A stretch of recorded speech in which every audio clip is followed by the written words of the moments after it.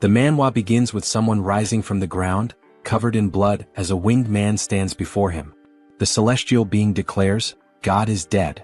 Humanity worshipped gold and revered arcane engineering until, in the end, they became slaves to themselves. The man holding a sword questions how this can be fair. His opponent wraps the blade in a powerful aura, but despite this he charges forward, asking why this even exists. He screams as he swings his sword, only to be utterly obliterated by a colossal explosion from his enemy. It is then revealed that this is all part of the most popular apocalyptic fantasy game of the moment, Arcane Soul. The defeated man screams in fury, calling the game a pay-to-win garbage. His name is Kim Jun-soo, a 22-year-old university student. His opponent mocks him, saying that he did pretty well for a free-to-play player, but in the end, it was his bad luck. After all, he had been playing on auto mode the whole time. The enemy's ID is rich heavenly demon Chan Jun-soo insults him, but the opponent simply prepares to end the fight, admitting that it was fun and that he had never seen a player get this far without spending money. Jun-soo is in a public place and clearly furious. He yells, outraged that he had invested 10,000 hours into the game, only to be surpassed by someone who spent thousands of dollars. He sighs, realizing that the real idiot was him, wasting time on this terrible game. He decides that at least he'll do his daily missions before focusing on his homework. After all, even though he hates the game, he still sticks to his routines.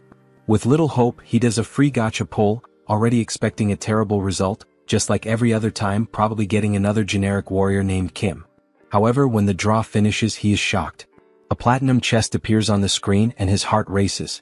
When he finally sees the character he got, he is astonished to realize it's the heavenly demon himself, an SSR unit. He wonders how the hell he pulled this off, as it's the best character in the game.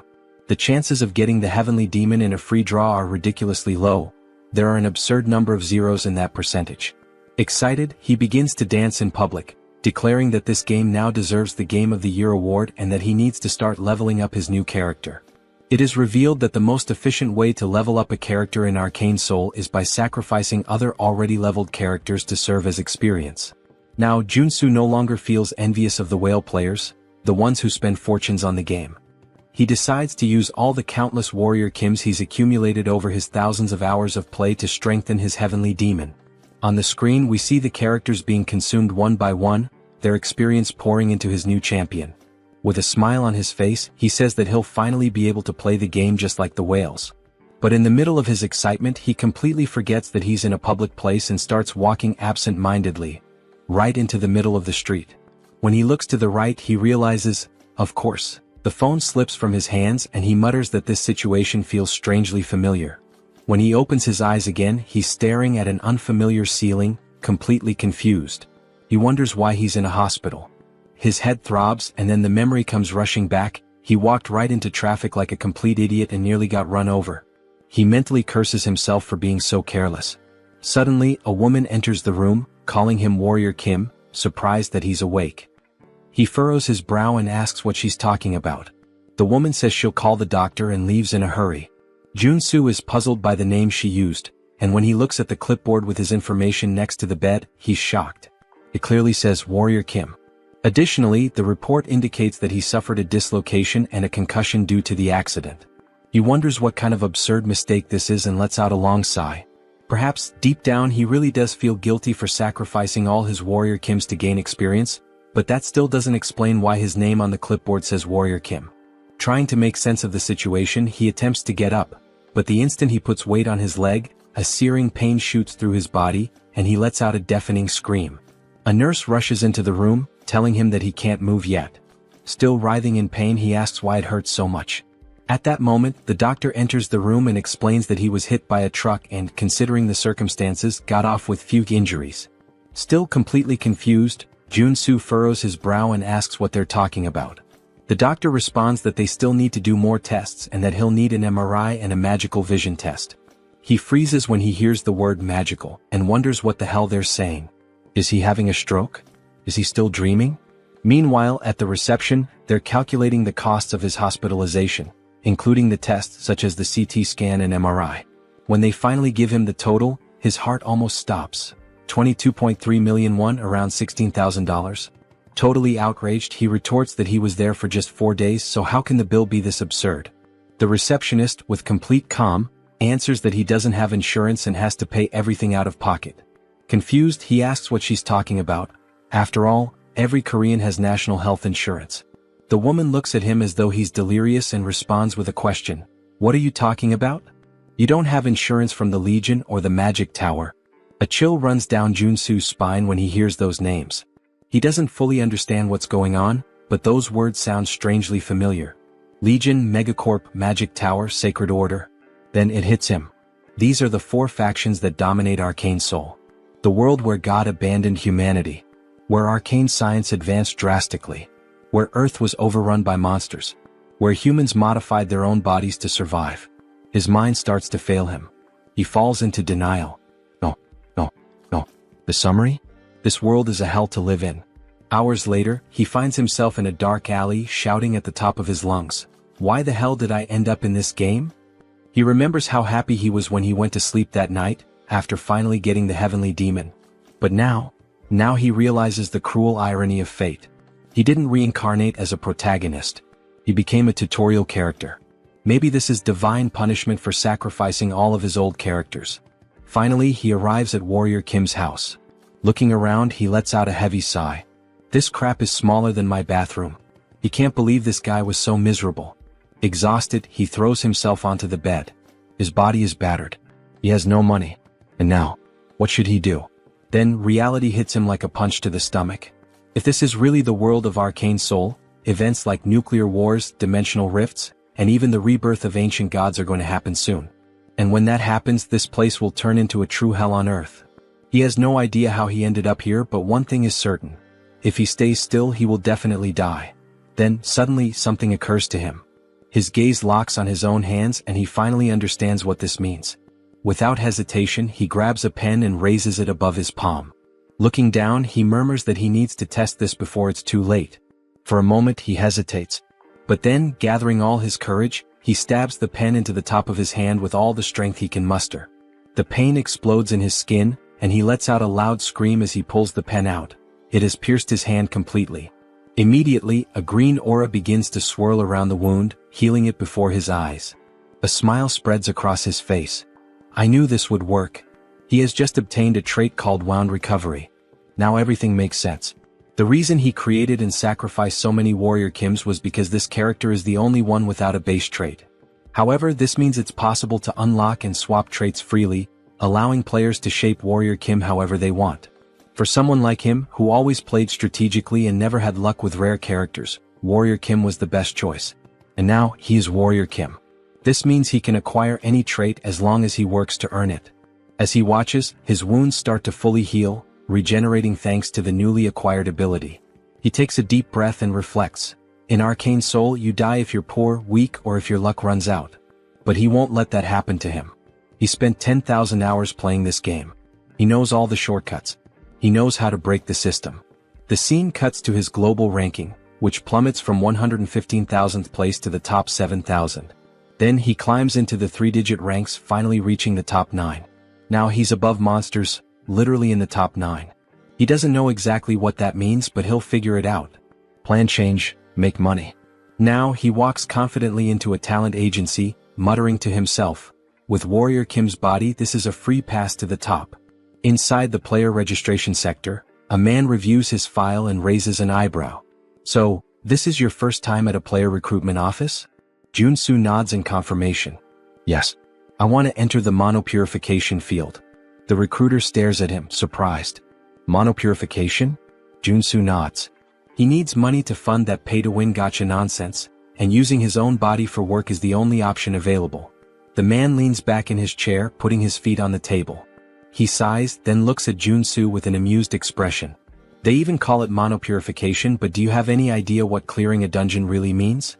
The badge on the table reveals his name. Choi Seon-soo, Player Recruitment Director. Jun-Soo crosses his arms and responds without hesitation. Of course I know. Seon-soo lets out a sarcastic laugh. Are you sure? Because honestly, your resume is completely empty. Jun-Soo rolls his eyes and confidently responds. It's obvious that I understand how this damn game works. I know that the mana contained is what caused the monsters to overrun the world of Arcane Soul. He continues explaining, clearing a dungeon isn't just about killing monsters and collecting loot. In the long run, Prolonged exposure to the contained mana can erode someone's humanity, turning them into something else. This process is called mutation. And that's what makes the job so deadly. Su sighs and says it's fine. Once they gather enough people, he'll assign him to a team. Su thanks him, but the man still looks skeptical. He stares at him and asks if he's absolutely sure about going through with it. I am, Su answers without hesitation. Su sighs again and comments. I've seen many guys like you take this job for money and come out completely dead inside. Su laughs casually. Relax. I'll leave here in better shape than you. Su frowns, confused by the response, but Su just smiles and says, working hard without spending a dime has always been my specialty. First contact with the team. He then meets his team leader, a man named Deer. Deer crosses his arms and looks at him with a stern expression. So, you're the newbie they sent here? Su shrugs. I guess so. I'm just here because I was assigned. Without warning, Deer grabs the collar of his shirt, pulling him closer. You think this is a playground? He says, his eyes cold. Do you think you have what it takes to be here? Su doesn't answer, simply staring back at him. You better not beg me to save you if you start mutating, Deer continues. If I see the slightest sign of it, I'll kill you on the spot. Su smirks and calmly responds. I'll keep that in mind. For him, this is nothing new. In the real world, people always try to scare the newbies. But what really intrigues him is the fact that Deer is an R-rank character in the game. This is what he looked like before awakening. Su thinks, noticing that, at this moment, Deer's legs are still normal.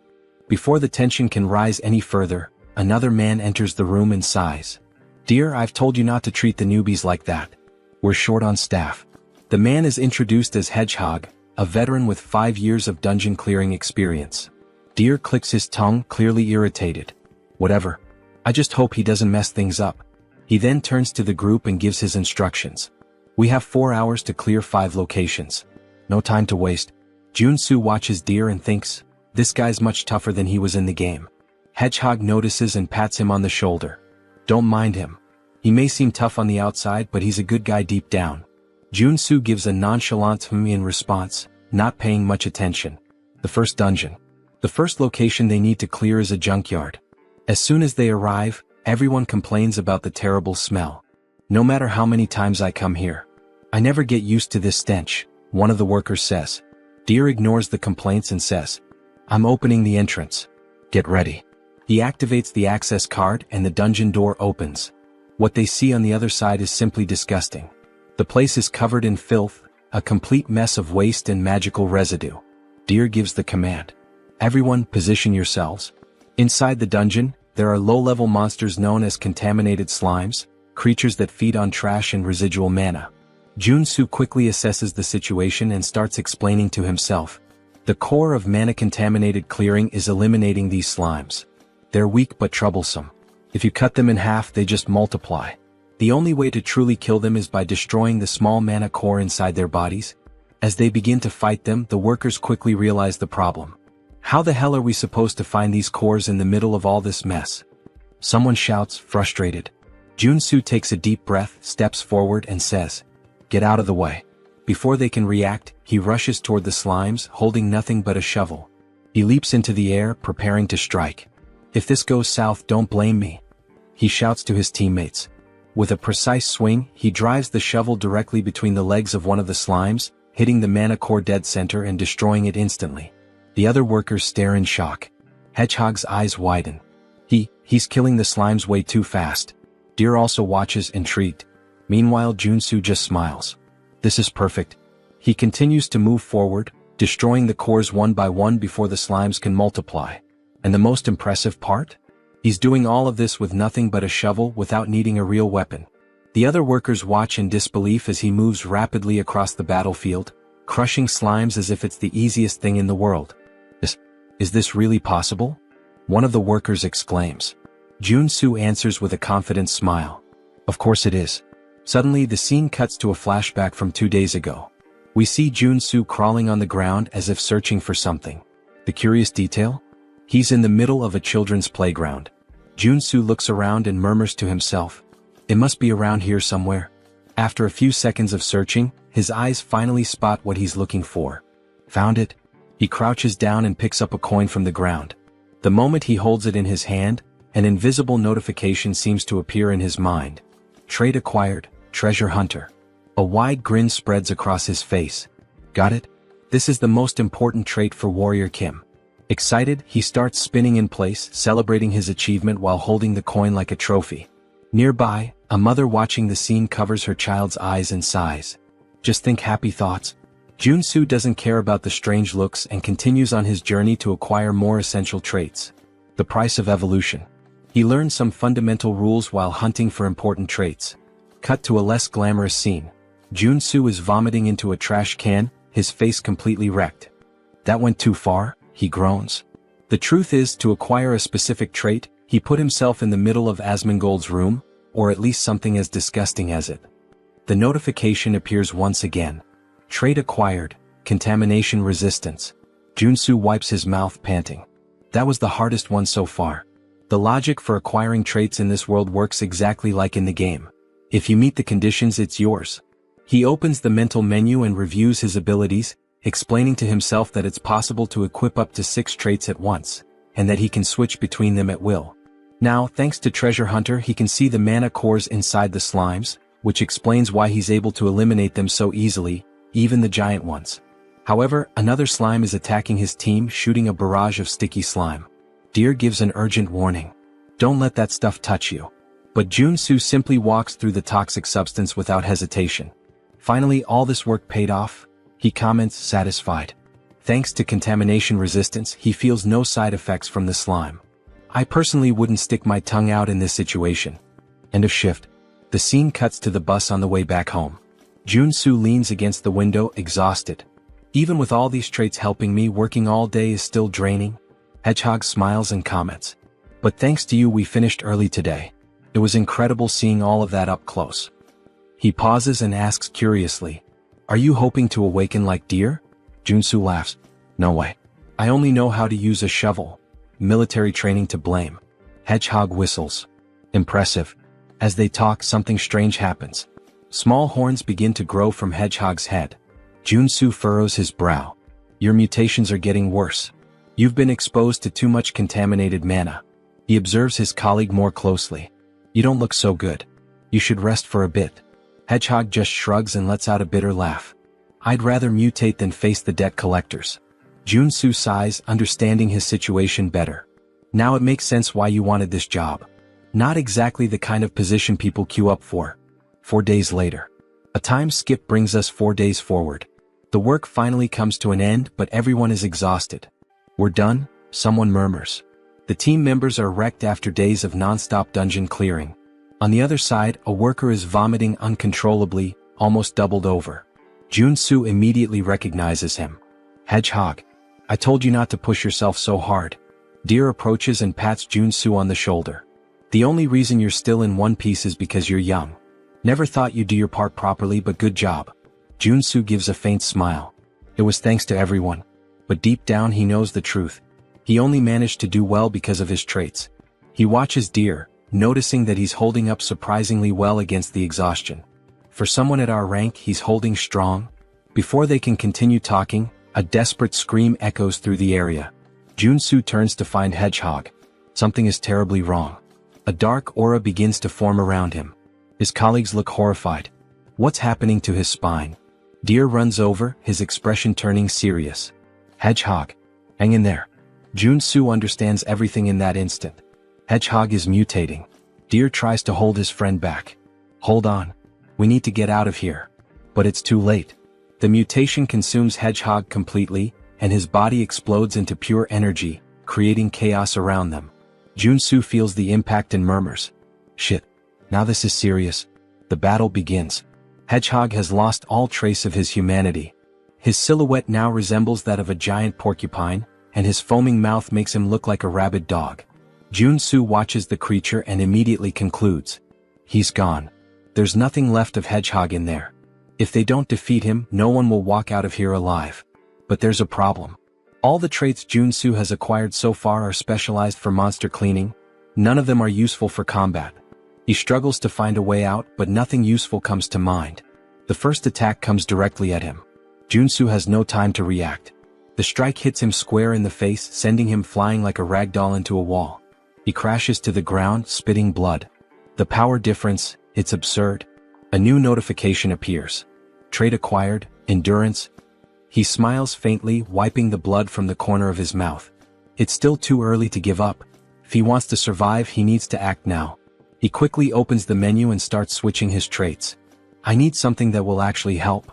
He selects strength, which will increase his physical power. Mana heart, which will allow him to control his magical energy. And endurance to reduce the damage he takes. Let's see what I can really do. The counterattack begins. Junsu finishes selecting his traits. Mana absorption allows him to absorb magical energy directly from the environment. Deep breathing accelerates his mana regeneration, ensuring a steady flow of energy. Finally, the last piece of the puzzle. Corruption resistance. Now that his traits are set up, he's much better prepared for combat. Hedgehog charges at him, screaming as Junsu activates strength, multiplying his physical power by 10. He swings his shovel back and roars, spinning his body with full force before delivering a crushing blow. The impact hits Hedgehog square on, launching him into the air. Junsu feels a flicker of hope. This is working. I can really win this. But then, in midair, Hedgehog starts spinning violently, turning into a deadly ball. Junsu's eyes widen. That should be illegal. Hedgehog launches himself at Junsu like a projectile, but at the last second he crashes into a rock, losing control and flying back up. Junsu yells, completely confused. What am I supposed to do in this situation? He doesn't have time to react. The attack hits him full force, smashing him brutally into the ground. Hedgehog pulls away, laughing, but then his eyes widen as he notices something. From the rubble, Junsu leaps out, completely unharmed. Thanks to endurance, his resistance to damage was multiplied tenfold. He winces in pain, groaning. Even with endurance, this still hurts like hell. But he has no choice. If he stops now, he'll die. He steels himself, clenching his fists. With no other option, he launches into an unrelenting assault. Blow after blow, Junsu unloads a barrage of punches at Hedgehog, refusing to retreat. But then one of the spikes on Hedgehog's back curls backward and shoots out like a missile. Junsu dodges at the last second, but before he can react, a swarm of spikes is launched at him, piercing his body and embedding themselves in his flesh. He is thrown to the ground, completely covered in blood. But he refuses to give up. Junsu forces his body up, breathing heavily. Just a little more. He charges at Hedgehog again, preparing for another punch. But then, blood explodes into the air. Junsu feels something violently ripped from his body. His mind tries to process what just happened. His hand. His hand has been obliterated. His eyes widen in complete shock. His senses still can't understand how this happened. But before he can react, Hedgehog fires another spike. This time, his mind registers what's happening, but it's too late. His entire arm is torn off. The pain strikes him like an electric shock. Junsu lets out a scream of pure desperation. But Hedgehog doesn't stop. He clenches his fists, preparing a final crushing blow. Junsu closes his eyes, gasping. This is exactly what I expected. Hedgehog lands the blow. The ground shakes violently as the impact hits where Junsu had been lying. The price of victory. A flashback unfolds in his mind. He remembers when he used to play this game just as a mobile game. Back then, everything felt easy. All he had to do was press a single button to defeat monsters. He never stopped to think about what the character felt. He pushed it to the limit over and over under the guise of efficient training. But now he finally understands. He understands the pain. He understands the suffering required to earn even a mediocre trait. And above all, he understands that there is no victory without sacrifice. When Hedgehog looks down, he realizes something is wrong. Junsu blocked the attack. His arm regenerated. Before Hedgehog can react, Junsu rushes at him with lightning speed. His fist connects with the creature's face, and the impact is devastating. Hedgehog is thrown away, sliding across the ground, incapacitated. Junsu exhales deeply, gritting his teeth. There is no victory without a price to pay. He looks at himself. His muscles are pulsating and growing uncontrollably. His body has been pushed to its absolute limit. A notification appears in his mind. Trait acquired, mutant muscles. Junsu smiles despite the pain. The real fight is just beginning. The awakening of the monster. Junsu's body is still covered in spikes. Hedgehog is thrown against a wall and Junsu grins to himself. The reason he had recklessly charged at him with all those attacks was for the trait. By pushing his limits with mana heart and strength, he knew he could gain something greater. And now they merge, activating his new trait, mutant muscles. Hedgehog charges at him again without hesitation. But Junsu stands his ground. Everything I've done so far was for this moment. Hedgehog throws a punch. Junsu easily blocks it. Then he starts to laugh. This doesn't work anymore. Go ahead, hit me again. Hedgehog snarls and then his fist deforms, sprouting sharp spikes. He lunges forward, slamming the punch directly into Junsu's chest. The impact is brutal. Junsu is thrown to the ground, his body pierced from all sides. It seems like he won't get up from this. But then, his body begins to regenerate. His organs rebuild. But something feels off. The regeneration is not just healing him, it's transforming him. Hedgehog watches, confused, as Junsu unlocks a new trait, mutant body. His arms grow, his structure expands, and his physique now matches Hedgehog's. Junsu smiles. Thanks, Hedgehog. I needed this. All of this happened because of you. He moves forward without hesitation. Hedgehog howls and charges straight at him. Neither of them backs down. What follows is a battle of pure brute force. Punch after punch, they exchange blows evenly matched. The monster battle. Nearby, Deer stirs. Dazed, he lifts his head. What the hell is all that noise? His blurry vision clears, and he freezes. A monstrous battle unfolds before him, something straight out of a kaiju movie. His eyes lock on Junsu. Wait, that's Warrior Kim? Deer can't believe what he's seeing. A normal human can't fight a mutant on equal terms, can they? Junsu and Hedgehog trade powerful punches at the same time, and both are thrown back, crashing to the ground simultaneously. Junsu grits his teeth, breathing deeply. This isn't as easy as I thought. Physically, he's now the same size as Hedgehog. But if this keeps going, he'll end up at a disadvantage. The breaking point. Hedgehog lets out a deafening scream. Junsu narrows his eyes. This is dangerous, but I have no choice. He activates corruption resistance, a trait that's helped him before. And then, he deletes it. Deer is shocked. What? He just erased a skill. Junsu's body shakes violently. And then, he starts transforming again. His skin darkens, twisting and stretching, his muscles expanding uncontrollably. He fights to keep his sanity, but the process has already begun. Junsu is undergoing a full monsterification. The primal roar. His skin turns a deep red. His body grows even larger, becoming colossal. Then, he lets out a primal, deep and terrifying roar. The sound shakes the air, a fearsome bellow that freezes Hedgehog in terror. For the first time, Hedgehog hesitates. Above Junsu's mutated mouth, a magic circle begins to glow. And then, a burst of pure energy is unleashed. The attack hits Hedgehog squarely, sending him flying far, far away. What the hell was that? Deer watches in pure shock. What the hell was that? He looks up, and freezes. A monstrous, gigantic and deformed version of Junsu glares down at him. Deer feels a chill run down his spine. He really turned into a mutant? How is this possible? But for Junsu, it's just another trait. New trait acquired, mutant. Deer swallows hard, his instincts screaming at him to flee immediately. Holy shit. He begins to crawl away from Junsu, panic taking over. Then suddenly, Junsu extends his hand toward him. Deer shuts his eyes tightly, bracing for the worst. But instead of a fatal blow, he hears coughing and groaning in pain. His eyes open. Junsu is standing, panting. And just like that, he's human again. The final sacrifice. Then Junsu collapses face first into the ground, muttering that he made it. We learn that corruption resistance is the last line of defense. If you're possessed by the mutant form and mutant muscles, and you erase the resistance, you turn into a full mutant. The common belief is that once transformed, you can never go back to normal, but Junsu knew otherwise.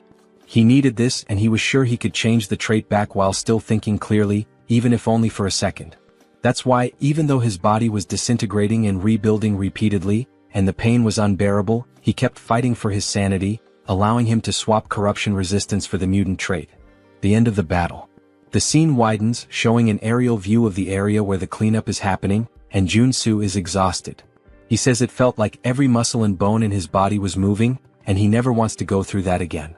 Struggling, he gets up, stumbling toward Hedgehog's body. A purple orb leaves Hedgehog's mouth. Junsu grabs it, and it's revealed to be a level 1 monocore. He starts to smile sarcastically, saying it was worth it. Soon he starts dancing, joking that clearing the field is really profitable.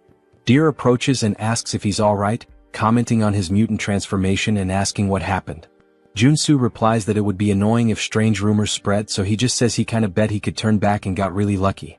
Deer is surprised, saying it was an insane risk, and Junsu hands him some level 0 monocores since he now has a level 1 monocore. Junsu says he wants to head back now, breathe some fresh air, and everyone is surprised since he saved their lives and even gave monocores, hoping they'll keep his secret. But Deer looks at him with suspicion. Back at Seonsu's building, we see him starting to flatter Junsu heavily. Junsu wonders what all this flattery is about. Seonsu responds that he should have said something if he were a superhuman, so they could have given him proper work instead. Now Junsu understands why all the praise. In the world of arcane soul, a superhuman awakens a skill that grants them powerful mana. In a world like this, where strength equals power and authority, superhumans are practically the nobility.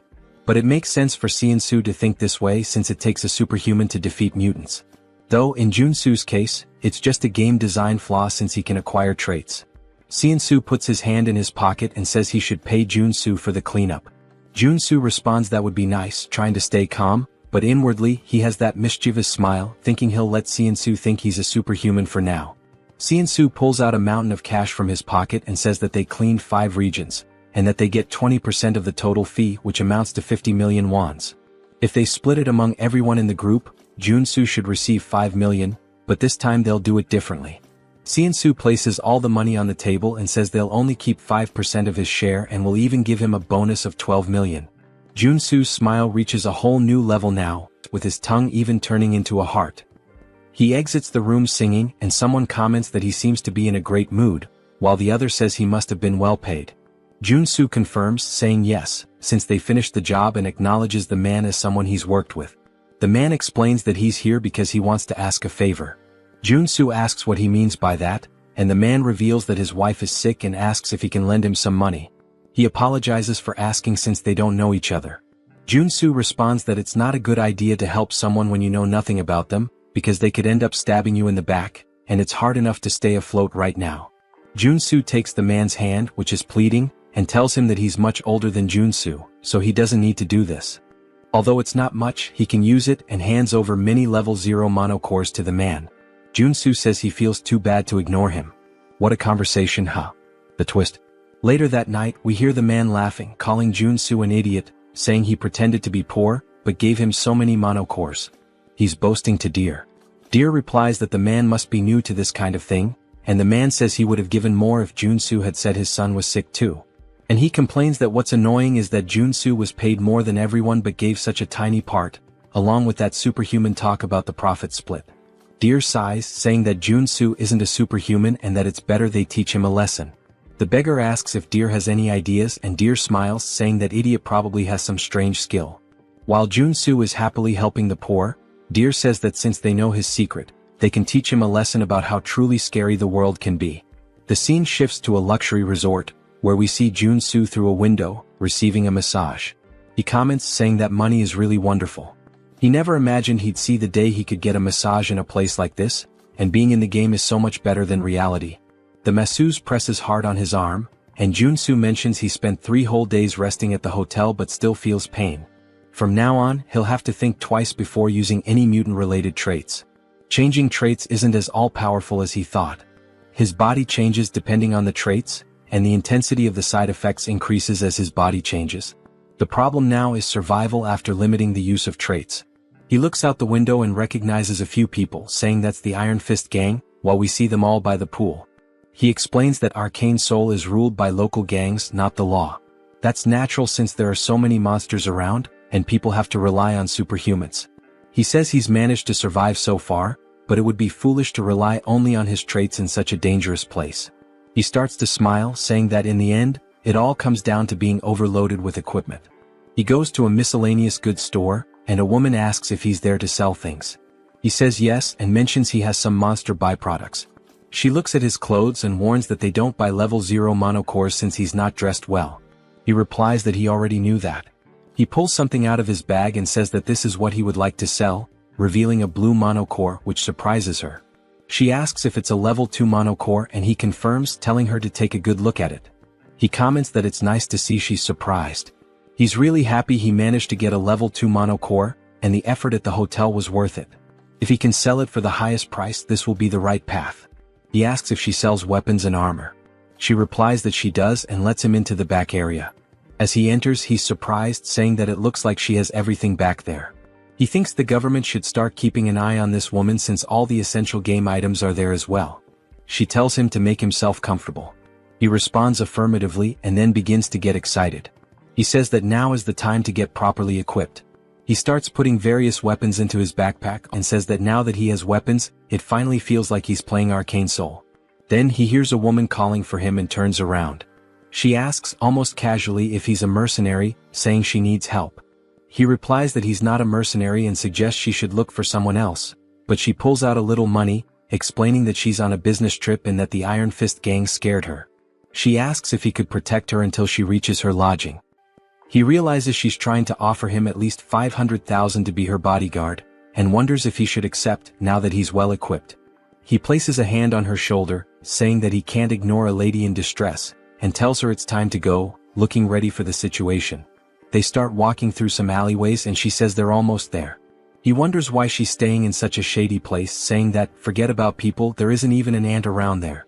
She quickly dashes around a corner, and when he turns, all he sees is darkness. She says they're nearly there and urges him to hurry. He replies that it's too dark and he can't see anything. Then his eyes begin to glow yellow as he acquires the night vision trait, and says that now he can see, but he didn't plan for this. In her hands there's a pistol aimed directly at him, and she remarks that he's a lot more cautious than she expected. He wonders who she is and if all of this was a trap, only for him to turn around and see Deer, who laughs and asks where he thinks he's going.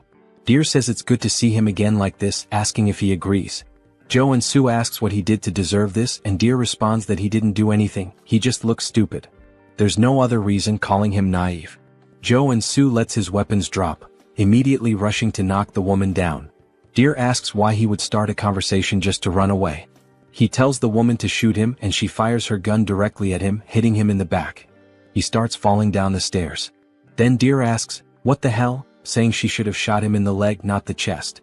She responds that it's better than him running away. Deer says, "Damn, I think he's dead. Honestly, I think the guy can just get up, he looks fine." The woman mentions that someone might want to buy his body since he came back from being a mutant. The beggar says it's time to loot his gear now. When Deer looks down again, he says there's no way and they should do this first, only to find that Joe and Sue's body has disappeared. They all start wondering where the hell he went, growing uneasy. The street lamp breaks and the beggar is hit in the neck.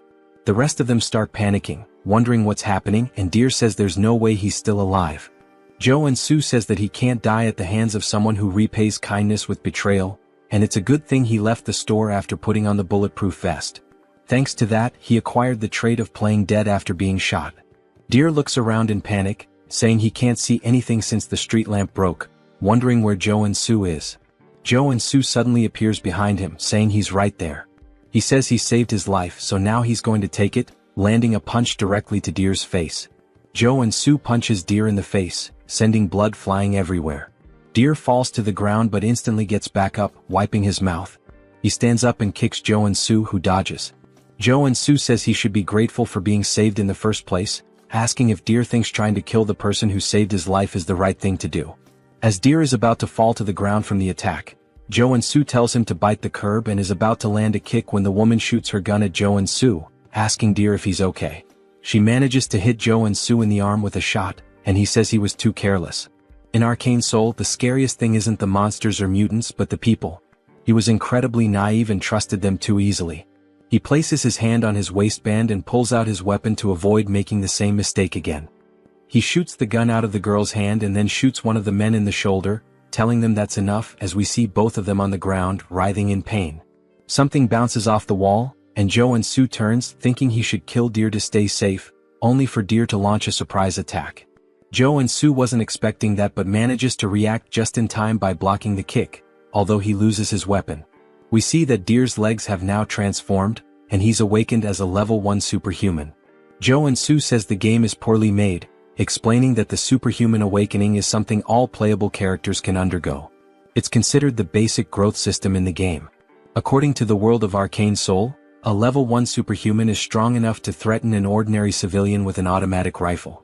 Joe and Sue starts backing away to create distance, while Deer declares he will kill him, and now Joe and Sue has to deal with a superhuman with nothing but his body. Deer disappears instantly before Joe and Sue, and he wonders where the hell he went. We learn that Deer has two unique traits: stereoscopic movement and kick. Stereoscopic movement allows him to use his incredible leg elasticity to move freely in any direction he wants. In his case, he's running on wall. Joe and Sue looks up and sees him coming from above. He used stereoscopic movement to gain height and is now coming down with a kick, using both the momentum and the height. Joe and Sue says he needs to dodge this, and he rolls to the side, letting the ground get completely smashed. Deer is surprised and irritated that he dodged, preparing to attack again, saying that this time Joe and Sue won't be able to dodge. The impact happens and Deer starts to smile, thinking it's over. But Joe and Sue says, "Sorry, but I didn't plan on dodging." As we see, he blocked the kick with a weapon, calling him a mutt who doesn't know his place. He knew buying that extendable baton was a great idea. A few hours ago in the girl's store, he was wondering if a weapon would really be worth it. Since Warrior Kim is a warrior class character, even though he gets stronger, there's a limit to how effectively he can use a weapon. That's why he decided to buy a close combat weapon, which turned out to be nothing other than this extendable baton. Each character has weapons and traits that are more effective for their class. We see Deer's leg trembling, and Joe and Sue manages to push him back. To defeat Deer, he needed to use a close combat weapon and traits suited for a warrior like him. He swings the baton downward, hitting Deer and knocking him to the ground, then acquires a trait called Strike. This is a trait specific to the warrior class. He then starts spamming his attacks to acquire even more traits, using moves like a downward strike, uppercut, and even an advancing attack. He tries a side strike, though it's unclear if he gained a trait from that moment. Deer searches for an opening and as soon as he finds it, delivers a direct kick toward Joe and Sue. Joe and Sue hesitates, wondering whether to dodge or not, but decides he can't stop now after coming this far. He grits his teeth, saying that even if he has to break bones, he'll block the attack with his elbow, hitting Deer's leg. He tells himself he needs to keep attacking. The fight continues with blows exchanged one after the other. Then Joe and Sue acquires a trait called Combo and starts smiling, saying, "That's it." The best trait build for the warrior class at the early stages is combining strike and combo. He uses his left hand for punches and his right hand to swing the baton, taking down Deer like it's a cut scene. Deer begs him to stop as he begins to lose consciousness, but Joe and Sue throws the baton directly into Deer's chest, hitting him with the strike trait. Deer finally loses his strength and collapses to the ground. Joe and Sue shouts, saying that he succeeded and defeated an awakened one. His arms begin to burn, as though the air itself is searing his skin. He wonders what this sensation is as he looks at them. His whole body starts to ache as a red aura begins to swirl around him. He says he can feel something about to overflow inside him, thinking he knows what's happening. There's a brilliant explosion from where he stands, and now, with a golden aura surrounding his fingers, he says, "This is the day I learned the cruel truth of the world of arcane soul, and now, I am awakened as a level 1 superhuman." Joe and Sue clenches his fist with excitement and starts shouting, saying that the time has finally come. He then pulls the fiercest face he's ever made, resembling Lloyd, and is so pumped up that he does a handstand, announcing that he's about to start taking low-interest loans and landing high-paying jobs. A man approaches him, asking what he thinks he's doing. When Joe and Sue turns around, he's shocked to see a giant, old man holding an enormous weapon. This man is Iron Fist Kim, the second basic character available in Arcane Soul after Warrior Kim. He's a reinforced soldier class character who specializes in firearms, primarily using his prosthetic arm to shoot. The issue is Iron Fist Kim is the feared leader of the Iron Fist gang, and since Joe and Sue fought within their territory, he's probably stirred up quite a mess. Iron Fist asks if Joe and Sue checked where he was before all of this. Joe and Sue responds that he was caught off guard and couldn't just stand there and not fight back. Iron Fist unlocks his weapon, saying this means they're more terrifying than his own gang. Joe and Sue is taken aback, saying that if he fights under these conditions, he'll die for nothing. Iron Fist presses the weapon directly to Joe and Sue's chest, stating that he made a terrible choice and will show him what happens when someone messes with his territory. Joe and Sue pauses for a moment, then asks if that's the best he's got, mentioning that Iron Fist forgot something. Joe and Sue grabs the weapon and puts his finger on the trigger. He shoots himself in the chest, saying that he's not the type to die so easily. Iron Fist is stunned, seeing the guy just kill himself with his own weapon, calling him a psychopath for pulling the trigger on himself. Joe and Sue starts laughing, asking if that's all, saying it was easy. We see that he acquired the regeneration trait. Iron Fist laughs, calling his ability interesting. Joe and Sue explains that the upgraded version of Wound Recovery is regeneration, and it can only be obtained when you become a level 1 superhuman. He warns Iron Fist that it will be the end for them if they start underestimating him. He realizes he'll need to bluff his way out of this. He points to the triple homicide case behind him, saying that, as they can see, he didn't survive by chance and that he doesn't care who they are. If they mess with Warrior Kim, they'd better be prepared. Iron Fist laughs, asking if that's his name, saying he likes his audacity, but he'll let him go this time. However, now Jo In-soo owes him a favor.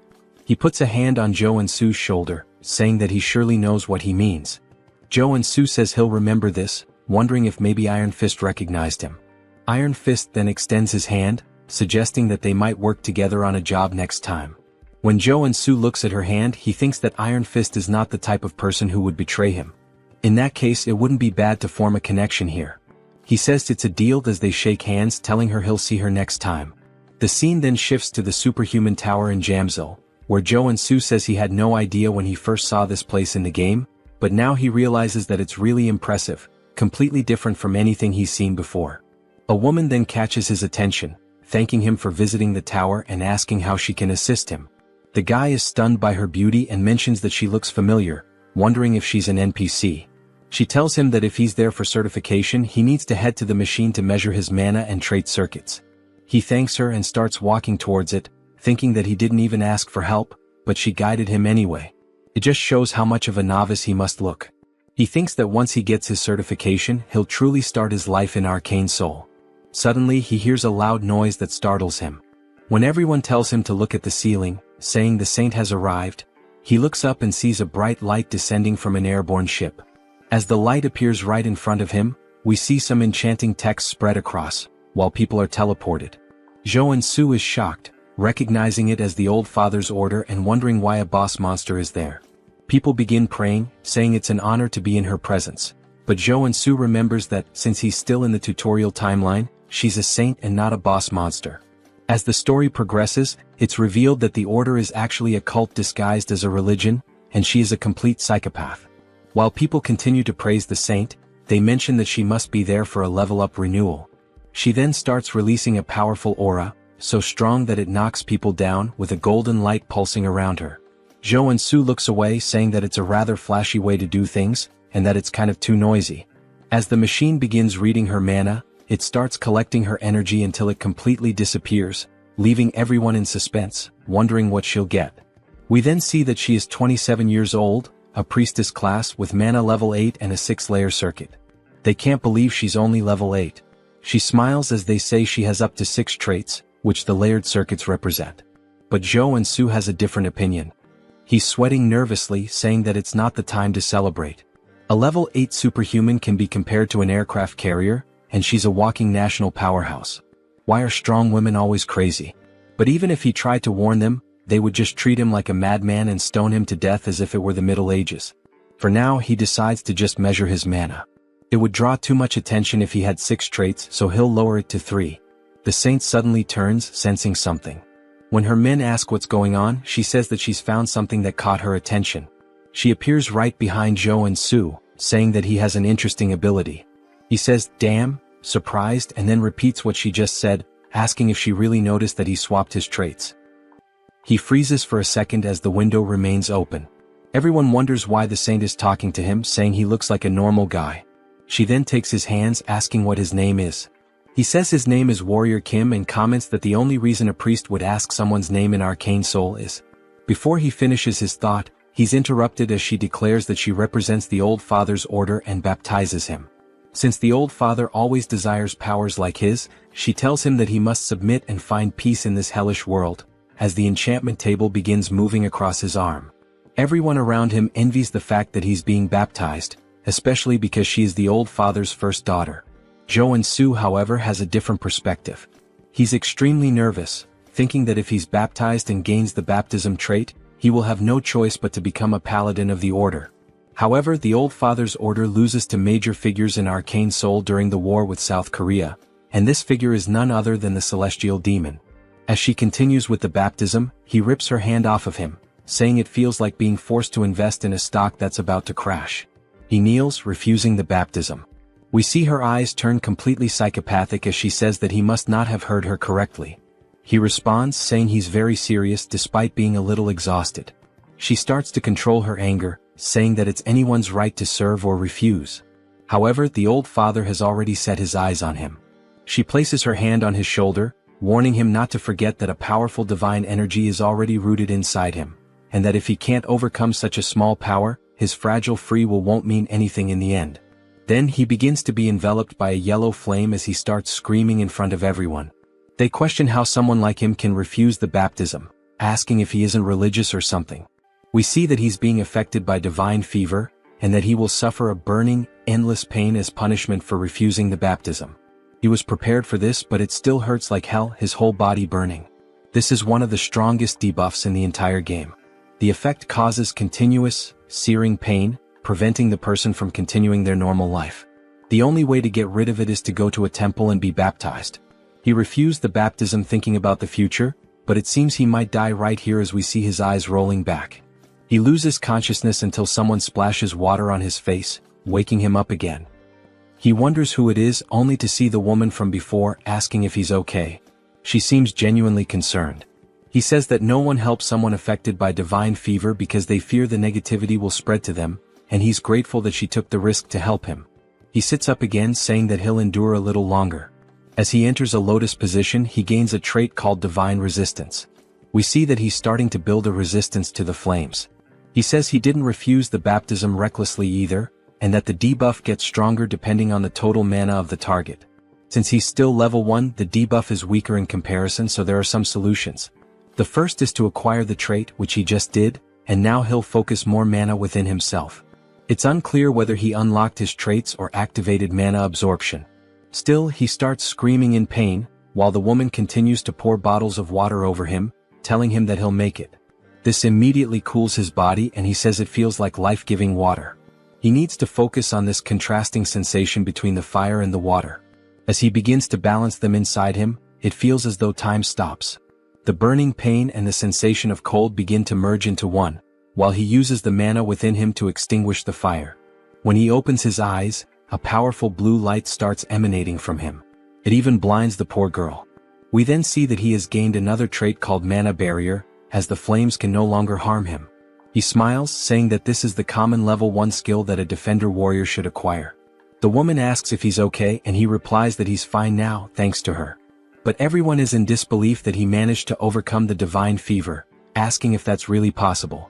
Of course, he hasn't fully overcome it, and this is just a temporary measure against the fever, using the barrier. But at least he's free from the burning pain, and the black flame even makes him look cool. Now it's his turn to measure his mana as he steps onto the magical device. He begins to charge up, rising higher and higher. He smiles, awaiting the measurement, and we see that the device reports he is level 1 but has a 6-layer circuit. They can't believe he has 6 traits, saying this is the birth of a super newbie. It must be why the holy figure had her eyes on him. Joe and Sue says that he has attracted a lot of attention, and that his goal is to be the overpowered protagonist, but hidden in the shadows. The woman then congratulates him, saying she's never seen anyone start with a 6-layer circuit and that they can now issue his license. They move to another part of the tower, where she places it on the table, congratulating him for being officially certified as a superhuman. He starts crying tears of joy, saying that he worked so hard to achieve this, and she says she'll explain all the privileges. He replies that he doesn't need an explanation as he already knows everything. He begins to list the privileges, and she's surprised at how well he knows them.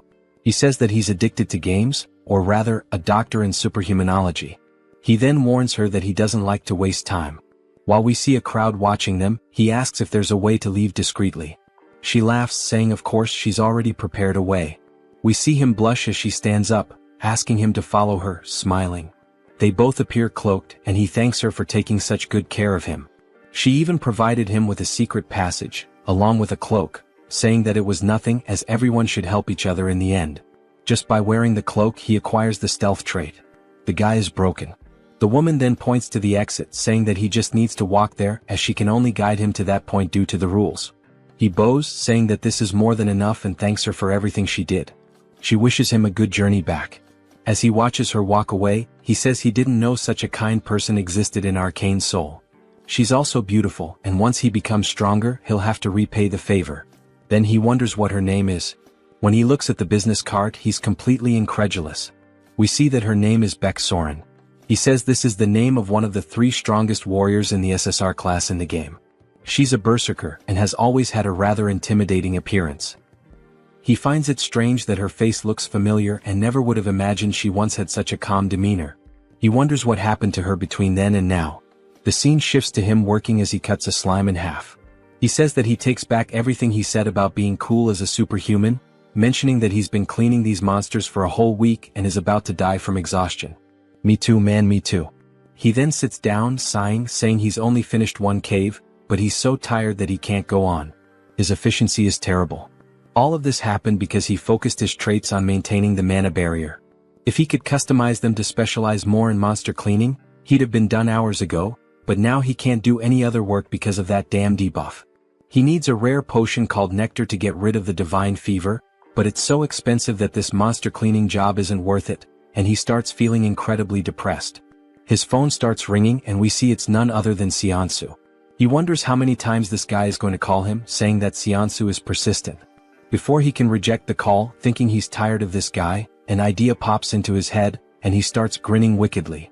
At Seonsu's agency, he's thrilled to see him and says he can't believe he managed to overcome the divine fever without being baptized, starting to turn into a big brown noser. Junsu says that things have ended like this and asks if Seonsu has found the job he requested. Seonsu tells him not to even mention it, saying it was so difficult because Nectar is a medicine that can only be obtained through level 5 or higher requests. Junsu says that if he hasn't gotten the Nectar, he'll leave, but Seonsu tells him to wait, explaining that it involves their exclusive contract, and he needs to secure it at all costs. And of course he did. Junsu starts smiling, saying that since Seonsu is so desperate for a superhuman contract, he knew he would do anything to ensure the request was fulfilled. He then sits back asking what the content of the request is. As Seonsu hands him the paper, he asks if Junsu has heard of security number 1. Junsu says this is the first time he's hearing about it, wondering if it's a security company. Seonsu explains that it's a private military company, one of the top 10 in the sector. The CEO and the vice CEO are a married couple, both come from traditional martial arts families, which makes their foundation very solid. Junsu asks what they might be lacking that would require them to make such a request. Seonsu replies that the issue is their son. He's already over 20, but still hasn't awakened as a superhuman. Junsu finds this surprising, given that both parents come from martial arts families. Seonsu says the rumor is that he's already accumulated level 8 mana, but simply can't awaken, which is a mystery. Their condition was for a warrior-type superhuman, level 1 or higher. So, it seems to fit perfectly. Junsu then starts smiling, saying that he'll go see them right away. As he heads to their property, we see Seonsu's legs shaking uncontrollably. He says that they're quite busy as they aren't the type to be late. Junsu just looks around the house, commenting that it's very expensive. We hear a woman apologizing, saying she's very sorry for making them wait so long.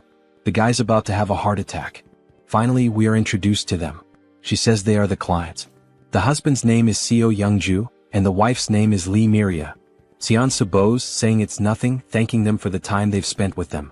Junsu does the same, saying they must be superhumans of at least level 6, as both have a considerable amount of aura. Youngju sighs and says he can tell this one is weak just by looking at him. Miria tells him not to be like that, and if he's going to act that way he should go back to his room. He sits on the couch, saying he can't do that, and she says he's so stubborn before asking both Junsu and Seonsu to take a seat. They thank her, and Miria says that since they've come all the way here, it means they intend to accept their request. Junsu says that first he'd like to see the condition of their son, as there might be a special reason preventing his awakening. Youngju bangs his fist on the table, asking if he really thinks he'd share that with a novice like him, and he's absolutely furious. Miria tells him to calm down and apologizes, saying he gets worked up easily about anything concerning their son. She says this isn't something they can tell a stranger, but if he accepts the request, they'll call the son in and explain the situation. They're sure he's also desperately in need of the nectar, as they can tell the divine fever is affecting him. Junsu says that if it's a confidential matter, but they know exactly what he needs, it only makes him more certain that he will accept the request. He says he'll accept it and asks them to call the son in. While they do, he opens the door. He introduces himself as a Woojin. Junsu says it's a pleasure to meet him and shakes his hand, noting that he doesn't feel any mana coming from him.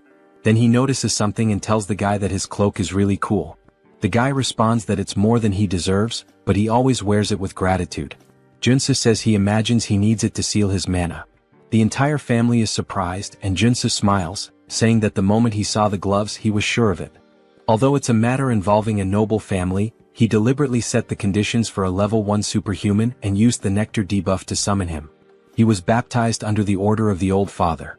The reason their son couldn't awaken is because he rejected the baptism and sealed his mana to avoid the divine fever.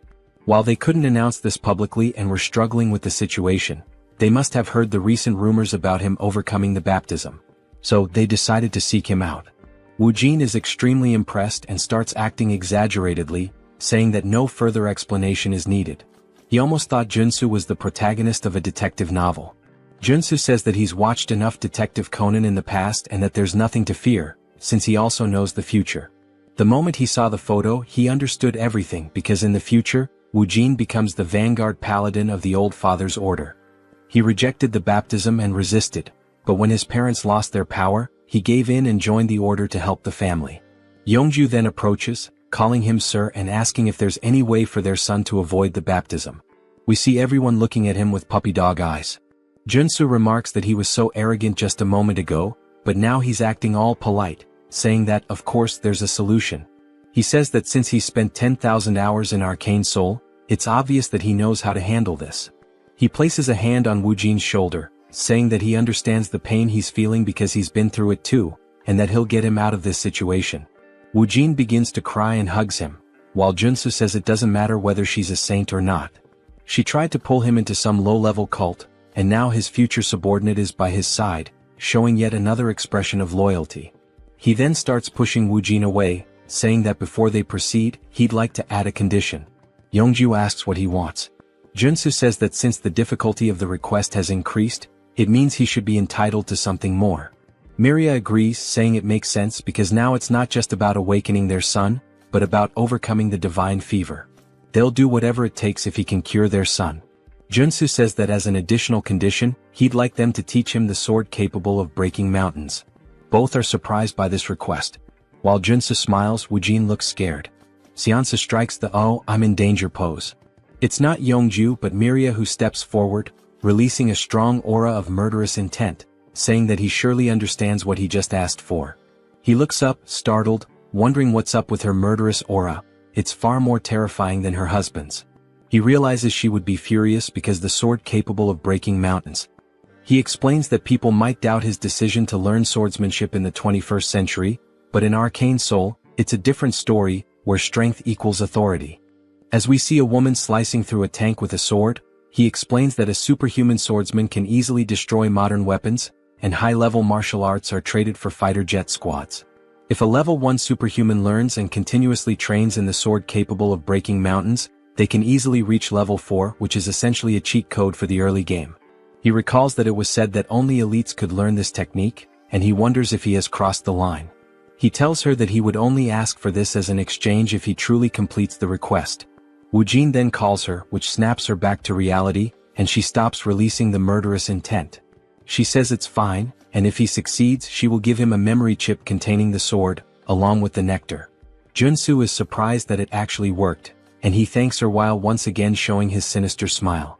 He thought she was going to kill him, but now he might be able to get the sword, which is great. She tells him that if he fails, both she and her husband will be genuinely disappointed, even angry. He responds that that won't happen, and that they should start as soon as possible. As we see them heading towards a warehouse, Miria says that a room with a mana focus circle and 200 intermediate grade mana potions have all been prepared, just as he requested. He says that should be more than enough, and that he would prefer to be alone with the patient during the treatment. She apologizes for what happened earlier, explaining that Wu Jin was forcibly baptized before he even had a chance to start school. He never got the chance to make friends, let alone go out as a family. He had to suffer being forced to stay in his room. It seems that she was being overly sensitive due to the situation, so she will trust him completely now. Junsu comments that everyone had to suffer because of the saint's trap, and Wu Jin tells his mother that it's okay. Junsu notes that in the game, Wu Jin ends up opposing his family, even though they were the reason he joined the order. It makes sense that he became so cold in the future, but he feels sorry for them. He says that he will succeed at any cost, and now that it's just the two of them they can begin. We see Woojin trembling and Junsu tells him to take it easy, asking what he's afraid of. Woojin replies that he thought Junsu was going to torture him, forcing him to awaken using electric shocks or something like that. Junsu asks what the hell they've done to him so far, and explains that the general treatment for curing divine fever is to drink nectar after awakening. However, since he had too much mana in his body, the divine fever was so severe that he couldn't awaken, and he failed.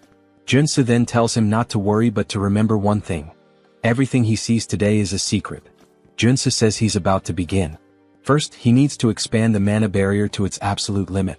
Then the barrier will weaken. As we see the divine fever starting to consume Woojin once more, he removes the caps from the healing potions, pouring them into his throat, saying that now is the time. Woojin is confused as the cycle repeats relentlessly, and he continues drinking the potions. He comments that it tastes awful. After several bottles fall to the floor, he finally acquires the drug addiction trait. The damage taken and mana consumption increase, but the effects of the drugs are amplified. He says that now, if he focuses on the mana shield with the drugs, he can level it up, transforming it into an area shield. After configuring the shield around him, he wipes his mouth, saying that the divine fever has been completely expelled from the barrier. Woojin says that was amazing, and Junsu responds that it's still too early to be impressed, asking him to take off the glove. Woojin is confused, asking if he heard correctly, and Junsu explains that he needs to push his hand through the barrier, and then he just needs to grab his hand. Woojin says that the two divine fevers will create a resonant reaction. Junsu begins to step out of the barrier while the divine fever starts to burn him again. He says that the pain will be bearable as he stays inside the barrier, and asks him not to question why, just follow the orders. Woojin's heart starts to race because it's the first time he's taking off the glove since he was baptized. He places his hand through the barrier and it starts to burn intensely. It's even more painful than Junsu's divine fever, even though it's only his hand. Junsu wonders how much mana this guy has in his body, to the point of being terrifying, but he grabs his hand because there's no other choice. Then he experiences one of the most unbearable pains he's ever faced, as if his entire body is burning. He screams in agony, saying it hurts much more than when he was originally baptized. Junsu's eyes start to roll back and he says it feels like his bones are being shattered into pieces. He bites his lip, saying that he needs to stay focused and endure it. Then he hears the notification of a new trait appearing, and he immediately jumps back into the barrier toward Woojin, and the two of them fall to the ground.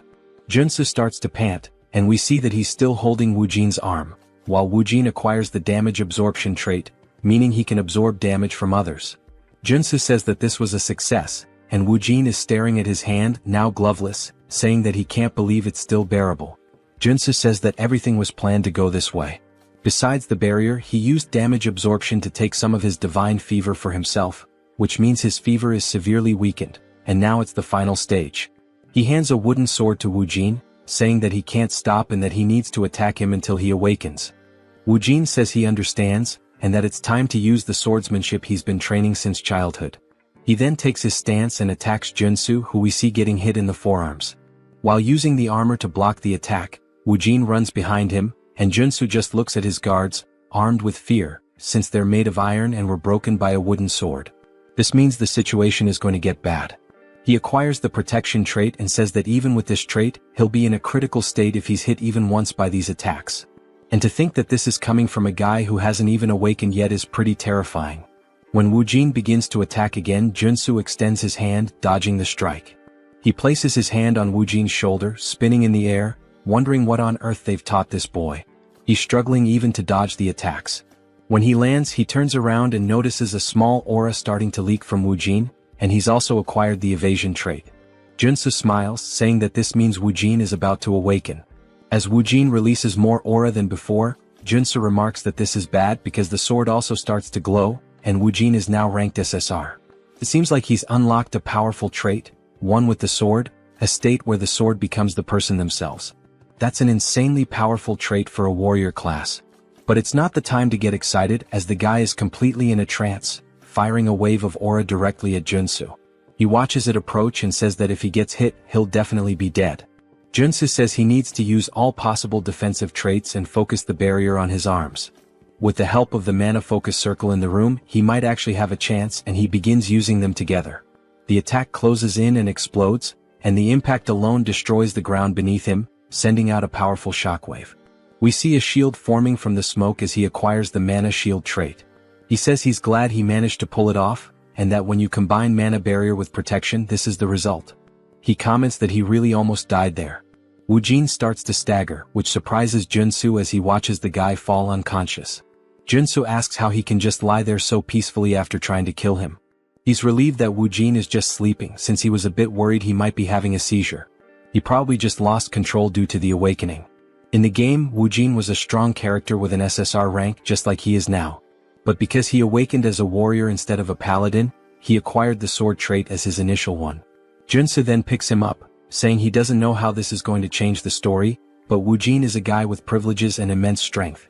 It's good that he now owes him a favor as he smiles again. This guy might just be a villain. We see Junsu lying on his bed, and they're extremely happy that he's truly overcome the divine fever to the point of bowing in gratitude to Junsu for everything. Junsu says it was nothing, and Seonsu once again becomes a sycophant, holding out a cup for him to drink. Miria gently pats Woojin's head, saying it's been so long since she's seen him sleep so peacefully and that she doesn't know how to repay this debt. Yeonju nods and she does the same. He says that, along with the promised nectar and memory chip, they would like to offer an additional success fee. Joansu replies that he doesn't have to, and the other man responds that he would like to give 1 billion wons, although this may seem small compared to what Joansu has done for them. Joansu nearly dies on the spot and forces a smile, saying that it would be painful for his heart to refuse, but of course he's actually overjoyed to hear this. That night, while he and Seonsu are on their way back, Seonsu says it was truly a lottery win. Joansu looks at the reward saying that it looks great. Seonsu asks if he's going to drink the nectar immediately, and Joansu says yes, since he has to do it anyway.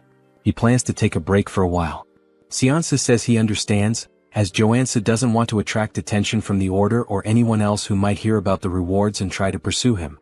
But it's a shame because if he refined the nectar and consumed it, it would significantly increase his mana.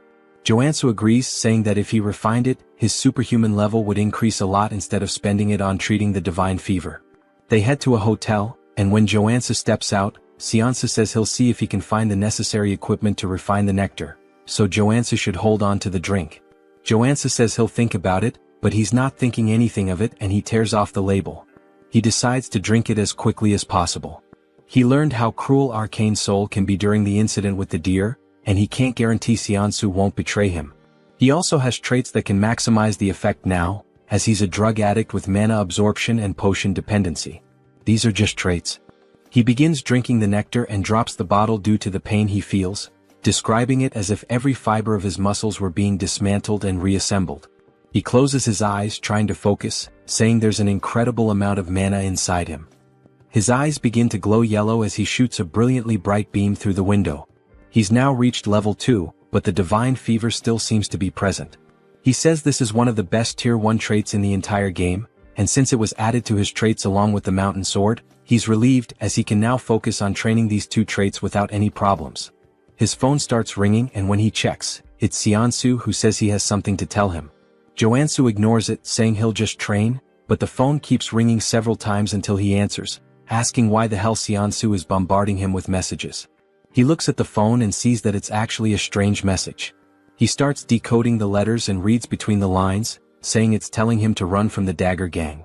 He says he can't believe he found a secret message in the text and that the Dagger Gang is one of the rival gangs to the Iron Fist. If Seonsu had wanted to betray him, he would have called as usual to buy time. Considering that he sent the secret message, it must mean he was captured first, and it looks like the information was leaked while Seonsu was trying to prepare the equipment.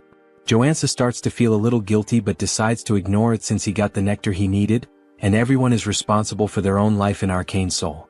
Then the scene shifts to Seonsu screaming as loud as possible, and we see him sitting in a chair surrounded by 3 men. They say he's a stubborn man, and despite an entire night of interrogation, he still hasn't said anything about the superhuman rookie. Seonsu says he signed a contract because he trusted him, and he won't reveal anything no matter what they do to him. The man says he didn't want to resort to this but he had no choice. A man starts walking toward him menacingly, holding an axe, asking if he's going to use his right hand or left. Seonsu doesn't answer, and the man raises the axe, laughing, saying he doesn't care and that he's going to cut off Seonsu's right hand. But just before the axe comes down, an explosion happens behind them and they turn, wondering what it was. Then a man starts crawling forward, calling for his boss, saying that a madman is attacking them. It seems like he wasn't lying, as we see someone aiming and firing rocket launchers at their building. He says they're about to face the consequences of messing with him. He can't just let someone who keeps their promises in this cruel world of arcane soul be left alone. He pulls the trigger, saying that, with any luck, this will be a good lesson to show them that the war has just begun. The rocket strikes the side of the building, exploding violently and sending armed men rushing out in a panic. They look around frantically, trying to pinpoint the source of the shot, saying they need to find the shooter first. Joansu chuckles, commenting that, just as expected, they're spilling out of the building like a bunch of cockroaches. Even though the structure looks like a regular residential complex, he knows for a fact that they were all inside. This is the hideout of the Dagger Gang, a place he's cleared so many times that he's honestly sick of it. It's a complicated dungeon, made up of 6 different buildings. Since this mission is part of the tutorial, he can practically finish it with his eyes closed. He crouches down, then leaps from the rooftop, grinning as he says he's about to speedrun this thing. Nearby, in a narrow alley, a few gang members are patrolling, muttering that this must be the work of Iron Fist, since they're the only lunatics crazy enough to pull something like this. They confidently declare that once they find them, they'll wipe them out. Suddenly, one of them hears a noise coming from a dumpster and decides to check it out. His buddies warn him to be thorough. The man creeps forward, peering down the alley, trying to locate the source of the sound. He doesn't see anything. But in the blink of an eye, Joansu emerges from the shadows. Before the man can react, Joansu grabs his face with a crushing grip and slams him brutally into the nearest wall. Joansu laughs, saying the guy didn't even recognize him despite being right in front of his face. And that when it comes to infiltration, there's no better combo than playing dead and using stealth. With the henchmen stumbling around outside like fools, he takes the opportunity to slip into the main building. He lifts the lid of a dumpster and begins descending a hidden staircase, commenting that this is one of the gang's secret entrances. Moving swiftly and silently through the corridors, he takes pride in the fact that he's avoided combat so far. Pressing forward, he notes the gang's unusual obsession with hostages. He remembers that the boss's room is on the 5th floor, which means he still has a long way to go. Because of that, he decides to advance as stealthily as possible, making sure no one notices him. Suddenly, the building's loudspeaker crackles to life, blaring an urgent announcement. Enemy infiltrated the building. All members, arm yourselves and assemble at the rendezvous point immediately.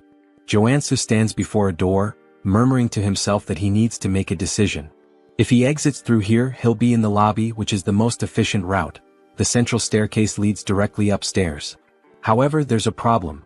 Now that the gang has detected an intruder, they've barricaded the lobby to create a defensive line. The moment he opens the door, he'll be shredded by gunfire. Even so, he decides to press forward. A wicked grin spreads across his face as he steps directly into the middle of the enemy formation. Without hesitation, he pulls a Gatling gun from his inventory and unleashes hell. Chaos erupts. The enemies panic, scrambling to retaliate, but the front line is obliterated under the relentless storm of bullets. The rear guards manage to recover and open fire on him. Joansu decides he's had enough of this game. He pulls the pin on a grenade and tosses it. The gangsters freeze, watching in horror as the grenade arcs through the air, before detonating right in their faces. Laughing, Joansu ducks back behind the door, muttering that stealth was never his thing.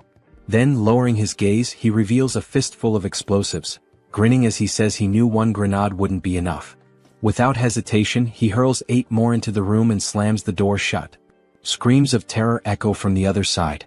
Joansu simply smirks. "Hope you guys enjoy the show," he muses. Moments later, silence. Stepping back out, he surveys the scene. Bodies litter the ground.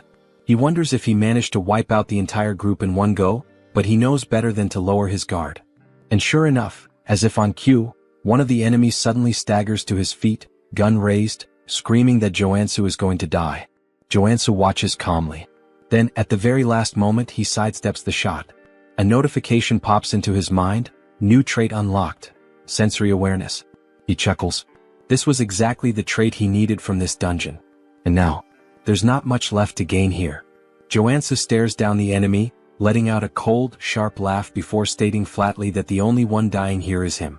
The only sound that follows is the man's scream, cut short by dead silence.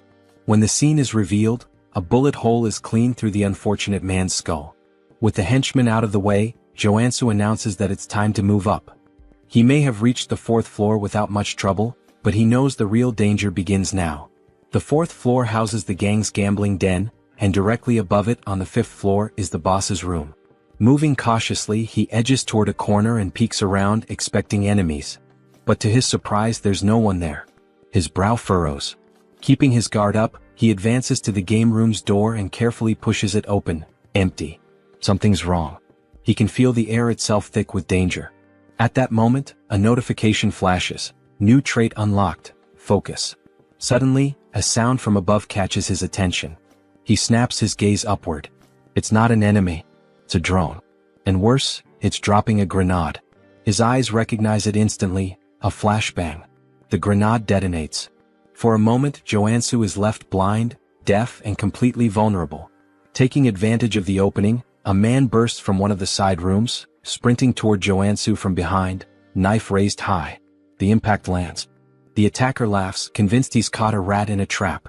And just like that, the boss of the Dagger Gang makes his entrance, a level 2 assassin named Tung. But Joansu remains unfazed. He smirks and tells Tung he really shouldn't be so excited. Tung, confused, notices something's wrong. His blade didn't pierce. What? Why the hell didn't it go through? He instinctively steps back, creating distance, still struggling to process what just happened. Joansu eyes his stance and scoffs. Who's the real rat here? He mocks. You sure it's not just your own insecurities talking? Joansu hadn't expected the gang boss to show up on the fourth floor. That complicates things. This wasn't in the original game. But even so, he had anticipated the attack pattern. The flashbang was part of a chained ambush triggered as soon as the player stepped into the boss room. If he hadn't unlocked sensory awareness and focus before this point, he would have walked straight into the trap. Tung may be a skilled assassin, but Joansu knows that the key to defeating him is to predict where the attacks will come from. Tung, in disbelief, asks how Joansu managed to block his ambush. Joansu simply smiles and replies that it's the bare minimum. Without wasting any time, he draws his blade and warns Tung that he's going to regret picking him as a target. He moves swiftly, launching an attack, but Tung dodges at the last moment. In the blink of an eye, the assassin disappears and reappears behind him.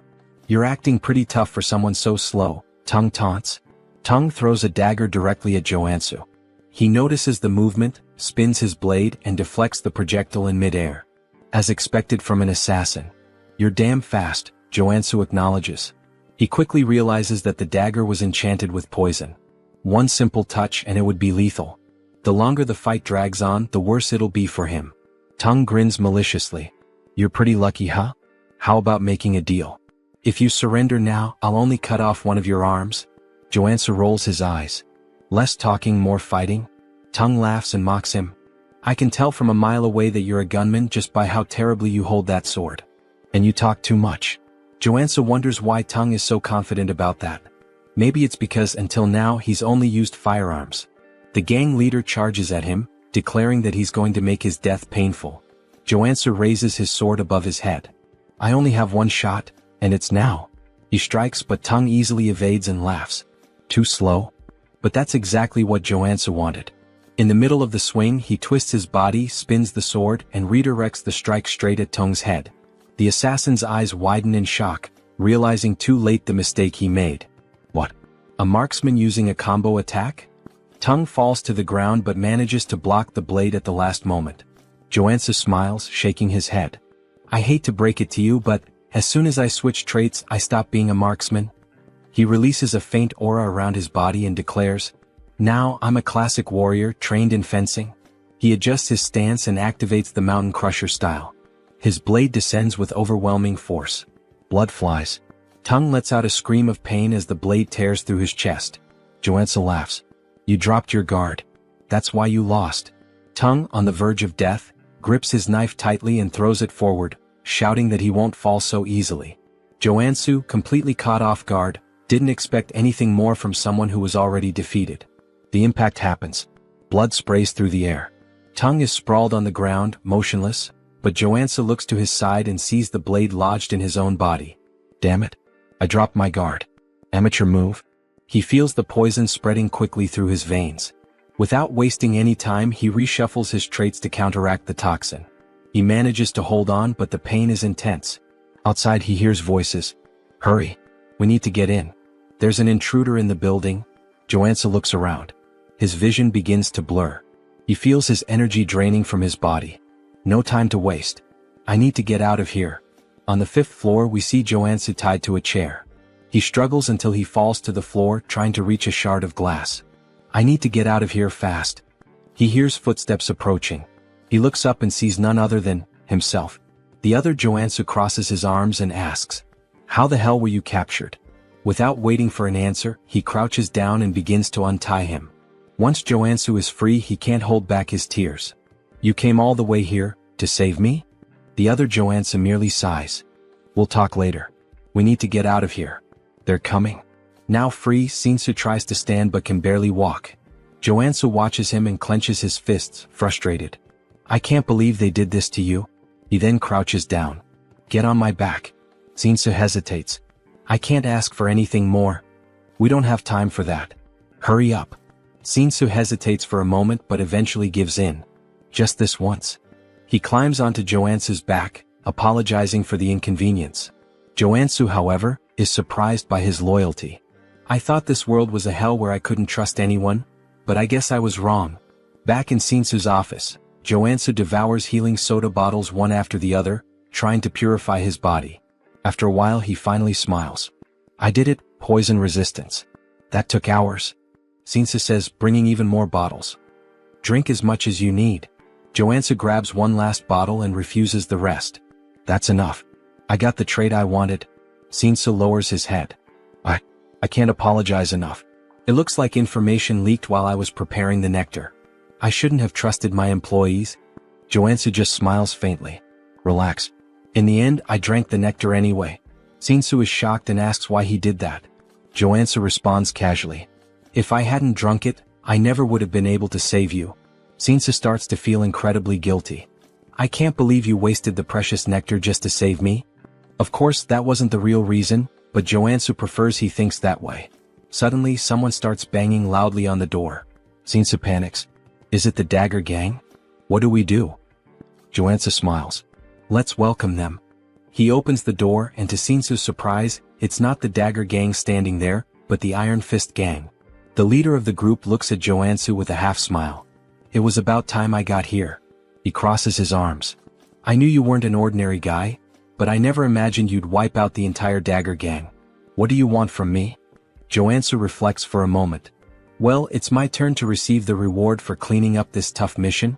He begins to explain how the two gangs hated each other and were constantly fighting over territory. In the game, the tutorial required the player to annihilate the Dagger Gang by helping the Iron Fist Gang take the building. As a reward, the rival gang offered various advantages. But now, Joansu is struggling with an internal dilemma. Iron Fist asks, "Do you intend to create your own organization?" Joansu shakes his head. "That's not my style. I called you here to tell you that you can have the entire area that used to belong to the Dagger Gang." The gang leader is surprised. "You don't want anything for yourself?" "I prefer to work alone and have no intention of getting into the crime world. This is the best deal I can offer." Iron Fist ponders. "Such a deal has no drawbacks for me. Compared to the debt I had before, this feels like a bonus." Joansu laughs. "Looks like we're on the same page." Now that Iron Fist has the territory, Joansu finally makes his request. "So, I want a favor." "What do you want?" Just thinking about it, Joansu starts laughing darkly, but at the same time he smiles genuinely. "I want a house." Iron Fist is taken aback by the request. "A house?" Joansu explains. "I've been alone for a long time, and I realized I need a real base." He then begins clutching his stomach, pretending to be gravely wounded. Shinsu panics. "Joansu, are you okay?" Iron Fist clears his throat. "You wiped out those bastards. Then it's a deal." Joansu smiles. "I like direct people." Inside he's buzzing with excitement. "What kind of house are you looking for? A villa? An apartment?" Joansu shakes his head. "None of those. I need a secluded house with security, soundproofing, and an underground training center." Iron Fist thinks for a moment, then starts listing some options. Joansu bites his lip, hoping he'll mention exactly what he's waiting for. Then, finally, Iron Fist mentions a place. "There's a house on the outskirts of the area, on the Jenyabang slope." Bingo. Joansu feigns indifference, but inside he's ecstatic. That's the first house the player gets in the game. The main base in Arcane Soul? He heads to the location and upon arriving, can barely contain his excitement. Finally, he takes in the view and laughs to himself. This house is way better than I imagined. Memories flood his mind. When he first fell into Arcane Soul, he had no idea what to do. His hospital bill was a ridiculous 20 million won, and now he has a house that feels like a palace. Plus, now he has money coming in from the city's biggest security company. He could pay for a full year of hospital bills without a second thought. But this is still Arcane Soul. No time to relax. The game's story is going to move forward, and he'll have to face enemies like the Saint, who threaten to destroy the city. He grabs his pickaxe. Time to find out the real reason I chose this house. He heads down to the underground training room and starts tapping on the walls. It must be around here. After a few minutes, he finds a specific spot and begins hammering with force.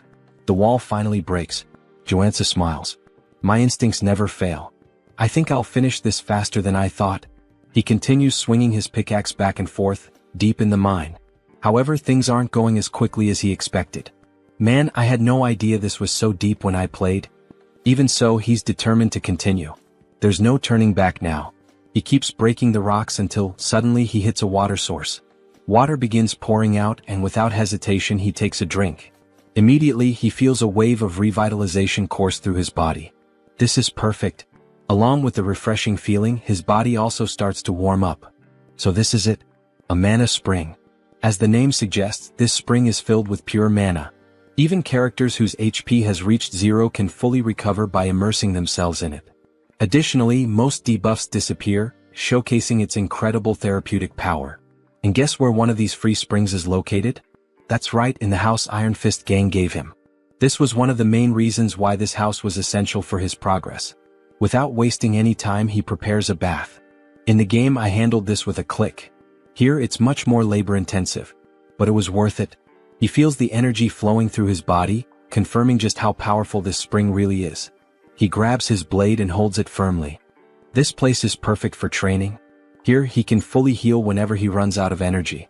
So there's no excuse not to give his absolute best. 2 weeks pass. Throughout this entire time, he's been locked in the training room. Now he can activate the black flame whenever he wants while wielding the Mountain Breaker sword. He lifts his blade and strikes downward. Mountain Crusher. In a fluid motion, he moves into the second stage. Mountain Divider. Finally, he finishes with the third stage. Mountain Piercer. With a precise strike, he drives his sword forward. Not only has he mastered this technique, but he's also become accustomed to combining it with the black flame. Additionally, he gained new abilities during his training. Crushing Strike. Single Point. Meditation. Mana Stabilization. Fire Resistance. He leans back, catching his breath.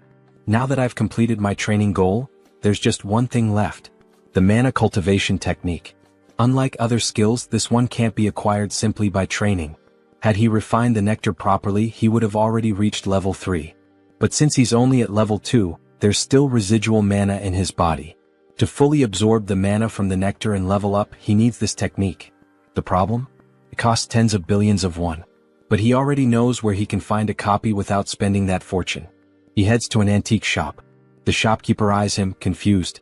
Are you sure you want to buy this? It's been sitting in the back for over a decade. At that moment, a memory floods his mind. He recalls when he played Arcane Soul and discovered this secret. He's probably the only person in the world who knows that this technique is hidden in this shop.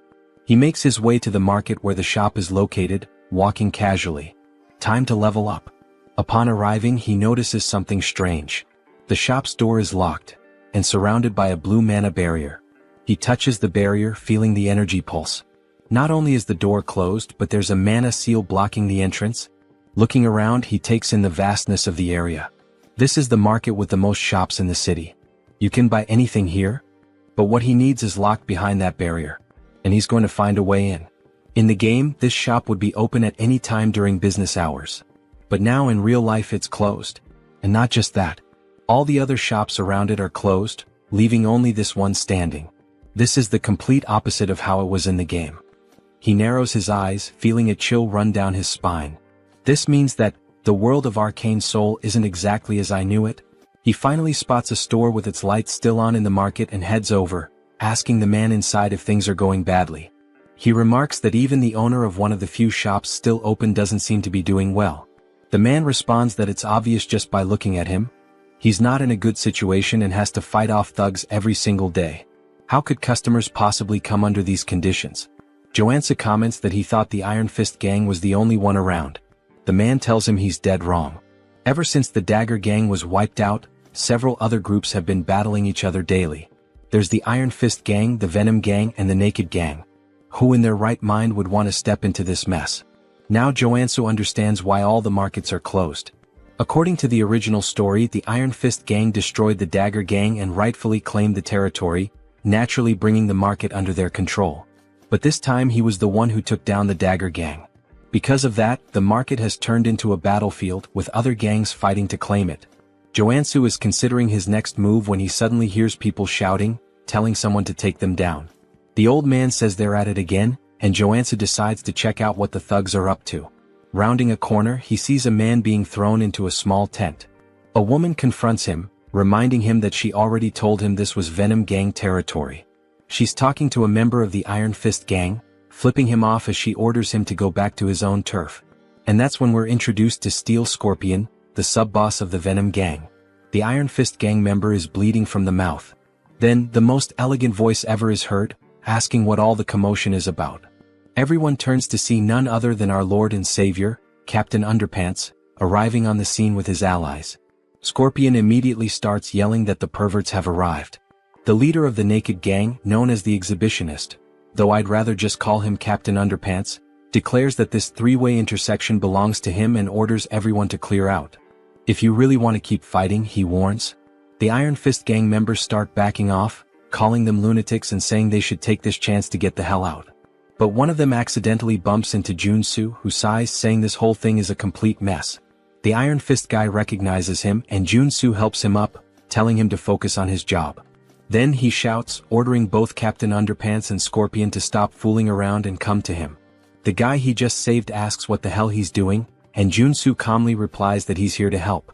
If he wants the market to return to normal, he needs to establish a clear hierarchy. Scorpion barks at him, demanding to know how he dares to tell her what to do.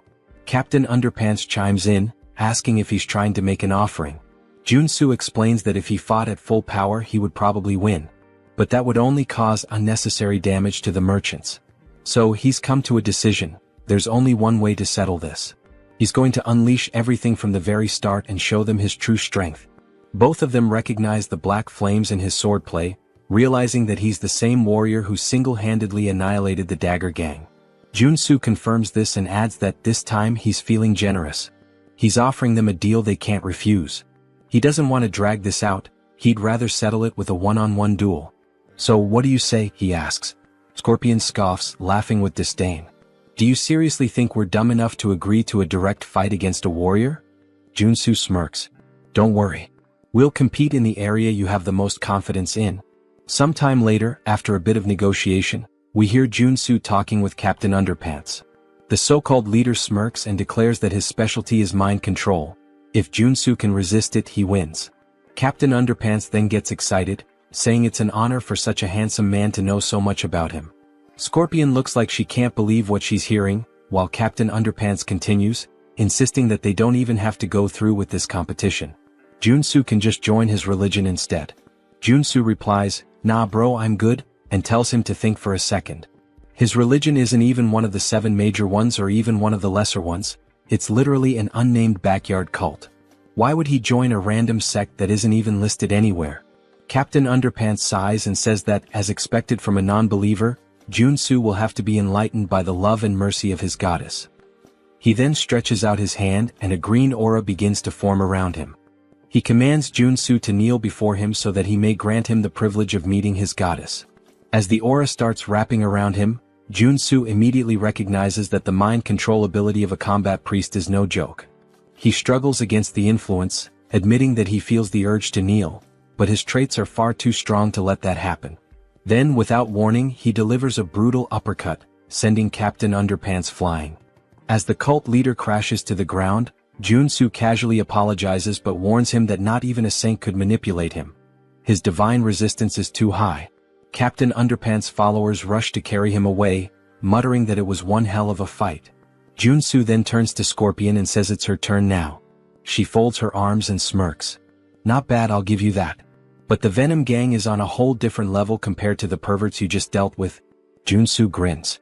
Yeah, I don't think so. But I guess we'll find out soon enough. He tilts his head toward her.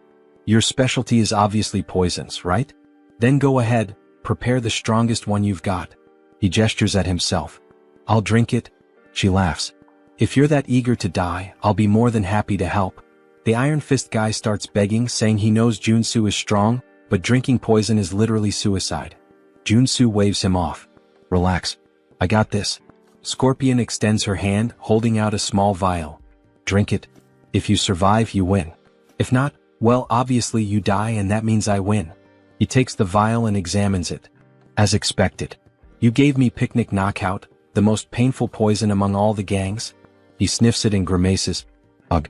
Smells like ass. Just so you know, if I survive, I'm punching you in the face. She cackles. Then don't come crying for the antidote later. That never even crossed my mind. He replies before downing the entire vial in one go. The pain hits instantly like a thunderclap. His knees buckle, his face turns purple. It feels like his blood is boiling. Scorpion places a foot on his back, grinning in triumph. You're feeling it now, huh? If you beg for your life like a good little dog, maybe, just maybe, I'll consider helping you. Woof woof. But Junsu isn't here to play games. He grits his teeth and forces himself to focus. The poison was created using a mix of special medicines. Ordinary resistance won't be enough. He needs to take control of the venom inside him. Slowly he directs it toward his arm. Scorpion's eyes widen as she realizes what he's doing. Then a silent notification flashes through his mind. New trait acquired, drug resistance. With this, he can now manipulate poison using his own mana. Junsu draws his sword. Time for the final step. Without hesitation, he slashes his own palm. Blood drips from the wound, then, it transforms into a stream of pure venom. The entire crowd falls silent. No way. He actually expelled the poison? Someone mutters in disbelief. Scorpion shakes her head, calling it insanity. But before she can react, a chill runs down her spine. She realizes too late, he's already on top of her. Junsu grabs her finger and, with a sharp twist, rips it off. Her scream echoes through the market as the severed finger hits the ground. She collapses, trembling. Do you really think you can just walk away after doing this to me? Junsu rolls his eyes. Quit your third-rate villain monologue and get lost. Staggering to her feet, she backs away, vowing she won't forget this. Meanwhile, the Iron Fist guys erupt in cheers, yelling that she and her gang got exactly what they deserved. Junsu lets out a tired sigh. The outcome was never in doubt. The real problem starts now, getting the shops to reopen. The merchants exchange uneasy glances. Just because the Iron Fist gang won, does that mean the extortion will continue? Junsu folds his arms and looks at them. I hope you all understand, I did all of this to reach this outcome. The Iron Fist guy beside him nods furiously. There's just one thing the Iron Fist gang needs to keep in mind from now on, Junsu says. Of course. What is it? Junsu grins. The protection fee for this market will be half of what the Dagger gang used to charge. The Iron Fist guy's eyes go wide. Wait, that means we won't make any profit at all. Junsu stares at him, expressionless. Are you really arguing with me? And no way. The boss will totally understand. The merchants overhear the conversation and can't believe what they're hearing. Half the fee? To them, this is practically a miracle. In an instant, Junsu becomes a hero. They start bowing, thanking him in every way possible. He chuckles. I just did what needed to be done. But I do expect some good discounts now. After all, this market has everything and I plan to take full advantage of that. The merchants immediately offer him an 80% discount. Junsu smirks. Good thing I leveled up my NPC affinity. With the antique shop finally open, Junsu heads inside. The shopkeeper greets him with a smile. I've heard a lot about you from the other merchants. The hero who saved the market. Junsu shakes his head. Nah, I just did what was right. The shopkeeper laughs. Don't be so modest. Those gangsters have been tormenting this place for years. He lifts his bandaged arm and explains that he had to close the shop after getting beaten up. His arm was broken in the attack. Junsu frowns. Were you able to get proper treatment? The shopkeeper nods. Yeah, I had a Qigong treatment. Worked like a charm. If it weren't for the therapist, I'd still be in the hospital. There's a Qigong therapist in this city? Junsu asks, surprised. The shopkeeper smiles. Yeah, and he's damn good at what he does. I can introduce you. Junsu thanks him but says he came here to buy something first. The shopkeeper gestures toward the shelves. We have everything, except what we don't. Junsu laughs. Now that's how you run a shop. He scans the store, admiring the quality of the goods. Then, tapping his foot against the floor, he says, I want to see what you've got downstairs. The shopkeeper's eyes widen. How do you? Junsu flashes a smug grin. I have my ways. Of course he does. He's a no-lifer. They head downstairs and the shopkeeper explains that he normally never shows this collection to new customers. But for Junsu, he'll make an exception. Appreciate it? Below, the secret collection gleams before him. A true treasure trove of magical artifacts. Junsu's gaze sweeps across the items, confirming that Chunbok has always had rare pieces, both in the game and now. But the real prize is right there. The hornpipe of the ancestral god, which contains a secret mana cultivation technique. This is the jackpot. Now that he's secured the most important item, he might as well grab a few extras. He gathers everything and sets it on the table upstairs. I'll take these. Chunbok eyes the selection sharply. As expected, you've got good taste. He starts listing each item, but Junsu only listens until he hears the price. For everything. 2 billion won. Junsu stares at him like he misheard. Chunbok bursts into laughter. Relax, relax. That's the price for a stranger. But you? You're the market's guardian angel, so I'll cut you a deal. 500 million. Junsu lets out a relieved sigh. Damn, you almost gave me a heart attack. That 80% discount is a lifesaver. Now, all he needs is a superhuman priest capable of removing the sacred seal on the hornpipe. Luckily, he already has a lead on where to find this person. Purely by chance, of course. He asks Chunbok for the Qigong therapist's address and heads deeper into the city. There, he spots someone knocking on the door of room 101. Hey, anyone in there? No response. Junsu presses his ear against the door, wondering if the guy stepped out for a bit. Suddenly the door swings open. A pale man with white hair glares at him, looking more than a little annoyed. What do you want this early in the morning? Junsu raises an eyebrow. Dude, it's the afternoon. The man shrugs. Morning for me. Now hurry up and spit it out. Junsu studies his appearance and confirms it. This is the guy. I heard your treatments are top tier. The man's expression shifts immediately. His suspicion fades, replaced by interest. Oh, I see. Thought you were one of those gangsters. Come on in. He gestures toward the bed. Lie down.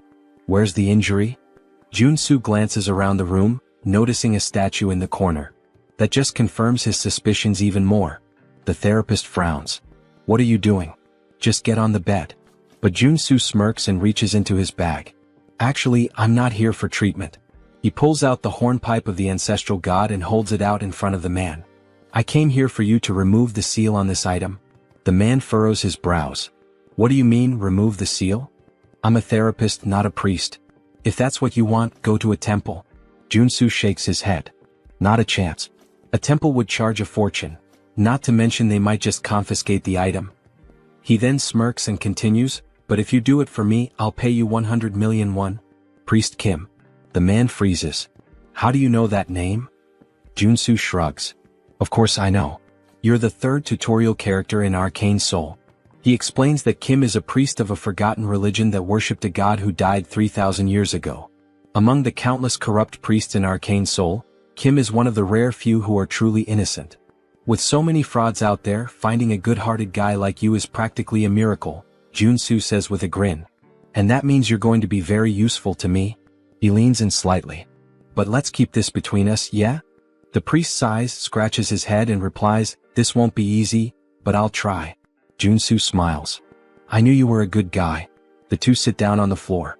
Kim places the hornpipe of the ancestral god between them, closes his eyes and takes a deep breath. Slowly, a divine aura begins to surround the artifact. The seal weakens bit by bit and he murmurs, it's working. The sacred ribbon wrapped around the artifact starts unraveling, then snaps entirely, revealing its true nature. Just as expected, the hornpipe holds within it the Einherjar cultivation technique. Kim stares at the item in awe. I actually did it? Junsu nods. As expected, you've got incredible talent. Kim keeps his gaze fixed on the hornpipe. This is a mana cultivation technique? Junsu confirms and thanks him. Then, without hesitation, he brings the hornpipe to his lips and blows. A powerful energy field spreads through the room, hitting him like a tidal wave. His mana circuits start purifying. The bad mana inside me, it's being completely absorbed. A deep sense of tranquility washes over him, as if he's reached a new level of serenity. If he keeps this up, in 2 weeks he'll reach level 3. Kim claps his hands impressed. This is the first time I've ever seen a warrior using a mana cultivation technique. It's a rare sight for sure, Junsu replies. Kim grins. You must be exhausted. Lie down for a bit. Junsu shivers slightly. I just got hit with too much information at once. I'm fried. He lets out a deep sigh and collapses onto the floor. I'll rest for a while. I'm in your care. Kim chuckles. For what you paid me, you can stay as long as you want. As Junsu drifts into deep sleep, a thought lingers in his mind. This guy is really reliable, just like in the game. Having a trustworthy priest around is going to be a huge advantage later on. Sometime later, a sound wakes Junsu. Something is being poured. He opens his eyes, confused. What the hell? The strong smell of gasoline floods his nostrils. He turns and sees Kim pouring gasoline over the bag full of money. Junsu's eyes widen. What the hell are you doing? Kim sets the gas can down and pulls out a lighter. Oh, forgotten god, accept my offering and rise once more. He drops the lighter. The fire devours the bills instantly. Junsu can only think, what the hell is happening? Without hesitation, he lunges forward and grabs Kim's wrists. Are you insane? He pushes the priest to the floor, pinning him by the shoulders. What the hell is wrong with you? Why are you burning the money I just gave you? Kim, his eyes glowing with devotion, responds, It's an offering to my god. Junsu clenches his jaw. And why the hell would a god need money? Kim answers as if it's obvious. Because my god only accepts cash offerings. It's the only way to obtain divine power. Junsu sighs. Ah, so this is that phase where you still believed in this nonsense. He crosses his arms and continues, The god you worship has been dead for 3,000 years. Even in the game, your religion was weak and had no influence, until you resurrected him. Which means, you clearly didn't know how to worship him properly. And you know what? Your method is wrong. Kim furrows his brows. Wrong? Yes, Junsu states firmly. You're not supposed to burn cash. What you actually need to burn is gold. You have to melt it down and vaporize it. Kim's eyes widen in outrage. Only a heretic would say that. Junsu shrugs. Or maybe it's something only someone who actually knows what they're doing would say. I bet you've never even tried it before. Kim scoffs. Don't talk nonsense so confidently. The order has practiced this method for thousands of years. Oh yeah. Junsu smirks. Then why is your god still dead? The argument hits so hard it practically leaves a bruise. Kim is speechless. Junsu stands up and dusts himself off. Melting gold is kind of complicated these days. But I have another solution. Kim eyes him suspiciously. What solution? Well, Junsu grins. You helped me obtain my cultivation technique, right? So now it's my turn to help you. Cut to a pot filled with a shimmering golden liquid. Kim stares at it, hesitant.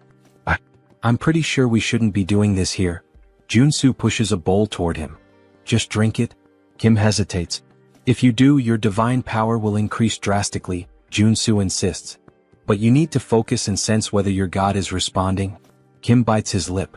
Jiske, since you won't shut up about it? He closes his eyes and downs it all in one go. Junsu smiles, satisfied.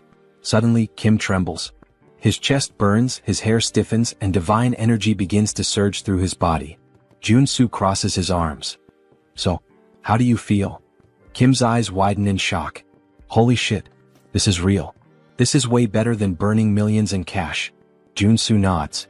Your growth will skyrocket if you stick to this method from now on. Kim wags his tail excitedly. I have no idea how I can ever repay you for this. Then, as if suddenly remembering something, he pulls a necklace from inside his robes and hands it to Junsu. Take this, Kim says. Junsu takes the object and examines it. A sacred artifact with the heal ability. Not bad. Kim smiles. I believe my god will be pleased to see you with it. Junsu holds the necklace between his fingers. Well, since you're offering, it would be rude to refuse. Then he thinks to himself, this turned out to be even more profitable than I expected. In fact, Kim's order also provided incredible quests in the game. He suddenly grabs Kim's hands, looking him straight in the eyes. Let's pray together. Kim blinks, confused. What? Why? Junsu grins. Because I want to repay you. And just like that, in true Pokemon fashion, Junsu captured Priest Kim. 1 week later. The room is filled with bottles of shimmering golden liquid. Kim is pleading. Please, no more. If I keep drinking this, I'll turn into gold. Junsu crosses his arms. Until you become Midas himself, you have to keep drinking. Kim trembles. I am going to die of mana poisoning. Junsu's eyes shine like a shoujo anime protagonist. Do you really think so? He smiles. I guarantee that won't happen. Kim swallows hard. Junsu picks up another bottle, grabs Kim's face, and pours the entire contents into his mouth. Now just pray. Kim thrashes in protest, but Junsu keeps smiling. Oh, and one more thing, he adds. The 4 tutorial characters each have unique traits. He watches as Kim writhes on the ground. If Warrior Kim had an entirely white body, then Priest Kim? Junsu's grin widens. Is completely immune to mana poisoning. This allows his growth rate to skyrocket. The bottle empties and Kim feels like absolute garbage. But then his divine power explodes, forming a glowing circle around him so intense that it blinds Junsu. Kim has reached level 3. His eyes widen. At this level, I can even start preparing to become an apostle. Junsu laughs. Perfect.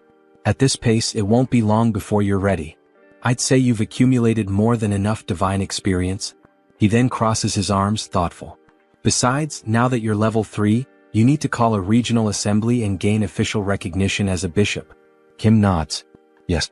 I have 2 bishops already, and thanks to your help, I've grown so fast that I'll never forget this debt. Junsu waves his hand. Oh, relax. I just like helping people. But of course, he's betting everything on the fact that this guy will want to repay the favor for the rest of his life. After all, he wants access to the artifacts in Kim's God's vault. Kim then takes a deep breath. Actually, I'd like to make a request. Junsu raises an eyebrow. What is it? Kim hesitates. I need to call a regional assembly, but I'm worried about going alone. Could you be my bodyguard until the meeting? The other bishop will be there too. Junsu smiles. Of course. That's easy. Now that Kim has completed his growth, it's time to start the mission line. The next day, the church is still under reconstruction. The faithful surround Kim, congratulating him for reaching level 3. Kim thanks them, but Junsu just watches disappointed. What's this? The scale is so small. I can't believe this is all that's considered an assembly. Then a man enters the room. He looks around and scoffs. What a sight, pathetic. The other bishop finally appears. He glares at Kim. Tell me, who gave you permission to organize an assembly? Kim breathes deeply. Every priest in the order has the right to call one. The bishop smiles coldly. That only applies to regular priests. He leans forward. When it comes to an apostate, it's a whole different story. Kim furrows his brow. What do you mean by that? I never renounced my faith. The bishop smirks. Your level increased to 3 in just 3 months. There's no way someone could grow that fast by normal methods. So there's only one explanation. His eyes gleam. You sold out your brothers to gain more powerful divine power? Kim's eyes widen. That's absurd. I just found an efficient method. The bishop sighs. Enough with the excuses. He raises his hand and soldiers enter the room. Capture him. But before they can move, Junsu steps forward. Hey, we can't let you scare the kid like that. The soldiers turn to him. And who the hell are you? Junsu laughs. I'm his bodyguard. The bishop narrows his eyes. This is an affair of the order. We don't need outsiders interfering. Junsu smiles. But I just said I'm his bodyguard. So I'm not an outsider. He crosses his arms. By the way, what kind of boomer logic is that? Kim then speaks up. I just drank gold to level up. This can't be considered a crime. The bishop grows furious. Consuming gold is the act of a heretic. How dare you commit such blasphemy and still expect to escape unscathed? Kim opens his mouth to retort, but the bishop raises his hand. A fireball materializes in his palm. I'll purify you personally and offer you to our God. He casts the spell. Kim screams. The explosion lights up the entire room. Everyone holds their breath. Did Kim? But when the dust settles, Junsu is standing in front of Kim, unscathed, with a mana shield still glowing around him. He sighs. Attacking someone without warning? He furrows his brow. Now that's blasphemy. The bishop is left speechless. Why you blocked my magic? Junsu smiles. So, you really want to attack a potential apostle like this? The bishop grits his teeth. There's no way a heretic can become an apostle. Kim looks at Junsu confused. What do you mean? Junsu smiles. Don't worry. He pulls something out of his pocket. Just eat this and pray. Kim blinks. What? Why? The bishop raises his hand again. If you don't want to burn along with Kim, get out of the way. Junsu smiles even more. If I prove that he is an apostle? He narrows his eyes. What will you do? Suddenly, a golden aura fills the room completely. Kim falls to his knees, his eyes shining. He begins to pray. The bishop's eyes widen. It can't be. The arrival of an apostle? Junsu crosses his arms. There's a reason I didn't make Kim an apostle yesterday. He glares at the old man. It's because you have a serious mental delay. He then gives a half smile. And also, you're a detestable villain who envies Kim. So I need to eliminate you here. He grips the hilt of his blade tightly. The requirement for Kim to awaken, he points, is to consume a golden relic from another order. The bishop's eyes widen. Junsu smiles. And with you being accused of blasphemy, it won't be hard to ensure Kim becomes the true apostle. Suddenly, a golden halo appears above Kim's head. His eyes shine. The bishop takes a step back, terrified. Junsu raises his blade. Now that the apostle has arrived, his eyes turn cold and sharp. It's time to teach this blasphemer a lesson. He then looks at Kim. By the way, I want to ask something to your God. He smiles. How should we punish a bastard who murdered a bishop out of envy, and tried to blame his own son as a heretic to kill him? The bishop pales. How do you know this? Then, Kim hears the voice of his God.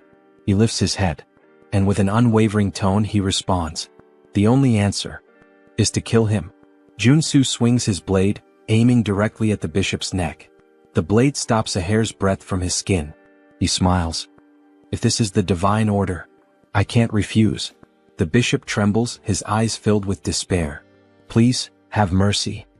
Junsu runs the blade across his throat. Blood sprays and the body collapses to the ground. The air in the church grows heavy. Everyone is in shock. Someone has just died in the house of their god. Junsu then smiles indifferently. The problem was solved before this worm could cause any more damage. Even Priest Kim seems stunned. Still, he was one of our bishops. Junsu shrugs. No reason to feel sorry for him. He deserved this. He then looks at Kim.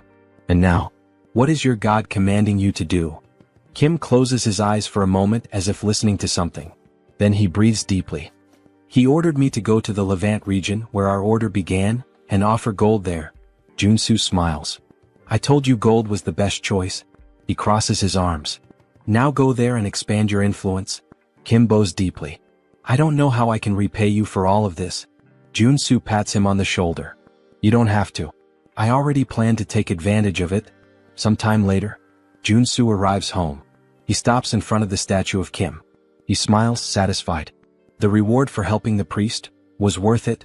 He looks at the valuable items he acquired. Among them, his first holy sword of rank or worth billions. But the most interesting thing is the divine statue, which creates a sanctuary around it. The sanctuary effect turns an area into a safe zone, protected by the will of its owner. If an enemy tries to invade, they suffer an expulsion or suppression effect. In other words, he can train like a madman without worrying about any interruptions. He begins his training. His sword strikes cut through the air. Time to have some fun. He raises his blade, an excited smile on his face. Sometime later, Junsu is submerged in the bathtub, holding his breath. He wants to test how long he can last without air. He emerges, looking like a wrinkled old man, gasping desperately.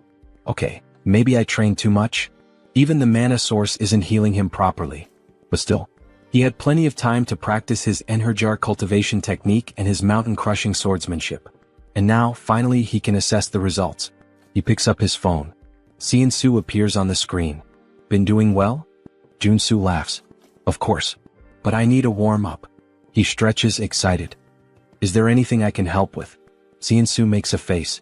Actually, we have a rather troublesome request. He pauses for a moment. Do you remember the first landfill? Junsu frowns. How could I forget? It was the first job I did, where I fought the porcupine. Su nods. Well, a whole cleaning team went in there, and they were massacred. This means that there are at least 6 active mutants there now. Junsu narrows his eyes. And why the hell haven't you called in the Janitors Association? Su sighs. The authorities asked us to handle it secretly. They don't want this to become a scandal. Junsu snorts. If this leaks, some of them are going to lose their jobs big time. He crosses his arms. And what's the reward? Su scratches his head. The payment is kind of pathetic. 100 million for a level 1 mutant. 300 million for a level 3. Junsu rolls his eyes. Is that all? Actually, Su smiles. They're offering an artifact. An arcane rifle with a cursed debuff. Junsu raises an eyebrow. What kind of debuff? Su hesitates then smiles. It's an item that's related to you. A rifle used by the old order of the Father. Junsu's eyes widen. Then he chuckles softly. This mission. I can't refuse. That arcane rifle used by the order. It has a black flame debuff that consumes its user. But Junsu has already overcome that before. He gets up from the bathtub. Alright. I'm heading there right now. Junsu is definitely fired up. He heads toward the landfill and right from the start, he can feel a sinister aura emanating from the place. As he moves forward, holding his rifle, he mutters. They haven't cleaned this place for just a few days, and it's already this chaotic? Something's very wrong here. His senses are scrambled, he can barely see properly. He needs to prepare for a surprise attack. With a quick movement, he activates his sensory focus. Almost like an immediate warning, he feels something moving fast in the mist. He looks around, tense. The sounds of the creature come from multiple directions. He can't pinpoint exactly where the enemy is. A strong wind blows behind him. He spins around immediately. And there it is, something like a gargoyle bat leaping straight at him. Junsu pulls the trigger. Die. The monster is riddled with bullets, but instead of falling, it flies away only wounded. Junsu frowns. Is that it? He keeps firing but soon realizes the bullets are ricocheting off the creature's wings. The beast loops through the air and launches back at him. Junsu rolls to the side, sliding to avoid the strike. Oh shit. If he hadn't switched to the evasion trait, he would have been torn in half just now. A flying bulletproof enemy? If I keep this up, the longer this fight lasts, the worse it'll get. There's only one solution. He lowers the weapon, aiming directly ahead. The monster charges toward him. I need to end this with a single shot. The enemy gets closer and closer. Bang. The shot hits directly between the eyes. With its last breath, the creature screams, crashing down on him, blood pouring from its head. Junsu laughs, still lying on the ground. I won. And on top of that, he unlocked a high-level shooting trait. Then he hears footsteps. The sounds of the fight have attracted more mutants. There are too many. He wouldn't be able to handle them all. But then, he smiles. Or maybe, he would. He activates stealth and hides behind a pillar, near the monster's corpse. I'll wait for them to show up first. In the next moment, a group of ridiculous-looking guys starts advancing. They seem to be made out of modeling clay. Junsu smiles, holding a grenade. Ah, it's nice that my little cuties have arrived. He throws a few grenades. Let's see. When you all gather in one spot, goodbye. Boom. The landfill explodes, debris flying in every direction. Junsu laughs, raising his rifle. That was just the beginning. He begins unloading bullets at the surviving creatures, turning the slime monsters into chunks. And he laughs even more, thinking that he should use these clever tactics more often. Then, something alerts him. More creatures appear around him. But these are different. They don't make a sound. Junsu hasn't noticed them until now. And there's one more thing wrong. They're not mutants. They're specters from a necromancer. And there are a lot of them. Suddenly, a radio in one of the specters begins to play. A voice speaks directly to him. Can we have a little chat? Junsu narrows his eyes. Are you talking to me? Then he sees it. The specter wasn't speaking. There was a speaker attached to it. He sighs, understanding everything. Well. So you're using these specters to communicate, huh? This means you're the necromancer who created them. The voice responds. Why are you causing destruction in my territory? Junsu scoffs. Your territory? This is a contaminated landfill, my friend. But then, something clicks in his mind. The truth hits him like a weight. The Cleaners Association on the surface seems like a benevolent organization. They clean contaminated mana, bringing safety. But in reality, they're one of the most dangerous groups in Arcane Soul. Ah, I get it. The mana cleaning is just a cover. Behind the scenes, the organization is involved in all kinds of crime, expanding its influence. And this This is probably yet another one of their schemes. They created this situation on purpose. The government would have no choice but to ask for their help. And with that, the Cleaners Association's influence would only grow. Junsu closes his eyes for a moment. Then, he smiles, full of adrenaline. This just got a lot more interesting. Meanwhile, the Cleaners Association already has another plan in motion. They intend to use these incidents as an excuse to dismiss public employees who oppose them, consolidating their power even further. The necromancer's voice echoes through the speaker. There's really no reason for us to fight, you know? He pauses. I've got a proposal for you. Junsu rolls his eyes. Here we go. You're quite talented, the necromancer continues. Why don't you join us in the Cleaners Association? Junsu scoffs. And why would I join an organization that spreads terror with monsters and landfills? The voice stays calm. I'm serious. With your skills, you'd be at the top of our hierarchy. Without a second thought, Junsu flips him off. No fucking way. Besides, he adds, that name is garbage. Totally lacking style. The necromancer bursts out laughing. Looks like you don't know your place. If you don't want to join us, the voice turns cold and sharp. Then you can just die. The specters charge toward Junsu. He shoots, causing a massive explosion that sends the specters flying in all directions. Sit down, buddy, he taunts. But the specters aren't mutants, they're magical summons. As long as there's mana, they simply regenerate. Junsu lets out a frustrated sigh. Oh shit. I forgot that firearms are useless against these things. He holsters his weapon and pulls out his sacred sword. Well, if that's the case, sacred attributes will take care of them. The necromancer's voice falters for a moment. A sacred sword? I thought you were just a shooter. Junsu charges, slicing through the specters with precise strikes, cutting them in half. Shut up, he growls. I'm going to find you, and when I do, you'll regret it. He advances, slicing through the fast-moving specters, severing limbs and limiting their mobility. Thanks to his attribute advantage, the fight isn't difficult. But the specters keep coming. Okay, enough, he mutters. Time to change tactics. He activates his resistance traits and combines them with the abilities of his artifacts. The sword, gloves, and necklace he bought from the store. Now, with 9 traits active, he believes this will be more than enough. Let's see how far this takes me. He launches forward, releasing an attack in the form of 4 aura blades, sending the specters flying backward. It works, but it's draining my energy pretty fast. He fires another attack, destroying even more of them. But some simply ignore the damage. The world around him begins to spin. Shit. I'm getting dizzy. But, just one more attack. His body starts to glow blue. He takes a step forward, and in the blink of an eye, he surges straight ahead like lightning. The ability he just unlocked is called Charge. A trait that allows him to move at high speed, dealing damage to everything in his path. He grins excited. I didn't expect to get this, but I'm glad I did. As he cuts through the specters like a rocket, he's already thinking ahead. If I can unlock another skill now, that'd be perfect. He bends his knees and leaps into the air, unlocking another trait called Jump. Yeah, it's exactly what it sounds like, he laughs. With Charge and Jump combined, escaping or attacking becomes a breeze. As he descends at high speed, he mocks. Now these idiots won't even know what hit them.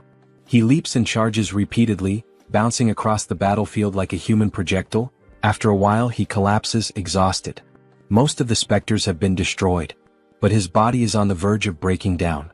The necromancer's laughter echoes from the speaker. I didn't expect you to be a paladin. Now, I want you even more. Junsu struggles to get back on his feet. If you're so confident, why don't you show yourself? The necromancer responds with contempt. What kind of idiot mage would face a warrior in direct combat? Instead, accept my gift. Before him, a corpse begins to move. It's a shield bearer, a level 2 undead. Junsu clicks his tongue. This is going to be a problem? He still hasn't fully healed. The shield bearer raises its weapon and brings it down violently toward him. Junsu narrowly dodges. But before he can react, a purple arrow soaked in dark mana cuts through the air, and it strikes him in the back. He spins quickly, trying to understand what's happening. The necromancer's voice comes through again. Your moves are pretty decent. I can't wait to turn you into a death knight. Junsu narrows his eyes. This reminds me of a rule in Arcane Soul. When you fight a necromancer, you should never focus on their servant. He leaps into the air, pretending to prepare an attack, but it's a feint. Instead, he dives straight to the ground, sliding beneath the undead's shield. His eyes scan the area, searching for the origin of the shot, until he finally spots it. Up high in the balconies, a silhouette stands out. So, it's you? Junsu activates charge, dodging the shield-bearer's attack and rushing directly toward the necromancer. He propels himself off the ground, soaring through the air. Time to finish off this coward. He draws his sacred sword, pointing it at the enemy. You made a fatal mistake by revealing yourself. Karen, the necromancer, smiles with disdain. So, you have a brain after all? Junsu narrows his eyes. Now that I see your face, I recognize you. You're Karen, a Reincarned necromancer. One of the directors of the Association of Cleaners, and the final boss of this damn landfill. Superhuman level 3. Karen raises his hand indifferently. Things aren't going to go the way you expect. Suddenly, spectral purple hands shoot out from his back, grabbing Junsu from all sides. He struggles trying to break free. Karen simply laughs. You'll never catch me. Then he fires magical arrows and releases a devastating electrical discharge. Junsu screams in pain while Karen watches, satisfied. That scream? It's beautiful. He laughs loudly. You should have known your place. Junsu, still trapped, smiles. Actually, this is my ultimate technique. He raises his hand, conjuring a massive black fireball. Black flame. Karen's eyes widen. What? Junsu forces his arm to break free. This is the end of the game. Karen tilts his head. Why are you trying so hard? It's actually adorable. Junsu grins slyly. You really think so? From the very beginning, I never intended to finish the fight quickly. Karen furrows his brow. Junsu continues. When a boss uses their ultimate attack, if you equip the right traits, something fun happens. Karen rolls his eyes. Enough with the small talk. He shoots the black flame directly at Junsu. The black sphere, roaring with malevolent flames, advances rapidly. The spectral hands still hold him in place. Junsu smiles. It's now. When the three pillars, sword, magic, and physical power, align in perfect harmony, a supreme technique manifests in the face of certain death. It's the ultimate technique. The blade that cuts through everything, both the tangible and the intangible. Junsu raises his sword and brings it down. A massive golden burst erupts from the blade, slicing the black flame in half. The light illuminates the battlefield. Karen trembles. It can't be. The name of this trait? Cutting lightning. Karen watches in panic as the golden cut heads straight for him. And then, it cuts through his body, splitting him in half. The explosion of the black flame happens shortly afterward. The shockwave hurls Junsu back. He crashes to the ground, gasping for breath. Almost died. He lets out a sigh of relief. But a smile forms on his face. He won. Karen, the dungeon boss, was defeated. In the game, if you want to defeat this boss on level 2, you need an entire group. Even at level 3, winning alone with common traits and basic equipment would be impossible. He only managed it because he's been playing this game for way too long. But now, time for the loot. And since he did everything alone, he doesn't have to share anything with anyone. Cut to Ciansu's office. Ciansu is waving at Junsu, looking at him with admiration. You're amazing. Junsu boasts. Oh, it was nothing. Ciansu lightly touches his shoulder. Junsu winces in pain. Hey, be careful.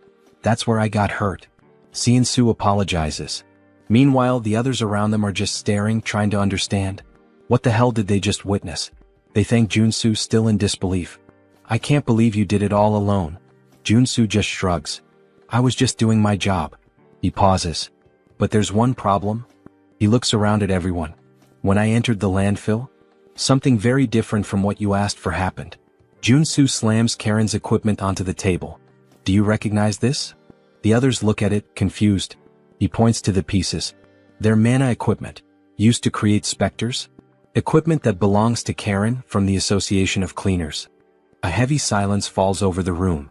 Then Junsu confirms. That's right. This incident wasn't an accident. It was planned. The man slams his fist onto the table, his face red with anger. I can't believe those bastards did this. Junsu crosses his arms. Looks like they never liked you from the start. The man grinds his teeth. They always charged us ridiculous fees. We've had our own conflicts before, but I never imagined they'd take it this far. Turning innocent people into mutants? Junsu observes his reaction. Did he really not know? But thinking about it, it makes sense. In the game, The reality of the association is only revealed after the player completes this mission. The man lowers his head, ashamed. I'm sorry we put you in unnecessary danger because of this. Jo-Won-soo shrugs. I just did what I had to do to blow up the bad guys. He smirks. But, of course. I hope there's a good compensation, not just a simple apology. The man nods, picking up 2 boxes and placing them on the table. This is the reward we promised. Jo-Won-soo furrows his brow. Wait a minute. Why are there 2 boxes instead of 1? The man explains. One contains the arcane pistol we promised. The other is an extra reward for you taking on such a dangerous task. Jo-Won-soo opens the second box, his eyes widening. Wait, is this sacred water? He nearly freaks out but quickly hides his excitement. This is an essential potion and I always have to buy it at the temple. Are they giving it to me for free? The man gives him a final warning. Stay safe. We'll use this evidence to officially accuse the Association of Cleaners. Jo-Won-soo clicks his tongue. So that means they're going to retaliate against me, right? The man confirms with a nod. Exactly. But we can't just let this slide. Jo-Won-soo smiles, confident. Don't worry. I'll find a way to survive. That night, Jo-Won-soo and Sean-soo are driving through the city center. Sean-soo at the wheel sighs. Maybe it's a good idea for us to stay off the radar for a while. The Association of Cleaners won't let this go. Jo-Won-soo shakes his head.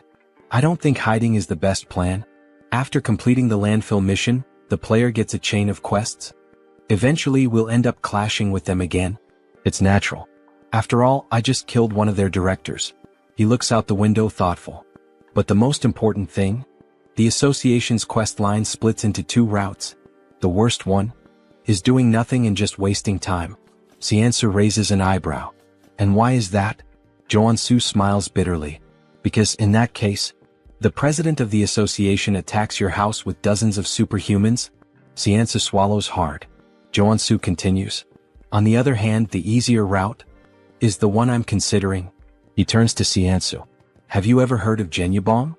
Sean-soo goes serious. Of course. It's that restricted area south of the region. There's a huge poppy plantation there. If you're caught inside, you're screwed. Jo-Won-soo smiles sideways. Exactly. And guess what? That place belongs to the Association of Cleaners. Sean-soo's eyes widen. They have dealings with poppies? Jo-Won-soo shakes his head. No. It's not about the poppies. They're conducting body modifications and human trafficking there. They're nothing but a luxury crime syndicate.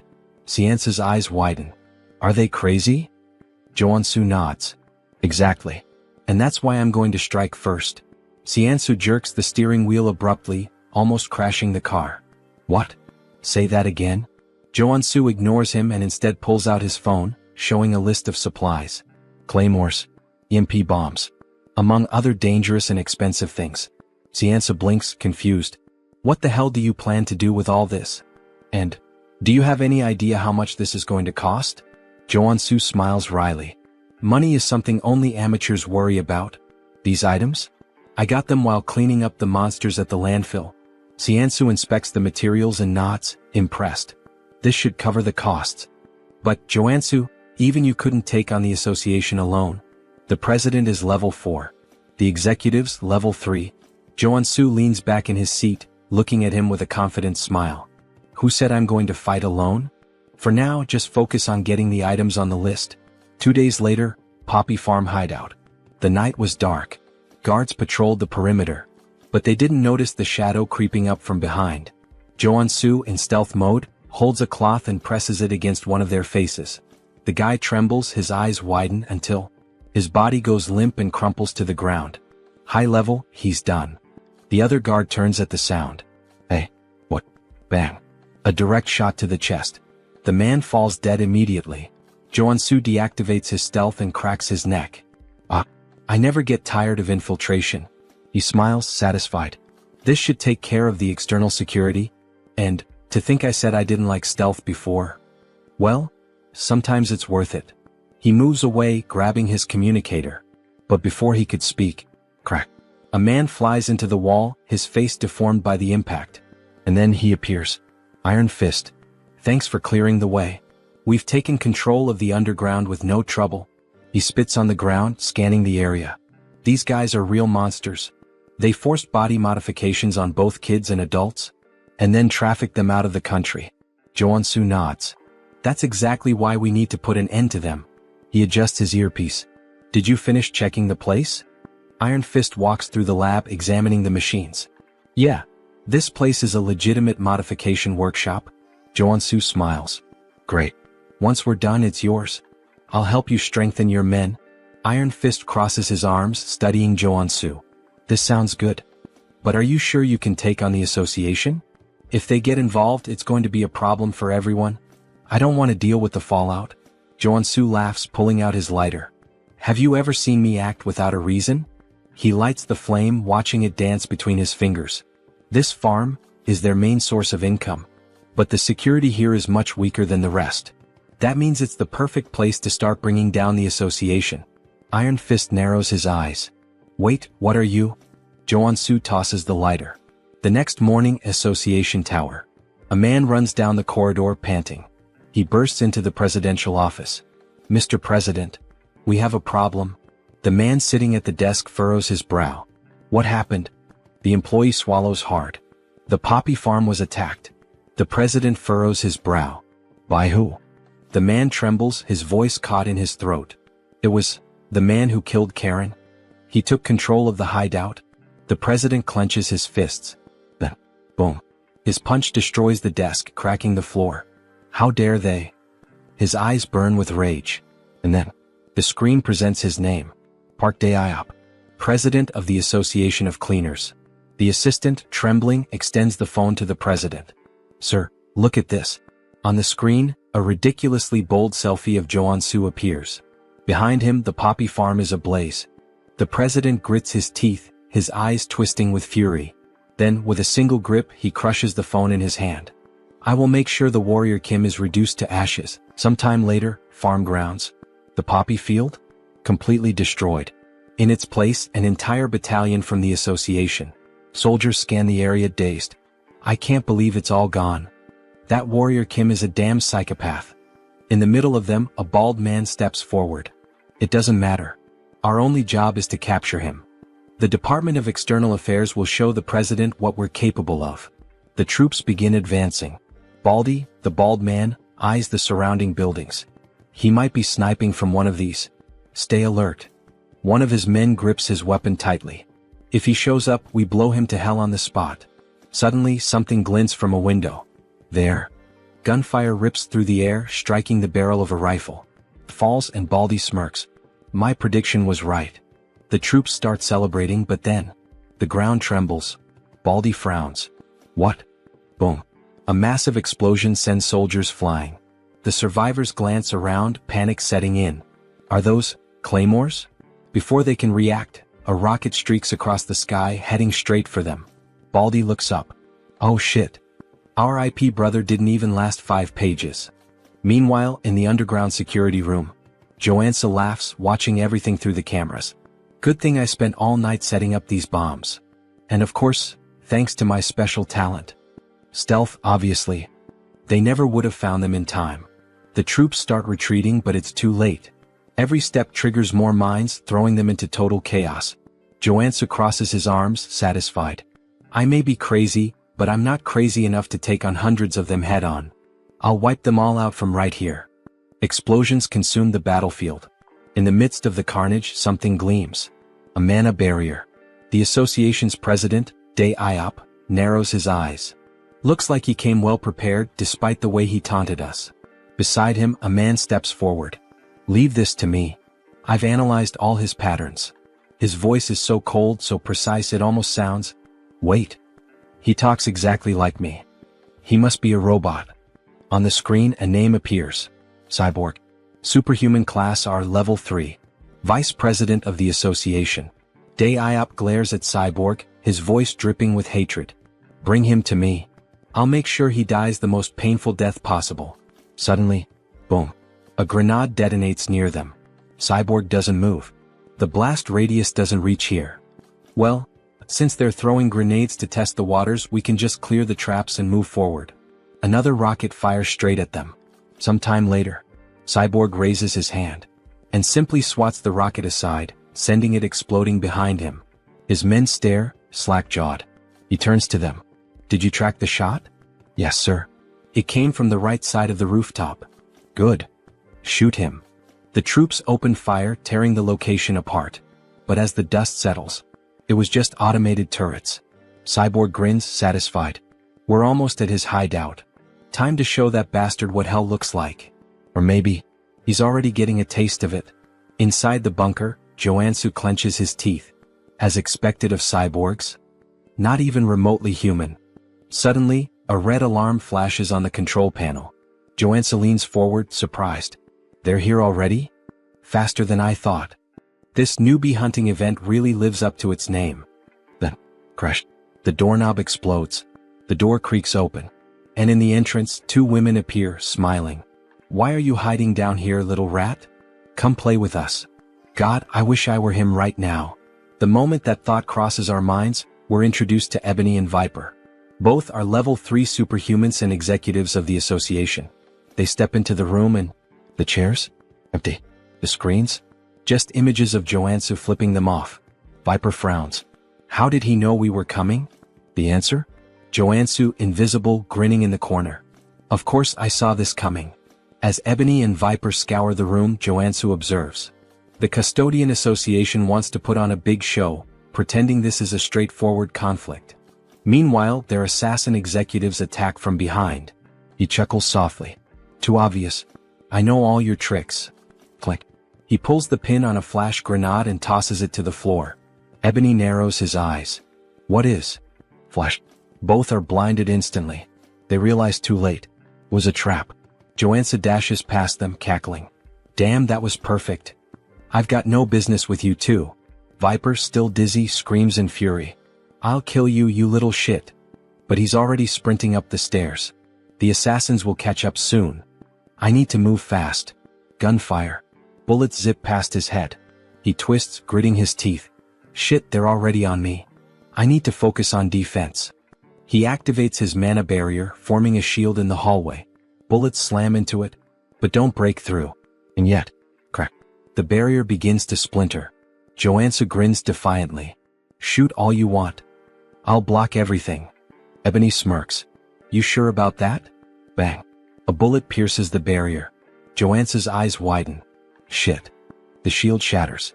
Shards fly across the corridor. He stumbles back, trying to recover. Ebony steps forward, gun still smoking. How'd that taste? These bullets are laced with explosive magic. Joansu mutters a curse under his breath, but then, his eyes land on a clock. Important enough to catch my attention now? Viper pulls out a crossbow, loading a shot. Oh, and don't forget. The sweets come from the sides. Twang. The bolt whistles through the air, and buries itself in his side. Tisk. Pain flares through his body. Viper smirks cruelly. That's nothing. Compared to the pain you're about to feel. Joansu grits his teeth. You guys are just dime store villains, in ridiculous latex suits. Viper's smile vanishes instantly. What? She lunges forward, and kicks him square in the face. Bow. Joansu is sent flying. Straight into the clock he had just noticed. Viper laughs, enjoying herself. Bet that hurt like hell. By the way, that poison's pretty strong. It's already in your arteries. Good luck surviving. Ebony steps up, grabbing Joansu by the collar. It's over. Time to bring you to the president. But then, Joansu smiles. A confident smile. Now you're in my domain. He exhales slowly as if relaxing. Acting was harder than I thought. Ebony narrows his eyes. What do you mean? Joansu gestures with his chin. You hear that ticking? Tick, tock, tick, tock. Viper frowns. And? He chuckles. Surely it reminds you of something? Joansu grins wickedly. Almost like there's a giant time bomb right next to you, huh? He channels mana into his feet, preparing to rush. With a burst of speed, he rockets down the corridor. Stay put and rot. As he runs, his mind races. Ebony and Viper are stronger than Karen. If this were a direct fight, I'd have no guarantee of winning. So I had to play my role perfectly. I disabled all my abilities to appear weak. Lured them toward the clock while they let their guard down. Because, inside the clock, he had planted white phosphorus munitions worth over $1 billion. Pretty sure that's illegal under the Geneva Convention. Now he shifts into a dramatic tone, like a character from a novel. Sleep tight, ladies. And dream of me. With a smug grin, he presses the button. Boom. The explosion engulfs the corridor. Ebony and Viper's weapons fly from their hands, their eyes widening in horror. They realize they've walked right into his trap. But it's already too late. After the explosion, Junsu starts laughing. He has successfully eliminated the executives, but more of them are coming. He needs to recover quickly, so he equips all his healing abilities, especially because he has no idea when the guy with the machine will show up. And then, suddenly, multiple enemies start appearing. Speak of the devil. A group of men with robotic features approach the protagonist. You took down Ebony and Viper? Yeah, Junsu replies, grinning. And you'll be the next one buried in a grave in just a few moments. Don't even think about walking away from this unscathed, one of them snarls. I'll make sure to modify you until you're begging for death. Junsu smirks. Wow, what a terrible attempt at being scary. Try acting a little more human next time, he mocks, playing on the fact that his opponent is part machine. I can already tell talking to you is a waste of time. I'll end this right now. The enemy growls as a metallic claw extends from his wrist, just like Wolverine's. The others raise their weapons. Junsu chuckles. I love how you guys modified your bodies based on your own wild imaginations. Thanks, idiots. He grins, pressing a red button. Suddenly, sparks erupt from the area, and an electrical surge paralyzes all the enemies. Without missing a beat, Junsu opens fire. A-1 in EMP bombs.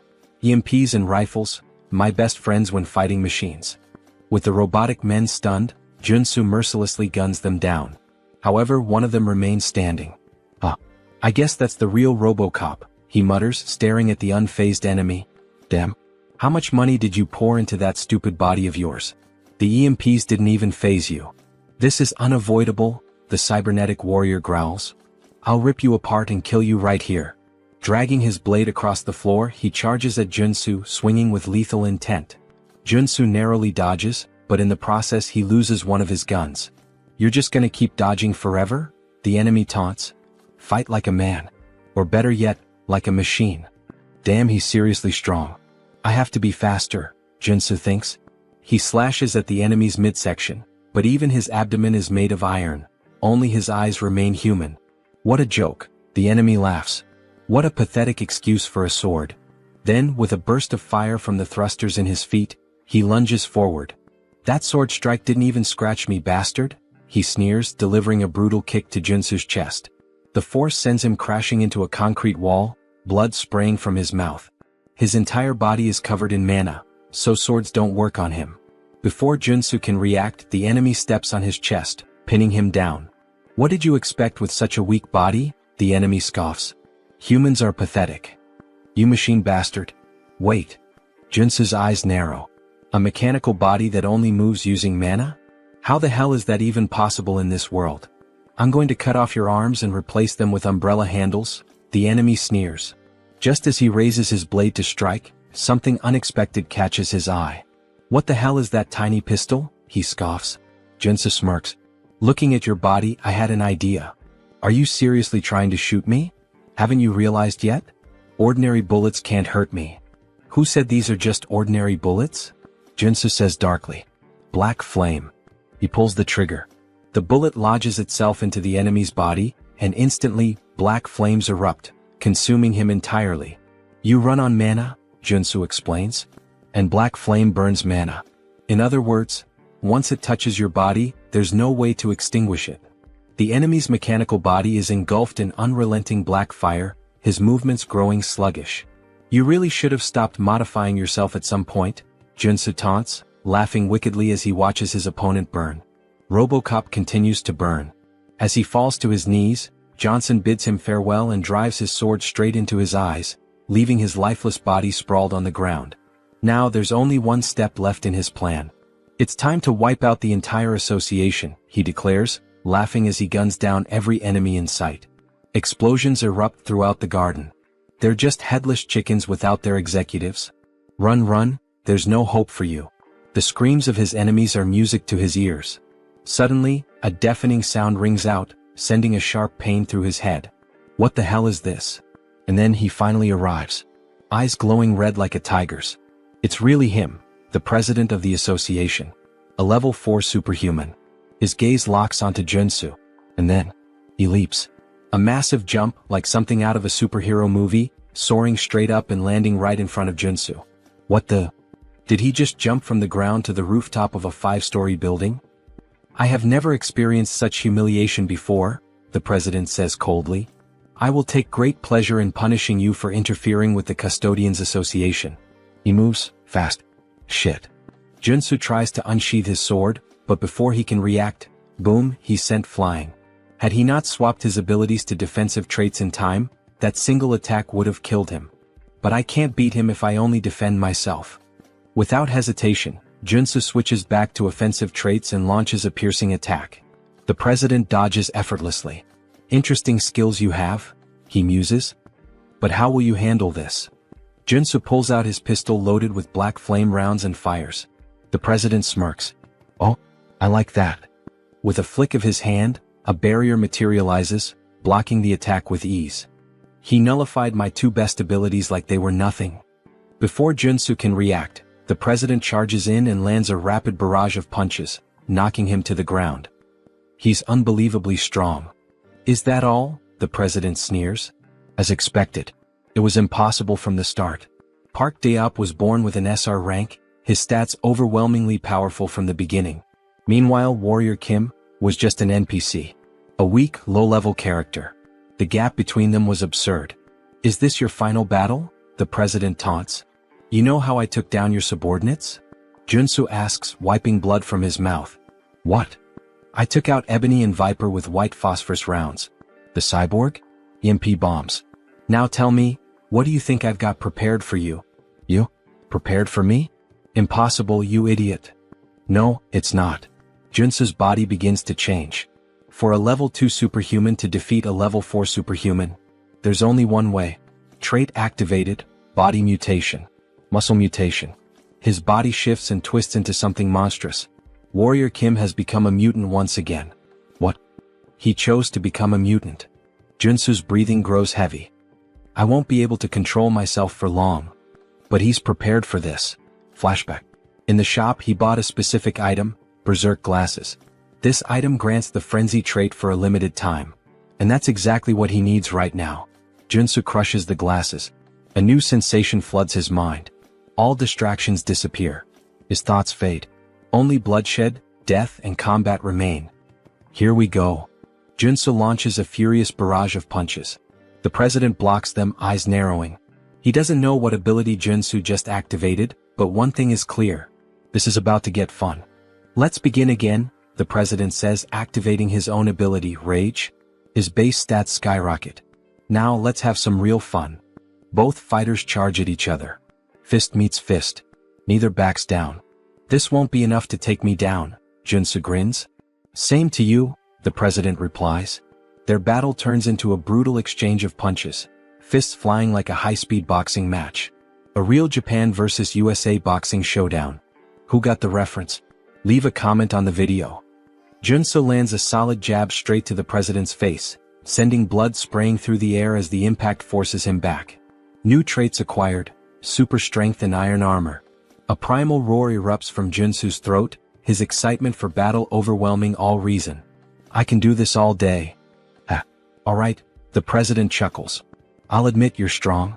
It's been a while since I had a fight this good, but I'm done analyzing you. This is my victory.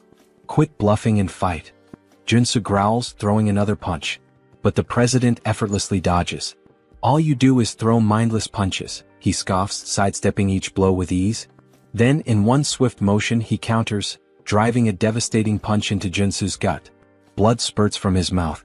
Bastard. The president smirks, dodging again. Go on, keep swinging those sloppy, untrained fists, he taunts. And then, boom, he delivers a brutal uppercut, sending Junsu flying. Damn it. In close combat, he has a massive advantage. The frenzy trait's effect is starting to wear off. There's no other way. I have to go all in on this next attack. Junsu knows he can't win a hand-to-hand fight. He begins channeling his energy, preparing to swap his traits. What kind of cheap trick are you planning now? The president sneers. You're done. He charges forward to end it, but Junsu grabs his wrist. Fine. I'll admit it, you're better than me in hand-to-hand combat, Junsu says, locking eyes with him. But as you can see, I'm not a brawler. A dangerous grin spreads across his face. I'm a swordsman, you bastard. Junsu channels power into his hand. And in an instant, a massive sword materializes. Before the president can react, a blinding light erupts point blank, piercing straight through his heart. You can use that ability barehanded? The president gasps. This was a good fight. His body trembles, and then collapses lifeless. Junsu exhales heavily. Shit. I really pushed my body too far this time. A system notification appears. Status effect, disease. Suddenly, a wave of unbearable pain surges through him, like his body is tearing itself apart. Arg? But then, a golden beam of light bursts from his body. His monstrous form begins to fade, his body slowly reverting back to normal. Warrior Kim has ascended to level 3. Oh god. Thank you, I leveled up just in time. A weak chuckle escapes his lips. I really am one lucky bastard. Then, his body gives out. He collapses unconscious. When Junsu finally regains consciousness, he finds himself submerged in the bathtub of his own home. Home? Mr. Superhuman, are you alright? Junsu blinks, looking up at the concerned face of Director Choi. What happened? Choi. I thought you were dead. Choi says, tears welling in his eyes. You were lying there, surrounded by all the members of the association. So, you brought me back home? Junsu asks, piecing it together. Yeah, Choi nods. I noticed you were still breathing, so I threw you into a mana spring. You've been unconscious for a week. A whole week. Now that Choi mentions it, he does feel a lot better. You're seriously amazing, Choi says, shaking his head. You single-handedly wiped out the president of the Plumbers Association. Yeah. I know, Junsu smirks. I guess I'm kind of a big deal now.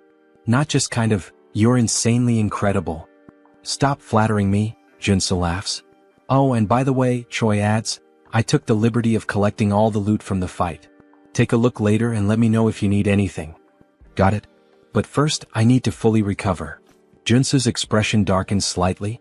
Now that I'm level 3, there's somewhere I need to visit. A malicious smile crosses his lips.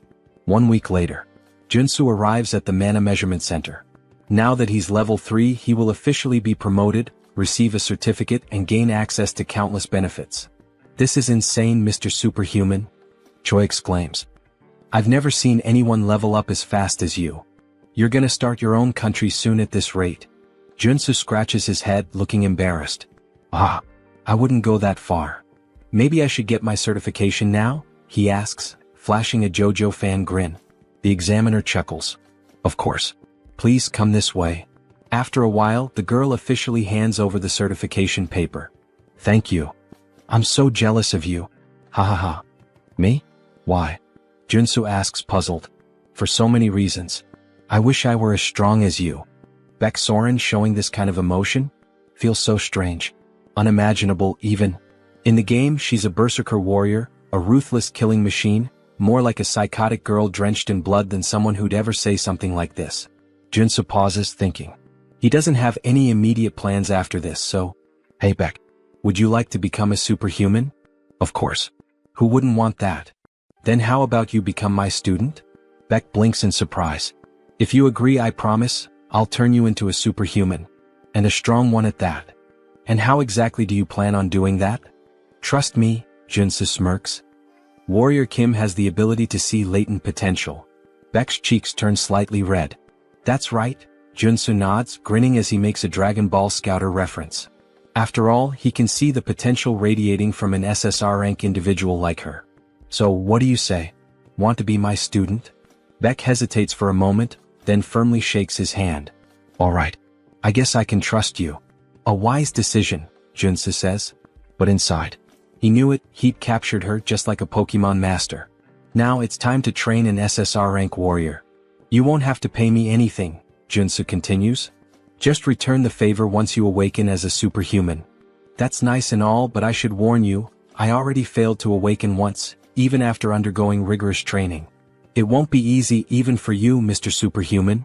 Junsu just grins. Don't worry about that. Just have faith. Because he already knows what will trigger her awakening. He's seen her story unfold in the game. Beck Soren's unique awakening. Star Killer of the Heavens. A trait that signifies an embodiment of pure bloodlust, a force that stains the world red. Berserker Level 1 Trait Effect. Combat Experience plus 1000%. While this trait dramatically increases the experience gained in battle, it comes with dangerous side effects.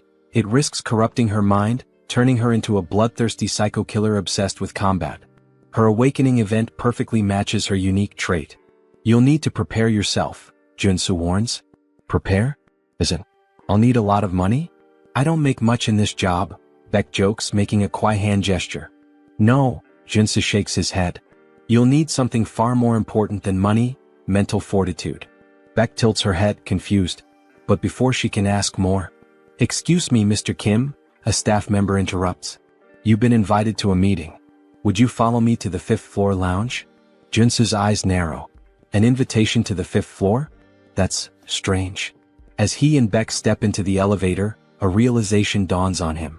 In this tower, superhumans are divided by their power levels. If he's being summoned to the 5th floor, that means a level 5 superhuman invited him. Who could it be? As the doors slide open. Professor? Wait, it's really you? A familiar voice greets him. Seo Woojin, a level 5 superhuman. Congratulations on earning your level 3 certification, Woojin says warmly. I'm so happy to see you here. I'm happy to see you too, Junsu replies. But inside he's assessing him. Despite his natural-born talent and wealthy family, Woojin reaching level 5 this quickly is still surprising. He's already surpassed me. Also, Woojin continues, I'd like you to have this. He hands Junsu a small ornate box. A gift? You didn't have to. Inside, Junsu sees the item description. Item acquired, Mana Focus Crystal. A rare artifact that enhances mana control and efficiency.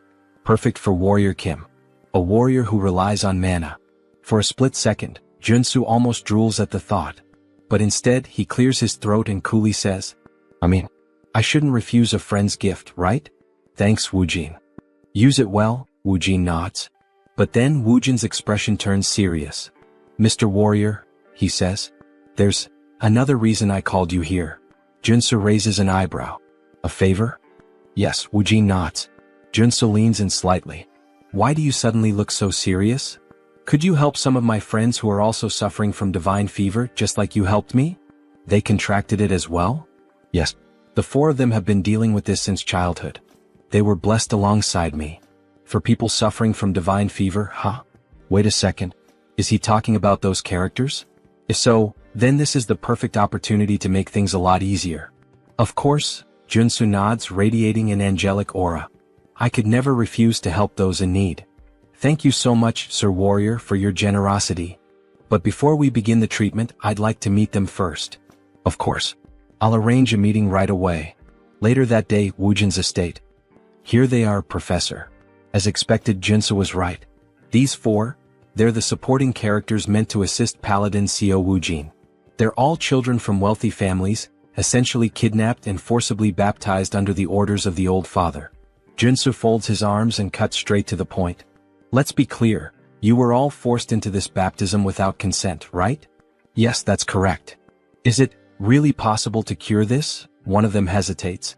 My treatment is painful, Junsu warns. But if you endure it, you'll awaken, just like Woojin did. If you follow every single one of my steps, you will succeed. Do you have what it takes to withstand it? For a moment, the 4 hesitate. Then, in unison, we'll do whatever it takes. Please help us. Junsu smirks. Spreading massive black angel wings, he declares. Then let's begin. 1 week later. All 4 of them awakened. We actually did it. Just as Junsu had predicted, their innate talent ensured a smooth awakening. Professor, thank you so much. The 4 students burst into tears, overcome with gratitude. Junsu nods, satisfied. You endured my method. That credit belongs to you.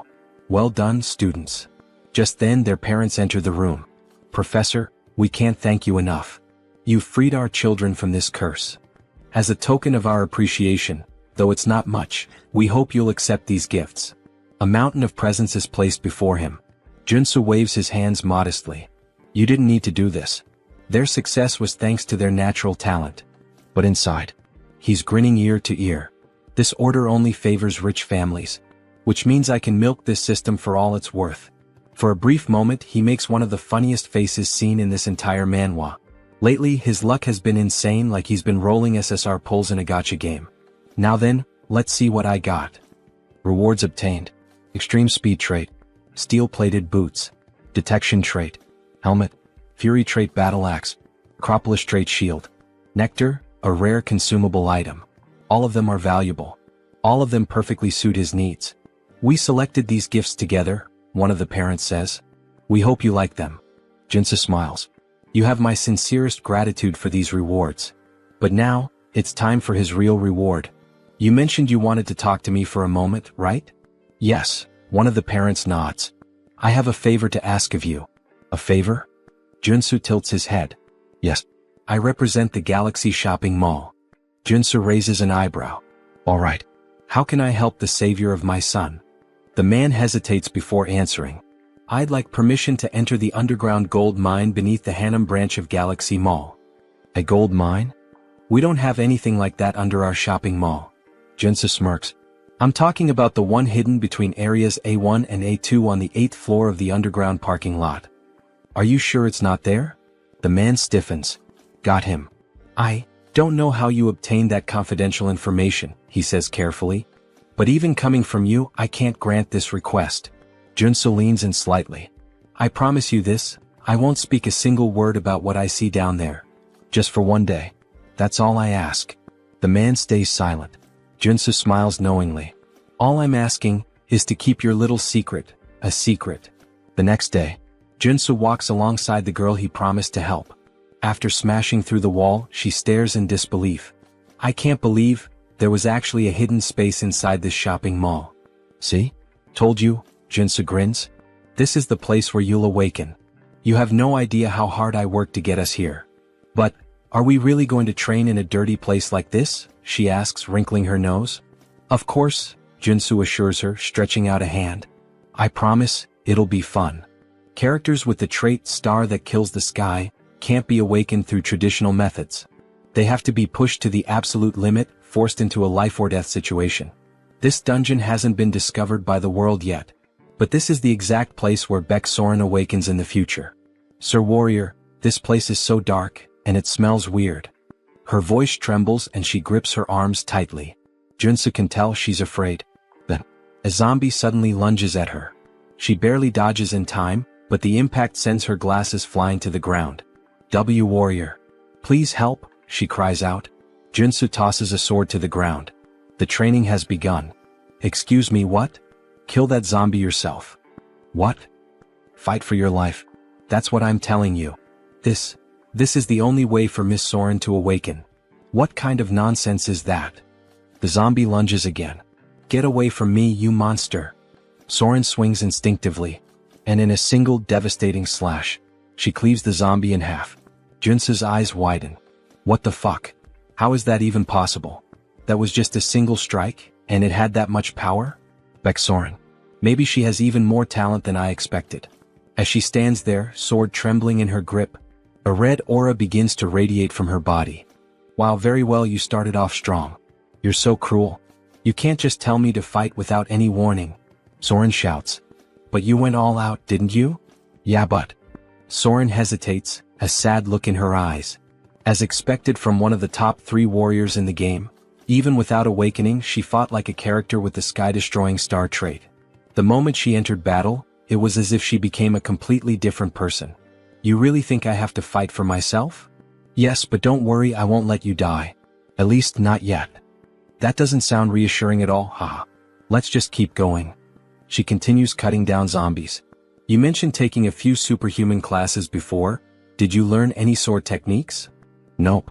I've never even held a sword before, nor learned any techniques. But you said I had a certain talent, right? She says proudly. Then there was that instructor who had to use every possible method just to acquire a single trait. Isn't that way too overpowered? This place is way deeper than she expected. She can't even see the end. How much longer will they have to keep moving forward? Maybe there's an exit just around the next corner. As things stand now, we're not getting out of here until she awakens. Suddenly, a zombie attacks them. Wait, is that a drill? Drill-wielding undead. The drill zombies were tough enemies back in the game. Maybe he should help her, but with a devastating strike, she slices the zombie's arm clean off. If you're a zombie, fight fair. Don't you dare use a weapon. Then, with brutal efficiency, she cuts the zombie in half. Jusun watches in surprise. Well, that was a clean victory. She felt her body moving on its own. But just then, the still-living zombie sinks its teeth into her foot.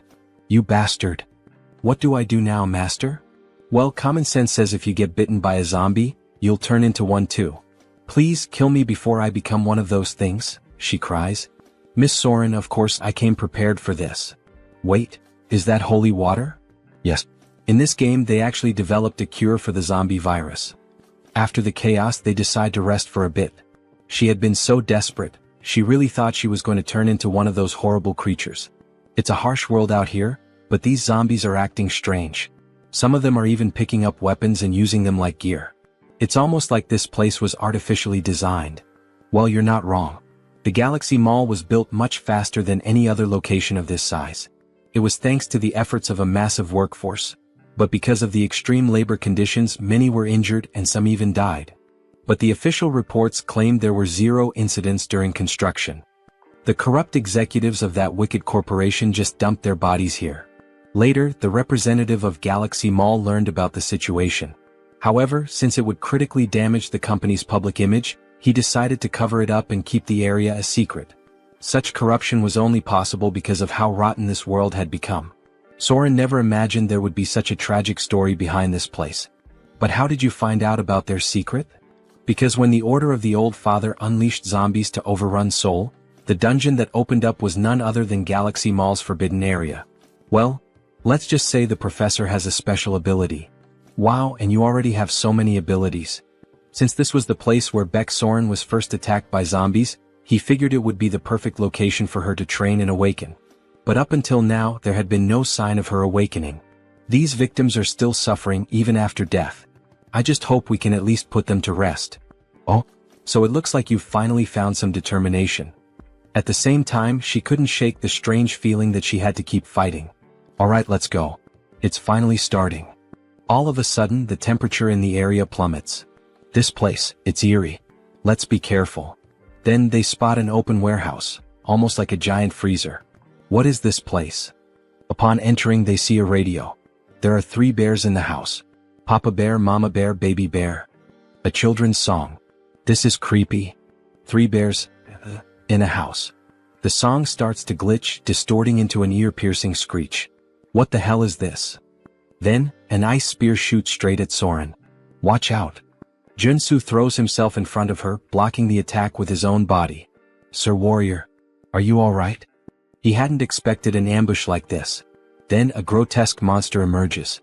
Conjoined Phantoms. Boss of Galaxy Mall's forbidden area. Level 3 mutant. A level 3 mutant? Soren, you need to get out of here, now. This thing is way beyond your abilities. But the creature launches another barrage of ice spears. I don't want to hear any complaints, get out. And I don't want a popsicle either. He deflects the attack, but suddenly the enemy starts channeling another ability. A massive ice lance forms in midair. He can't block this one. Professor. Soren, run. I'll buy you some time. How can I just leave you here? She cries. One of us has to make it out alive. She can't do it. Miss Soren, the reason I was so sure about your talent is because you possess the ability, Sky-Slaying Star. The Sky-Slaying Star? This can't be true. Believe in yourself. If you do, you'll awaken. And with that, my final lesson is complete, my apprentice. The monster fires a storm of ice arrows, obliterating everything in the area. Believe in herself? Oh. As the icy onslaught subsides, Soren stands frozen in place. Then, alright. I will. I will trust in my own abilities, Professor. A golden light surges around her. Her eyes burn red. What was this power she was wielding? Ha ha ha. Then please, don't give up. Junsu watches in awe.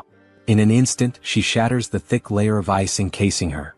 She has finally awakened. Beck Soren, SSR rank superhuman, level 1 warrior. What is this power? Shrill. I've truly awakened. Before a spear can pierce her, Junsu moves, cutting it to pieces. Now that you've awakened, it's time to drop the act. The Sky-Slaying Star has a condition for awakening. You must face a life-threatening situation and possess the mental strength to overcome it.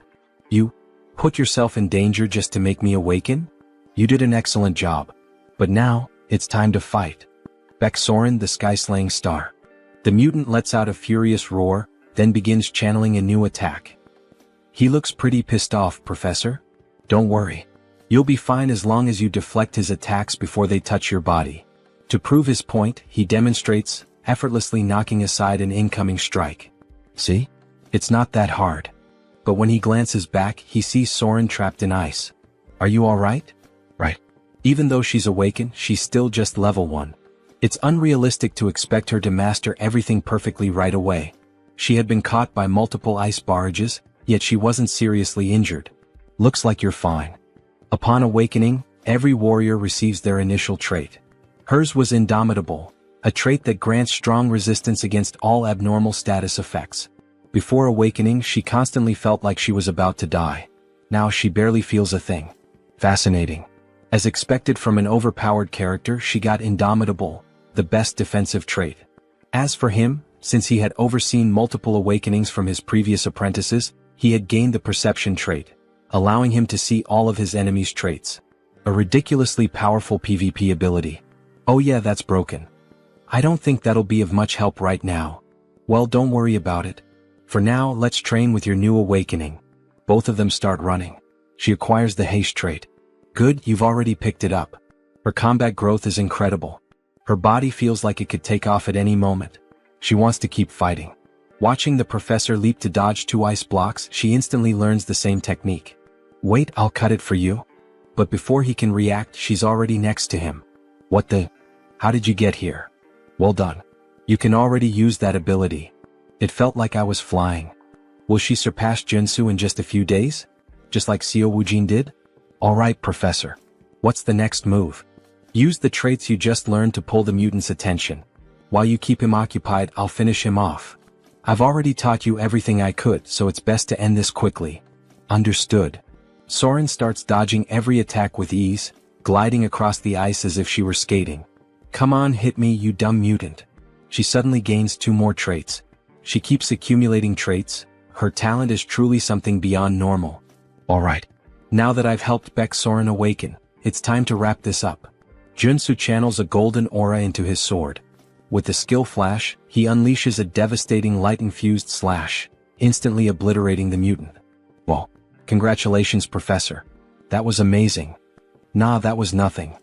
Then a phone appears on the ground. So this was the monster's mana core? How does a phone work as a monster's mana core? Well, this happens a lot with ghost-type monsters. A worker who ended up here valued his daughter more than his own life. Before he died, his resentment possessed this phone, turning it into a monster's core. I hope he can rest in peace now, Soren says, tears welling up in her eyes. I'm sure he will. Suddenly, the phone transforms into 2 mana cores. These are called crystals. If you hand them over to someone who knows how to use them, you can get some pretty good equipment. This is an incredible reward, something only obtainable by defeating this area's boss. Suddenly, the ground starts shaking. What's happening now? We already defeated the boss. This area is collapsing. Then what should we do? Have you managed to fully adapt to the traits you just acquired? What? There's no time. Start running if you don't want to die. Now. Both of them take off at full speed. Run as fast as you can, Soren. If you keep going this slow, it'll be the end for you. This is as fast as I can go, Professor. There's still a long way to go before they reach the teleportation portal. If she doesn't push past her limits, she won't make it. Suddenly, large chunks of debris start falling in her path, blocking her way. No, not like this. She just awakened. There's no way she's going to die so easily. There. The teleportation portal. Hurry. Junsu can't help her. There's still one last trait she needs to obtain. The reason she became one of the game's best characters was because of 3 defining abilities. The Sky-Hunting Star trait allowed her to grow rapidly in battle. Indomitable nullified the deadly side effects of Heaven-Slaying Star. And the last trait. Soren keeps running, desperate to survive. A massive rock crashes down, slamming into her arm, injuring her. Damn it. I won't give up that easily. I will survive, no matter what it takes. She pushes forward. Here I go again. Trait unlocked, runaway train. Ignoring the pain, she dashes forward, barreling past the obstacles in her path. Junsu loses sight of her. Did she fail? Then out of nowhere she burst through the rubble, grabbing onto him. Let's get the hell out of here, now?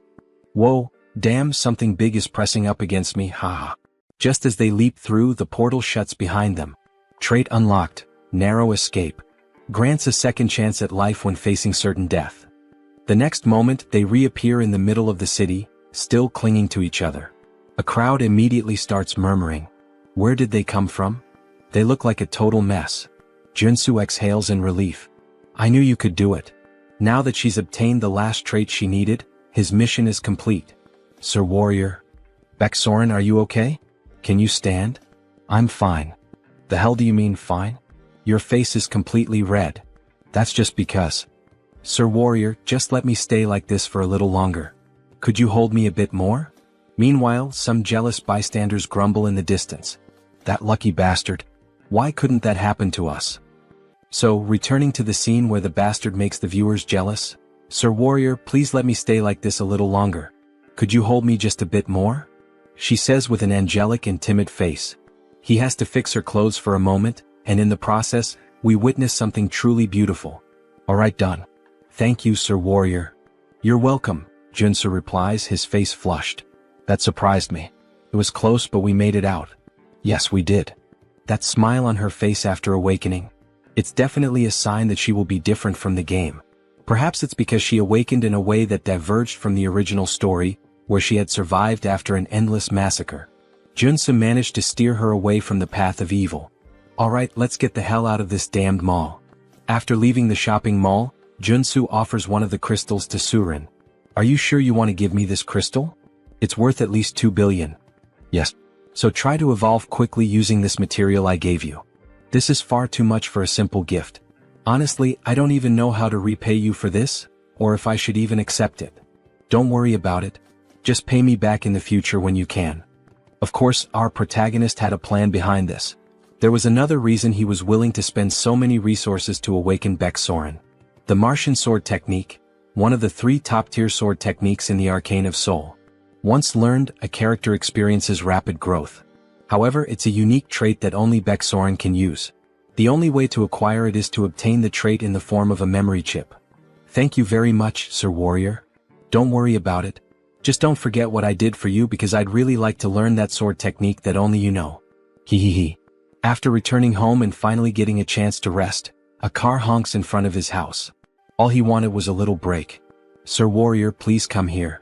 The damned world of Arcane Soul wouldn't simply let him rest. Alright, Woojin. Thanks for coming to my residence at this hour and making the trip all the way here. I'm so happy to finally be able to repay you for healing all of Woojin's friends. I would have preferred if he hadn't come now. We miraculously managed to schedule a meeting with the Armor Meister. I'm beyond excited. There's no devil in existence that could stop me from attending this event if he is the one we're meeting. In this world, good items belong to those with good skills. The master craftsman we contacted this time is incredibly busy, but he can forge level 7 armor. Level 7? Alright, let's go now. Moments later, they arrive at the entrance of a grand house, with several guards stationed outside.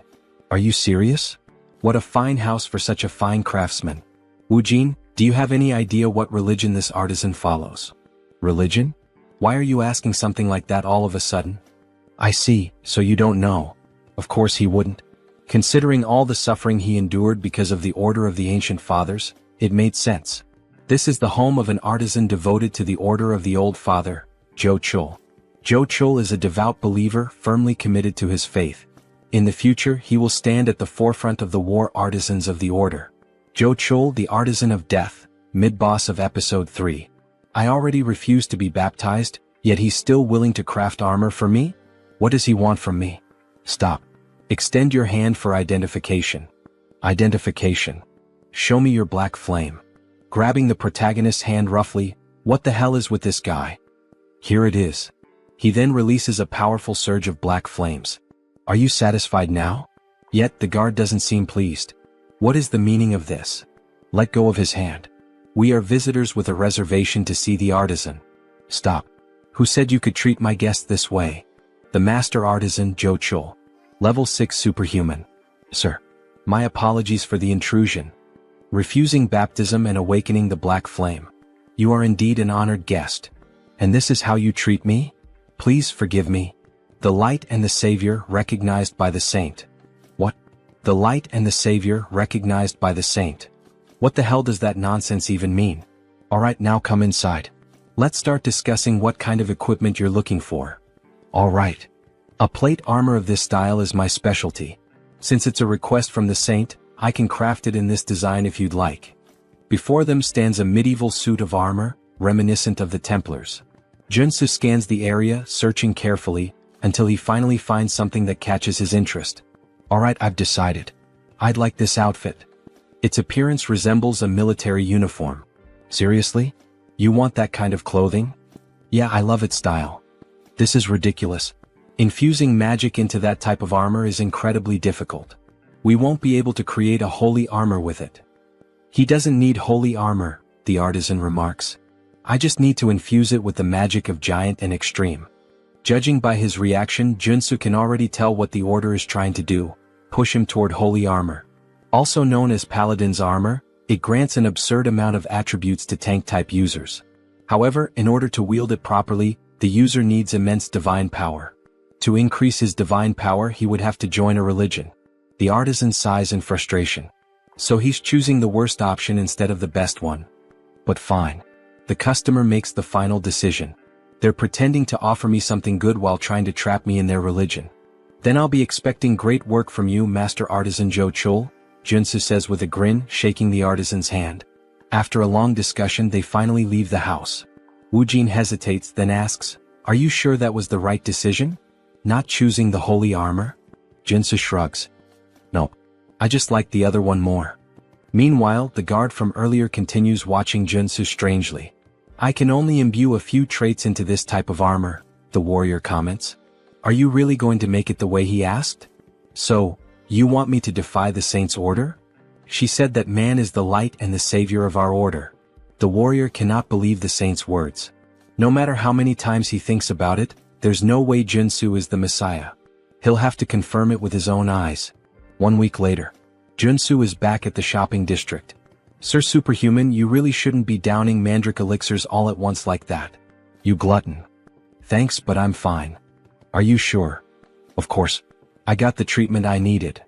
A notification flashes. "New trait obtained, energetic. Thanks a lot for giving me these elixirs for free." "Don't worry about it. It's thanks to you that our market was saved. Now we're flooded with customers every day. Consider this my way of saying thanks." "So that's why there are so many people here today? Looks like business is really thriving." "That's great." "Hello, Superhuman," a man says, lowering his head in respect. "Hey, you're that guy from the Iron Fist gang? It's a pleasure to see you again," Junsu says, laughing loudly as he slaps the poor guy on the back. How have you been, sir? Could I kindly request a few minutes of your time?" "For what?" "Our boss wants to see you for a bit. There are too many eyes around." "Let's move somewhere else," Junsu says. "Understood." They get into a car and drive onto the road. "We've prepared a high-quality bulletproof car for you, sir. Do you like it?" "Not bad." A sign reveals their destination, Miram. Something feels off. Has the Iron Fist gang always used Miram as their meeting spot? If Junsu remembers correctly, that place is nothing but a slum filled with human garbage, the worst kind of murderers and degenerates. The car runs out of gas, forcing them to stop at a gas station. Of course. Wait, this place is Miram gas station. Junsu turns back, only to see the driver grinning. "Alright then, have a nice rest here, sir." With a murderous gleam in his eyes, the driver grips a detonator. "Seriously? He's trying to set me up?" Junsu glances at the car. Several C4 explosives are planted inside. "Shit. I walked right into a trap. Hey buddy, do I look like an idiot to you? Who do you think you're messing with?" "Excuse me? What the hell are you even saying?" Junsu suddenly kicks the car door open and swiftly jumps out. "Stay in the car, you idiot, with all those bombs you set up. Go ahead, stay inside forever." Then Junsu throws a grenade. The driver screams in panic as the car erupts into a massive explosion. Junsu dashes forward, activating his abilities, speed and breakthrough. But something is off. That explosion was way too powerful for just a single grenade. There was no way it should have caused that level of destruction. As expected, that guy was a traitor. The bulletproof luxury car speeds toward Miram and ultimately the gas station. That lingering sense of déjà vu, there was a reason for it. A flashback begins. We see Iron Fist's boss lying on the ground. Then it becomes clear, Junsu knew this would happen because all of these events had already played out in the game's story when Iron Fist Kim was betrayed by his own men. He doesn't know exactly why, but this time the traitors of the Iron Fist gang have chosen him as their target. Suddenly, a hail of gunfire rains down on his location. One of the men shouts, "That's him. The guy on the most wanted list. Ah. If we take him down, we'll get that billion-dollar bounty." Excitement spreads through the group as they ready their weapons. Guns, knives, and eerie grins. Of course, this wouldn't end with just that bomb-filled car, Junsu thinks, dodging the storm of bullets. The gunmen keep firing relentlessly. Junsu ducks behind a car for cover. Damn it, there are too many of them. He knows the vehicle won't protect him for long. With no other choice, he activates his leap ability, launching himself onto a nearby building. They probably didn't expect this. I should be safe up here. But the reprieve is short-lived. There he is, on the rooftop. Shoot him down, one of them yells. Damn it, they caught on fast. Junsu grits his teeth, raising his mana shield just in time to block another volley of bullets. They're not even enhanced. How the hell are they reacting so quickly? What's wrong with these bastards? Then their leader shouts, "Everyone aim for the center of the shield. Fire all at once. Let's end this now." A synchronized barrage slams into his barrier. The sheer force causes it to crack, leaving Junsu momentarily stunned. What the hell? How do they have this kind of precision? He instinctively takes a step back, just as a bullet grazes his arm. He clenches his teeth. He had underestimated them. He really didn't want to use these, especially since he had just bought them, but at this rate he had no choice. Reaching into his jacket, he pulls out a handful of odd-shaped grenades. "Here, have some gifts, you bastards." The grenades slowly fall near the enemies, releasing smoke. They begin coughing. What the hell is this smoke? Wait, these are tear gas grenades. Damn it, I can't see him. We can't let him escape. We need to kill him to get the antidote. Who do you think you're chasing if you're not even superhuman? Junsu mocks them. Well, anyway, it's time to say goodbye to the failures. Time to get the hell out of here. As he runs between the buildings, he finally manages to lose them. Finally, a group of thugs showing focus almost like superhumans, huh? Junsu thinks. There's only one way that could happen, the damn combat drugs. They have serious, harmful side effects, but they can temporarily enhance combat abilities. That's probably how they almost trapped me for a while. Considering they mentioned something about an antidote, Junsu is sure that's what they're after. The only problem is, the only person who could lead that gang in Miram is the human hunter. He's the first person that comes to the protagonist's mind. He's a superhuman with excellent abilities, a sharpshooter with deadly aim, focus, and precision. He's the master of cowardice in combat, active in Miram. His methods are simple. First, use the betrayal of an infiltrator to plant a bomb. Second, send in a gang of criminals under the influence of combat drugs. And third, his specialty being a sniper. Knowing this, Junsu activates his abilities to see beyond normal vision on the battlefield. With great effort, he spots a distant light coming from a building. Just in time, he narrowly avoids a shot from the building, but despite his speed, the bullet grazes his face. If he had reacted even a fraction slower, he would have definitely been dead. But the risk paid off. He now knows the enemy's location, where they're hiding. Looking out over the city, part of it is on fire, and an idea forms in his mind. Got you, you bastard. He leaps down, sprinting toward the flames to confront the cowardly human hunter, the sniper. He has no choice but to go straight for him. However, the fire is intense, so he'll need to use his defensive abilities. Fire resistance, perseverance, black flame, leap, dash, and the Einhijar cultivation technique. He pushes through the fire, running as fast as he can, even though the flames are burning him. He ensures that the sniper can't see him through the smoke, making it harder for the shots to land. To fight such a skilled sharpshooter, he has to get close. Finally, as he looks up at the building, he sees a red light. So that's where you're hiding, you bastard. I found you. Locating the sniper's position is the top priority when facing these kinds of players. Damn, I can't see him, the sniper grumbles. Maybe I'll need to change positions. As the sniper scans the city, looking for Junsu and aiming at every possible spot, he catches sight of a blue trail in his scope. He realizes he has to get closer and create an unexpected variable. Wait, did he jump from that height? The sniper is taken aback by Junsu's move. And how dare he challenge a sharpshooter to a shooting duel? With that, the sniper activates all his abilities. Sniper, focus, deep breathing, incite, gun shooting, ein. He fires his pistol, the black flame, at the same time that Junsu shoots. What will happen next? Who will win this cowboy-style shoot? Then both fire at the same time. They take a deep breath in this moment of tension. It's all or nothing. The sniper's shot hits Junsu's arm. Shit. He really is a damn sniper. And to think that even in this surprise situation he was still able to shoot. But we know our protagonist never does anything for no reason. With a smile on his face, he declares that it's over. He also managed to land a shot on the sniper's shoulder. The sniper is shocked. After all, it was just a shot from a regular pistol. But then, flames start spreading rapidly over his body. Black fire engulfs him as he screams in agony. Junsu barely manages to land on the ground, struggling due to his injured arm. Their bullets are deadly even if they only graze the enemy because they consume their target's mana. As he writhes in pain, Junsu declares his victory, only to realize he has fallen into a trap. A pool of sand appears beneath his feet. It's a magical snare. Meanwhile, Human Hunter starts taunting the protagonist, calling him a brat and a fool. Don't think this is over, you bastard. He pours holy water over himself to extinguish the black flames. Shit, this is bad. If Junsu doesn't get out of this trap now, he's dead. The moment I put out this damn fire, I'll fill your body with bullets. You'll look like a damn sieve. Damn it, I need to think fast or I'm a dead man. He hadn't expected this to turn into a race against time. For now, he needs to slow down the infiltration of magic and minimize the damage. He equips the traits: Mana Barrier, Perseverance, and Resolute. Then he adds the traits of Brute Strength, Strength and Super Strength. Pressing both hands against the ground, he yells that survival comes first, pouring all his strength into escaping the trap. He activates his last available trait, Purification.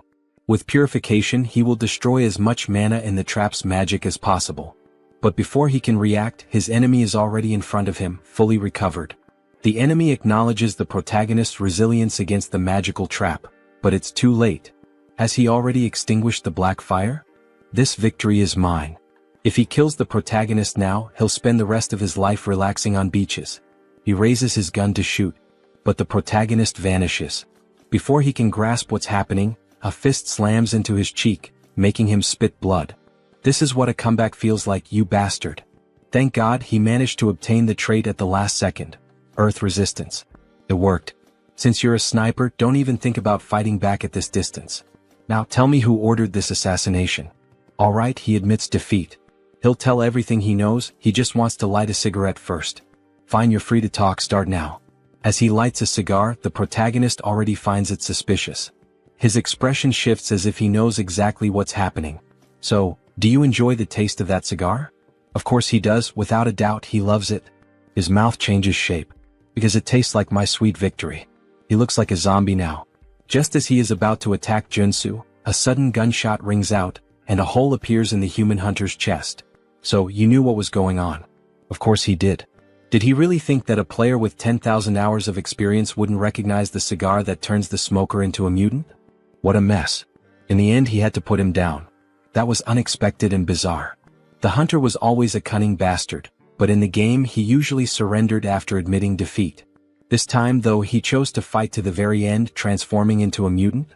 Maybe he had a hidden motive. Not that it really matters. What's important is making it out of this alive. As he searches through the hunter's clothes, he finally finds a flash drive. Alright, let's see who's behind this plan and trying to kill me.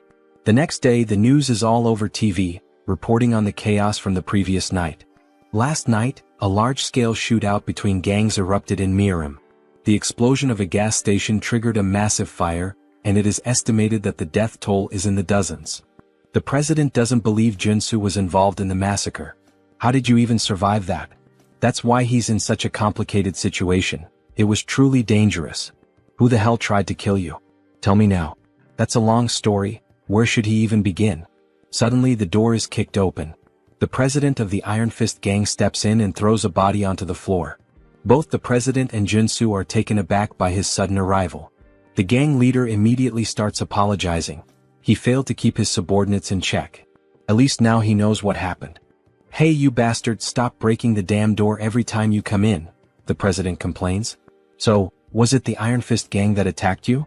The president asks, his expression somber. The gang leader responds that it was one of the lower-ranking members of his group. Still, after interrogating the culprit, he managed to obtain some useful information. The guy who set up the trap was desperate for money? Something like that? How did you know? Turns out he had lost everything in illegal gambling and was drowning in debt to loan sharks. Well, the reason for his betrayal is pretty obvious, isn't it? Whatever the reason, it's his fault. Once again, I apologize. Apology accepted. Even as a gang leader, keeping every low-level member under control isn't easy. Iron Fist Kim truly had no knowledge of what was going to happen, because if it hadn't been Junsu, he would have been the target of the betrayal himself. He'll take responsibility and track down whoever was behind this malicious plan to have Junsu killed. Oh, for that, he already has a piece of evidence that might lead to the culprit. He then shows the flash drive. The president looks at it. Is this a USB? The superhuman who tried to kill Junsu had it on him.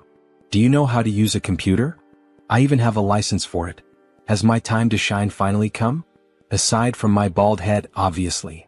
After plugging the USB into the computer and searching through its contents, he finally finds something. Alright, this guy was a big deal. He killed at least 20 superhumans. He's a psychopath. Well, his name was Human Hunter, so that makes sense. Forget all that, let's get to what really matters. Let's check his most recent job requests. Alright. His latest request. Let's see. This was the last one he received about 5 days ago. The bounty was 20 billion? The president is shocked. 20 billion? Even the protagonist is stunned by the absurd amount. Maybe it would be worth turning himself in just to collect the reward. Who the hell could afford to offer that kind of money? The client was someone from the Ascendant Group? Someone from a major corporation? This person right here was the one who made the request. As soon as the name appears on the screen, Junsu recognizes it. Son of a bitch. So it was that bastard. The paladin who had gripped his hand tightly and questioned him. Things just got complicated. So it was that bastard. He's the paladin Junsu saw at Juchul's house. Why the hell is that rich kid trying to kill him? Maybe he has a suspicion. Can you pull up the Ascendant Security family tree? Sure, just a minute. Here it is. Just as he suspected. Now he can finally piece together what's going on. Ascendant Security, a private military company under the Ascendant Group, one of the top 5 corporations in Arcane Sola. Lee Jaeol, the eldest son of Ascendant Security, was originally first in line for succession. However, after receiving the baptism of the order from his old man and becoming a paladin, he was pushed to the very bottom of the inheritance line. Now the only path left for him is to succeed as a paladin. But the Saintess has been obsessed with Junsu, calling him the light, the savior. Maybe it's just jealousy. Maybe he's furious that he lost the Saintess' attention and is taking revenge. Watching Junsu surpass the baptism and rise to prominence must have driven him mad. Mad enough to order an assassination. The president is outraged. What? To think he would target you just because of his own inferiority? He needs to be taught a lesson, he shouts, furious. But how? The opponent isn't just some heir to a small company. He belongs to a family that owns a major corporation. One wrong move, and the entire company will come after them until nothing is left. That doesn't mean they should just sit back and take it. Yeah, you're right, Junsu says, smirking. I have an idea. The president was already expecting that answer. With an almost theatrical reaction, he exclaims, I knew you were plotting something. If we have to take down a big name, let's start by focusing on our expansion. Hours later, Seo Woojin is shouting. That damn bastard. How dare he try to assassinate the Lord Warrior? He slams his fist on the table, shattering it. Junsu sighs. Relax. I'm still alive. Woojin looks at him with concern. You're not hurt, are you? Dear viewers, I'm starting to think he has something different about our protagonist, haha. Back to the manhwa. The other two stare at the destroyed table, stunned. Nothing could be better than having Woojin on their side. He's not just insanely rich, he's also a level 5 superhuman. He won't let this slide. An eye for an eye, as they say. We should hire an assassin to do the same to him. I can't even begin to imagine how much it would cost to put a hit on the eldest son of Ascendant Security, but... Don't worry, Junsu interrupts. I have an idea. What kind of idea? I'm going to challenge Lee Jaeol to an official duel. A duel? Woojin questions, clearly alarmed. The other two are equally shocked. This can't be avoided. If he lets him go free, he'll just keep hiring stronger and stronger assassins to try and kill him. But that guy is a coward, he'll probably just hire someone strong to fight in his place. Either way, this world is full of unfair advantages. If he wins the duel, he'll receive a formal apology and proper compensation. Right now, this seems like the most realistic solution, analyzes the gang leader. Junsu won't be able to fight him on equal footing, so he'll have to rely on the duel. With clear evidence in his hands, he has more than enough justification to challenge him. If they allow Jaeol to send someone in his place and keep the duel private, with only close acquaintances present, he will accept. All right, the president says, preparing to formally send the duel request. We'll also need an official notary. I'll take care of that, Wu Jin offers. His parents know a lawyer who used to be a Supreme Court judge. All right, thank you everyone. I can always count on you guys. Why are they all looking at him like that? Everyone has a sad expression, almost as if they're mourning him. I'm not going there to die. Don't look so down. Don't kill me off just yet. Are you confident you can win? The gang leader questions. Since your enemy knows your strength, he'll bring in a fighter who's at least level 4. Of course this won't be easy. Especially since he can't use his mutation characteristic in an official duel. This will be much harder than when he had to face that man before. Either way, he can already predict who the fighter will be. So you already know who your opponent will be? Yes, and that's why I need a good amount of preparation. Wu Jin, can we spar for a bit? Of course. I'll help you with everything I've got, Wu Jin says, gripping his sword with a happy expression. Thanks a lot, but please take it easy. Last time we fought, you nearly killed me, Junsu thinks to himself. 3 days later, they all gather in an arena inside a warehouse. Some spectators are present. We're all cheering for you, Lord Warrior. The president is dressed up like a cheerleader, completely decked out. The gang leader can't believe what he's seeing. And, of course, she's there too, the girl who got the protagonist all fired up. She's in the stands cheering for him. We believe in you. Don't give up. Alright, thank you everyone. He trained so relentlessly over the past 3 days that he feels like he's about to drop dead. But thanks to that brutal effort, he has managed to complete his preparations to face the enemy. And there he is, Dusik, the paladin captain of the Order of the Old Father. It's been a while since I've had to participate in a duel, he says, laughing. Oh, Dusik, the paladin captain of the Order of the Old Father. A level 4 superhuman. Captain, you didn't have to come all the way here to settle this. Silence. What makes you think you have the right to speak to me that way? No paladin of the Order will ever lose an official duel while he is captain. Jaeol stays silent. Lee Jaeol, acting all high and mighty in front of me, yet he's nothing more than a sheep before his captain. What a coward. It's a pleasure to meet you, Warrior Kim. Hello. First of all, I would like to apologize for this unpleasant situation. What? He's apologizing in such a civilized manner? Junsu is taken aback. This incident is entirely the fault of one individual.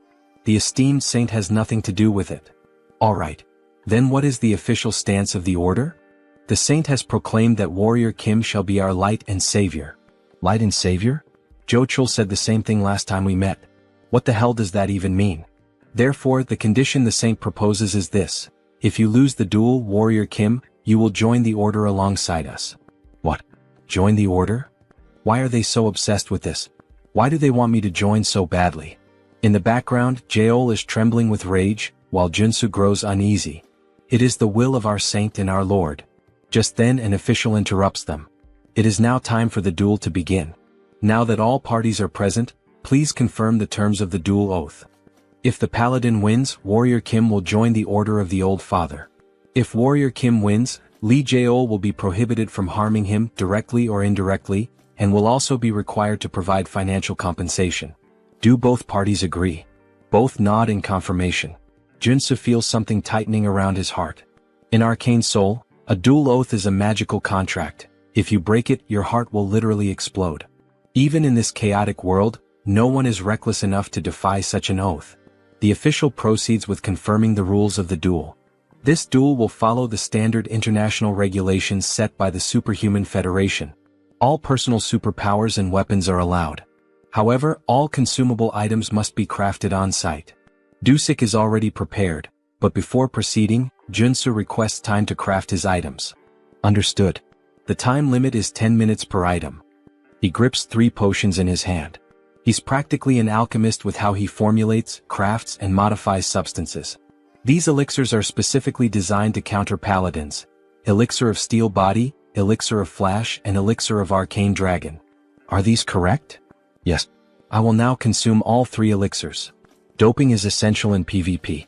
He drinks all 3 at once. Now that both sides have completed their preparations, The duel is about to begin. 10-9-8-7. Both warriors stand face to face in the arena. Warrior Kim, it is a great honor and privilege to have you join our order. Why not reconsider and join us voluntarily? Just start the fight. Alright, we tried. If you refuse salvation, then so be it. Dusik raises his hammer. It's like watching Thor himself.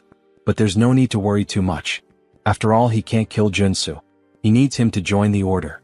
Then suddenly his entire body radiates an overwhelming aura, filling the arena. He looks like a Greek god, just like Thor. Meanwhile, our protagonist remains still, gripping his sword, a mere blade in the face of such power. The mana surrounding Dusik is incredible. He is clearly on an entirely different level. No matter how much Junsu has prepared, he cannot win unless he is willing to risk his life. 3-2-1-0.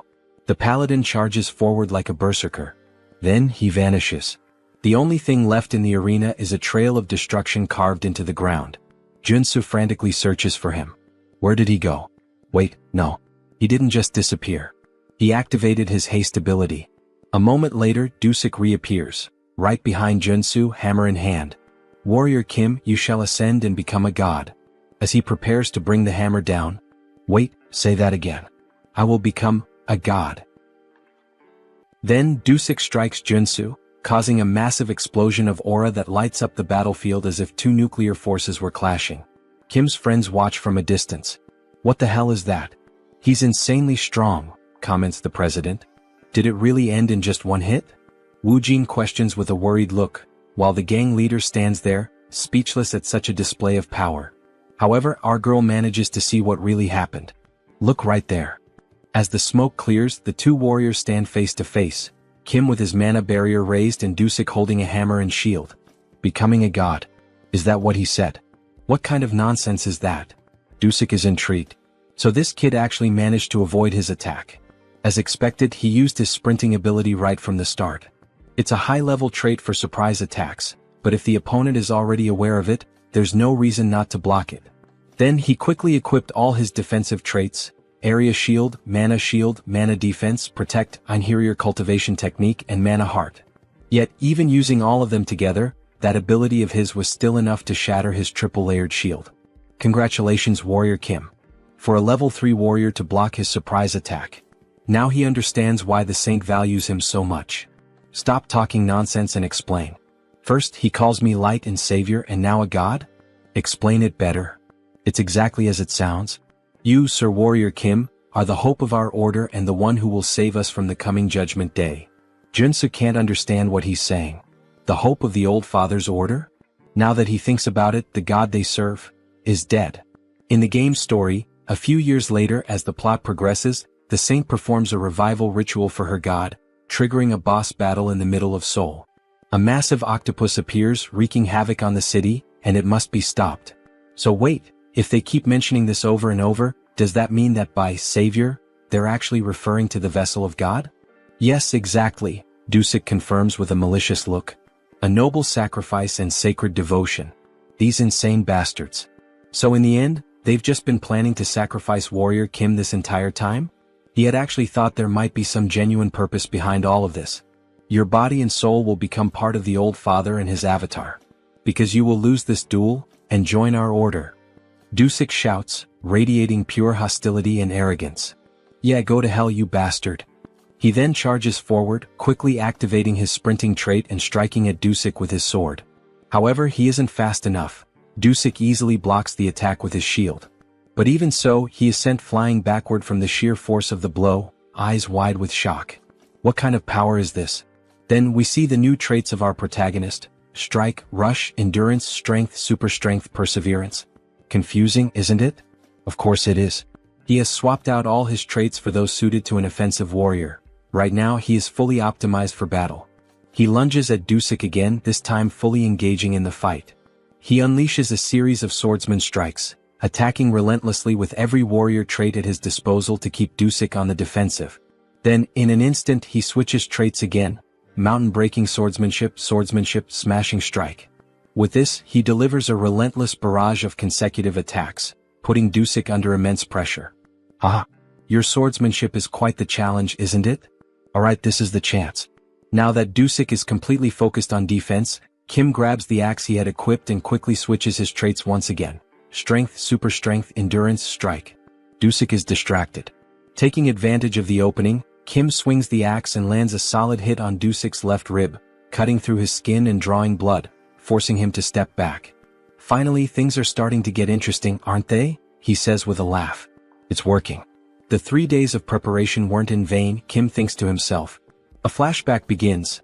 The reason he trained with Siu Wujin wasn't just to acquire the right traits for this duel, but also to learn how to switch them instinctively in a fraction of a second. We see him training, shifting his traits while attacking Wujin, and when Wujin counterattacks, Kim immediately switches to defensive traits to absorb the hit. Back to the fight. When facing superhumans far stronger than him, he must use defensive traits at the right moment. Just like now, as he swiftly switches to defense to block Dusik's hammer strike. However, the strike is too powerful, shattering the shield and forcing Kim to step back slightly. But within a second he switches his traits once again. Use offensive warrior traits when executing a surprise attack.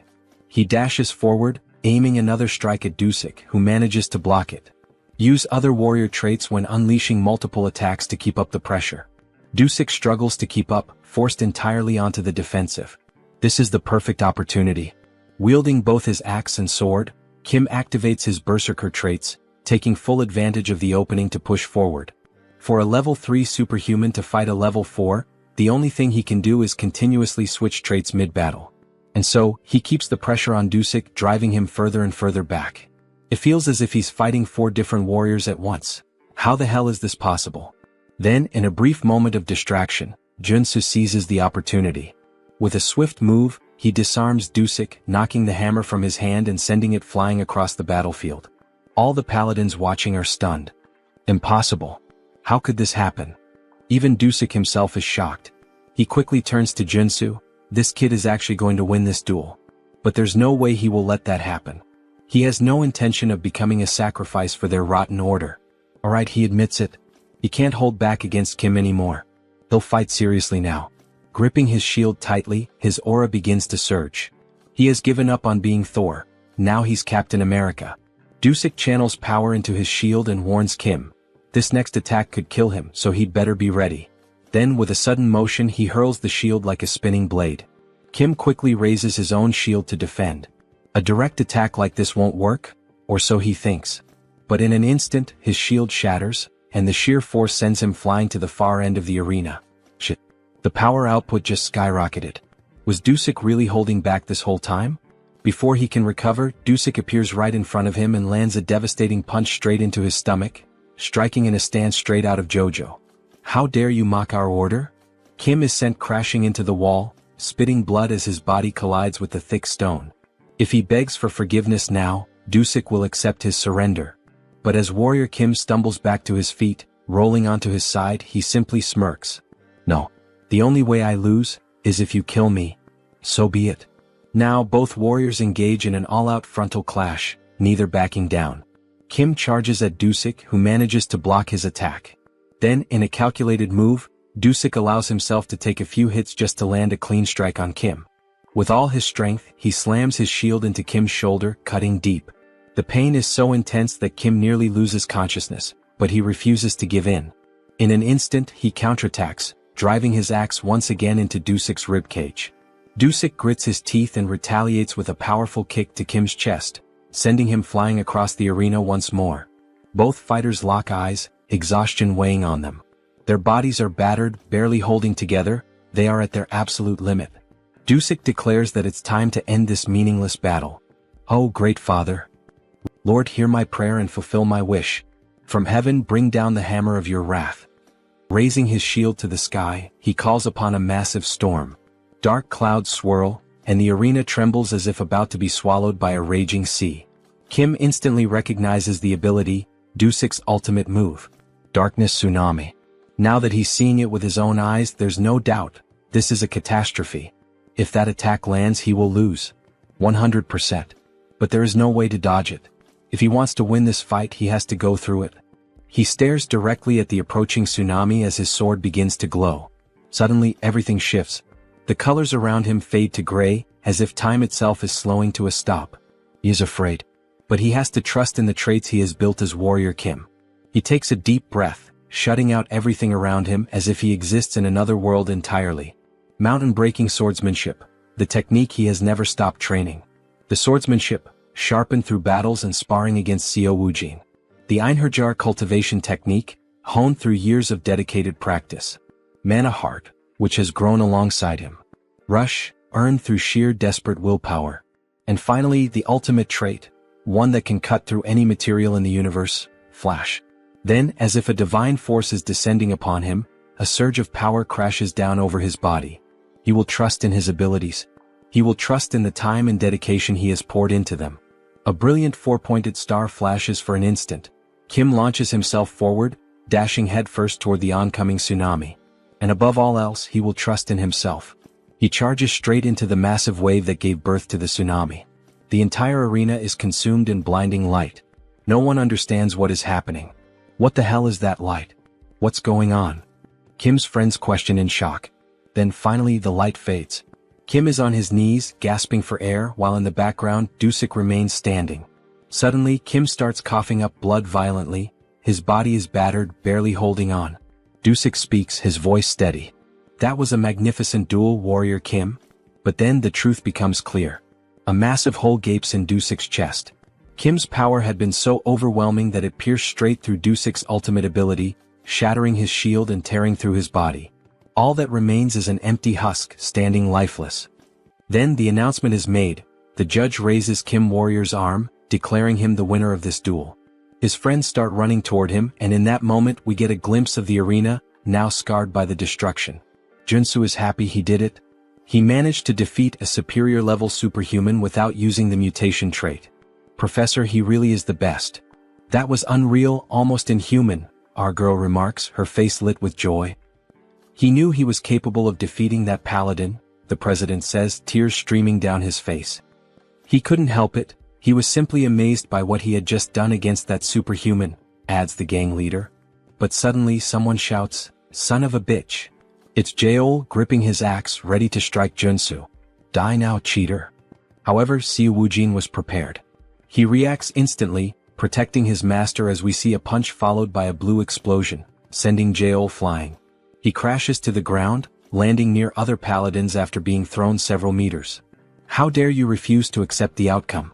That chief paladin Dusik lost in a fair and honest battle, and yet you still try to attack his teacher? Do you truly wish to meet death now? At last we see Woojin in a fighting stance, his expression filled with rage. Sir Lee Jaeol, do not forget the magical pact both fighters agreed to. If he acts recklessly, his heart will explode. Kim Warrior, because of him, the captain of the paladins is dead. We see his heart being crushed by magic, making it impossible for him to even breathe properly. They will have their revenge. The Order of the Old Father will not forget this, the other paladins shout. So they're saying that Kim was the one who killed Dusik in this duel? Is that really what that worm is trying to claim? Yes, everyone saw it, he was killed by Kim Warrior's hands. Stop talking nonsense, Junsu says in a serious voice. The one truly responsible for Dusik's death was none other than Jaeol himself. Though he was an enemy, Dusik was an outstanding example of a warrior. He fought bravely for what he believed in and battled to the very end. Without a doubt, he was not someone whose life should have been lost in an open duel, all because of Jaeol's petty assassination plot, driven by his inferiority complex. In the end, he was just a captain trying to protect his battalion, the very battalion Jaeol tore apart and led to his death. In the name of Dusik's honor, accept the outcome of this duel and uphold your promise. Jaeol begins to cry. Deep down he knows the truth, Dusik died trying to protect his reputation. Captain, forgive me. We need to leave now, sir. The paladins lift Jaeol and begin to retreat. Not even the Order of the Old Father would dare seek revenge after he had already gone this far. The next day we find ourselves at Seonsu Workforce. The president is on a call, bursting with excitement. That's right. He officially hired the superhuman warrior Kim, the one who defeated the captain of the Order of the Old Father. He understands you'd like to make a request. All right, my apologies, I'll call you back in a few minutes. Then we see that Junsu has entered the room. He had been worried that master craftsman Jo Chul might have tampered with his armor. But no, he had crafted it just as requested, embedding the giant and extreme traits. Wow, this armor really suits him. Here, why not try this on while we're at it? It's a gift from the president. A gift? Seriously, this is much better. It's a handcrafted luxury training suit. It even has self-cleaning and regeneration magic. Very nice, this is quite to my liking. President Choi knows exactly what I like. Thank you. Haha, wearing this you almost look like a model. Well done. Then our protagonist makes one of those familiar expressions just like Lloyd. In any case, maybe he can ask Junsu for something? And what would that be? Thanks to him, our business is thriving now. But since you have a relatively short work history with us, some people are questioning our contractual relationship. If that's the reason, then he should comply. Do you have any decent work for Kim? Yes, he has the perfect job prepared for Warrior Kim. The Sun Magic Tower wanted to study his black flame for research purposes. The Sun Magic Tower, It's one of the 4 great magic towers of Soul Arcana. If he remembers correctly, this is the place where one can acquire fire-related magic. It's an excellent trait for mages, maybe even for him. They will reward him with membership. Very well, he'll accept. This character is in the Sun Magic Tower, so he knows exactly what rewards he can get from them, Junsu says with a sinister grin. Then he heads to the designated location, a place where magic and science intertwine. It truly is a fascinating sight. Superhuman Warrior Kim? The man introducing himself is Park Hyungju, a senior researcher. You must be here because of our request to study your black flame, correct? Park Hyungju, senior researcher, level 5 mage. Yes, that's correct. He had expected him to be much older, but he's actually quite young. There's not much time, so they'll get straight to the point. Please, this way. Then he introduces a capsule surrounded by cables and a computer. First, we'll perform some basic measurements. This machine looks oddly familiar. Please step inside. You only need to remain still. So he enters the machine. The assistant shuts the door and a robotic voice announces, initiating ultra-precision measurement. Ultra-precision? Wait, this is the machine used to reveal everything about a character to the player. He's walked right into a trap. Information about him starts appearing on the screen. This machine will expose all the secrets of his traits. Hey you bastard, what the hell?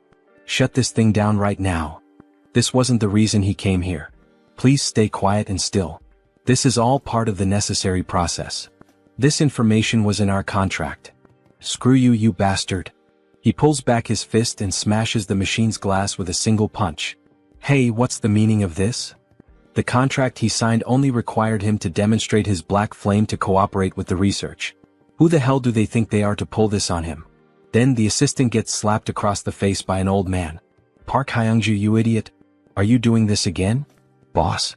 Now we're introduced to the old man, Yoon Myung-seok, chief researcher, level 6 mage. How dare you try to ruin my project? This is a misunderstanding, chief. A misunderstanding, my ass. He had planned to sell Mr. Warrior's information, the sole possessor of the black flame trait. There's surveillance footage proving it. My apologies. I let my greed get the better of me for a moment. Get the hell out. You're exiled from this team. What the hell is going on? Kim has no idea what to make of any of this. 1,000 apologies, Warrior Kim. I am Yoon Myung-seok, the head of this research division. This was an unfortunate incident. What he means to say is, well, it wasn't his fault, you know. He thinks this kind of thing must happen often. So, that idiot sold our confidential information because of his gambling addiction. If it weren't for his mentor Elder Joe, he would have been kicked out of this place a long time ago. I see. In any case, I came here to fulfill your request and nearly had my personal information stolen. As an apology, we'll upgrade your membership status. Alright, I'm listening. What exactly are the benefits of this so-called upgrade? You'll have access to our commercial facilities as well as our training grounds. I assure you he'll make excellent use of them. The training facilities of the Magic Tower can only be used by its mages. What an unexpected stroke of luck. Yes, this doesn't seem too bad. Please, take some time to rest while we prepare for the research. Alright then. He'll take a look around the Magic Tower. As he enters a room, a floating golden orb appears. He almost fell for it, just as expected from Arcane Soul. But in the end, everything worked out. This is a chance to acquire many excellent traits from the Magic Tower's training grounds. Initiating electric magic training. The golden orbs suddenly begin releasing fierce lightning bolts that strike the protagonist. The pain is unbearable. He complains that it feels like it's shocking him down to his very bones. But if he can endure it for a while using his traits, perseverance, determination, revitalization, After withstanding the pain for some time, he gains a new trait, electric resistance. Nice. He has finally obtained the ultimate resistance trait for all 6 attributes. Okay. Even with resistance, this still hurts. You can turn it off now. At this point, he's going to get fried alive. However, something happens. The lights turn red and the robotic voice announces, "Training system has been switched to manual. Warning. The intensity of the electric magic has been adjusted." Wait, what? It said the training was already over. Who the hell switched it to manual? Wait, that bastard, what is he doing there? He tampered with the settings, that son of a bitch. So he pulls on the machine. Maximum output. Electric magic beginning. All the golden orbs begin to gather massive amounts of energy simultaneously, and then they release it all at once, like a huge kamehameha of electricity aimed straight at Junsu. Hey, calm down, what the hell is this? Die, you bastard. Then Junsu receives an enormous, concentrated surge of energy. Hyungja laughs a lot. This is what happens when someone messes with his business. Now die. However, after a moment he's surprised. What the hell is going on? Is he actually withstanding this massive electric discharge? There's no way he would go down from a simple low-level lightning strike like this garbage. There's a reason he's been training during his free time. We see his trait window showing 5 resistances already acquired. Divine resistance, which he gained by enduring the holy baptism. Fire resistance, obtained by boiling himself in the mana spring. Darkness resistance, earned during the battle against the necromancer Sharon. Cold resistance, obtained in the fierce blizzard of the conjoined ghosts. Earth resistance, which he acquired while trying to escape the magic trap set by the human hunter. And lastly, not least important, electric resistance, which he obtained through the training he just did. With all 6 traits now combined, we see a bright green aura surrounding the protagonist's body, as if he's undergoing some kind of mutation. His body begins to change from the inside. His heart starts beating harder as it draws more blood, more veins connect to his heart to increase its power. Then he finally gains a new trait, magic resistance. A green shield forms around him. How thrilling. This new trait came at exactly the right time. Hyungju can't believe what he's seeing. How is this possible? Can he really block a level 3 magic spell using only his body? Is he even human? This is going to be harder to deal with. Attention. The program is now out of control. Please terminate all training and evacuate the facility immediately. The system is out of control. This is going to get dangerous. In that case, he'll start dodging all the attacks using his perception trait. Then he quickly begins evading all the electric strikes, adding 2 more traits, movement and dash. By using this combo, he ends up gaining another new trait, secession. Good. He managed to acquire this useful trait as well. At this pace, he should be able to obtain the high-class trait, air raid. Damn it, what the hell is going on? Hyungju starts to panic and frantically presses all the buttons. He's really trying to kill the warrior Kim. However, he's stopped by his superior. That bastard of an assistant. He thought he'd heard the warning sounds and came running to check what was happening. What the hell does he think he's doing? Shut it down now before it explodes. Yes, sir. Resetting the training program. The training program has been stabilized. Lunatic. How dare you try to harm Mr. Warrior Kim? Chief, that's not what you think. Harm who? Mr. Warrior Kim? He seems to be unharmed after all that electricity. Well, it was definitely a bit electrifying, no doubt. But it was a good warm-up. Everyone present is left in disbelief at what they're seeing. Chief, please forgive this fool. Please don't expel him from the tower. He has nothing else left in the world. What will happen if he's expelled from the tower, asks Kim. He'll be magically marked in the brain so that he can no longer learn any new magic, just like a thief who loses his hands after stealing. His life as a mage will be over, and he'll be useless for the rest of his life. That seems fair, considering the trouble he caused Junsu. He's already done many bad things. This is just a natural consequence. And look at this, Mr. Kim. It may not be much, but it's a symbol of our apology. This is an elixir. It's a miraculous potion that can take you from 1 HP to full health in a single gulp. Thank you. This gift is like an extra life for him. He needs to calm down. Ah yes. He believes this is the proper compensation. He doesn't want this incident to turn into something bigger. But there's something else he needs to gain from this magic tower. But he must say that although this gift is great, still, it's not enough to make up for the fact that he was attacked twice after visiting this tower. So, could he be informed of what he might need in order to receive proper compensation? He's held on to this request for a long time, ever since he arrived at the tower. It's to experience the 4 magical spells from the 4 great magic towers. Pardon? Is he perhaps saying that he would like to experience the solar explosion? Yes, that's exactly it. Please, fire the solar explosion at him. The doctor is afraid that this request might not be possible. A level 3 superhuman can't withstand the solar explosion for even a single second. Maybe after he becomes stronger and grows a bit more. No. He's certain he can endure it for about 15 seconds. But that's a feat not even a level 5 superhuman can achieve.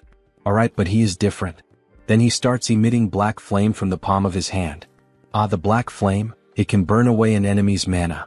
Maybe with that, he'll be able to withstand the solar explosion a bit longer. But even so, it will still be dangerous. Let's see it, says Kim, excited. And of course, our protagonist clearly has some kind of plan. Then we see a massive cannon being aimed directly at Kim. It's quite terrifying now that he's about to be hit by the solar explosion. But it can't be avoided. There are only 3 ways to obtain the solar explosion trait. First, enter the magic tower as a disciple of a tower master. Second, defeat the tower master in a one-on-one duel. But both of those are only possible for mage-type superhumans, so he can't do either. Alright, pay attention, Warrior Kim. We're about to begin the explosion. Get ready. In any case, there's one reliable way to obtain it. He can use a hidden quest, which is unlocked when he builds enough favorability with the tower master. A man who looks slightly old, dressed like a corporate executive. Then we see the solar explosion starting to activate like a rocket being powered on. In other words, he's putting on a show to prove his worth to him. The solar flare will be activated for 15 seconds. Then, the solar attack is launched. Kim stands with his chest exposed, ready to endure this insane assault. He begins to burn, but he can handle it. Because there's a trait he can obtain, magic armor. Through the trait embedded in his gear. Magic armor. Wait, is he actually withstanding it? So they're telling us that this superhuman isn't level 6? He's only a level 3 warrior and yet he's enduring all 15 seconds of our strongest magic? That bastard is level 3? How is that even possible? It hurts.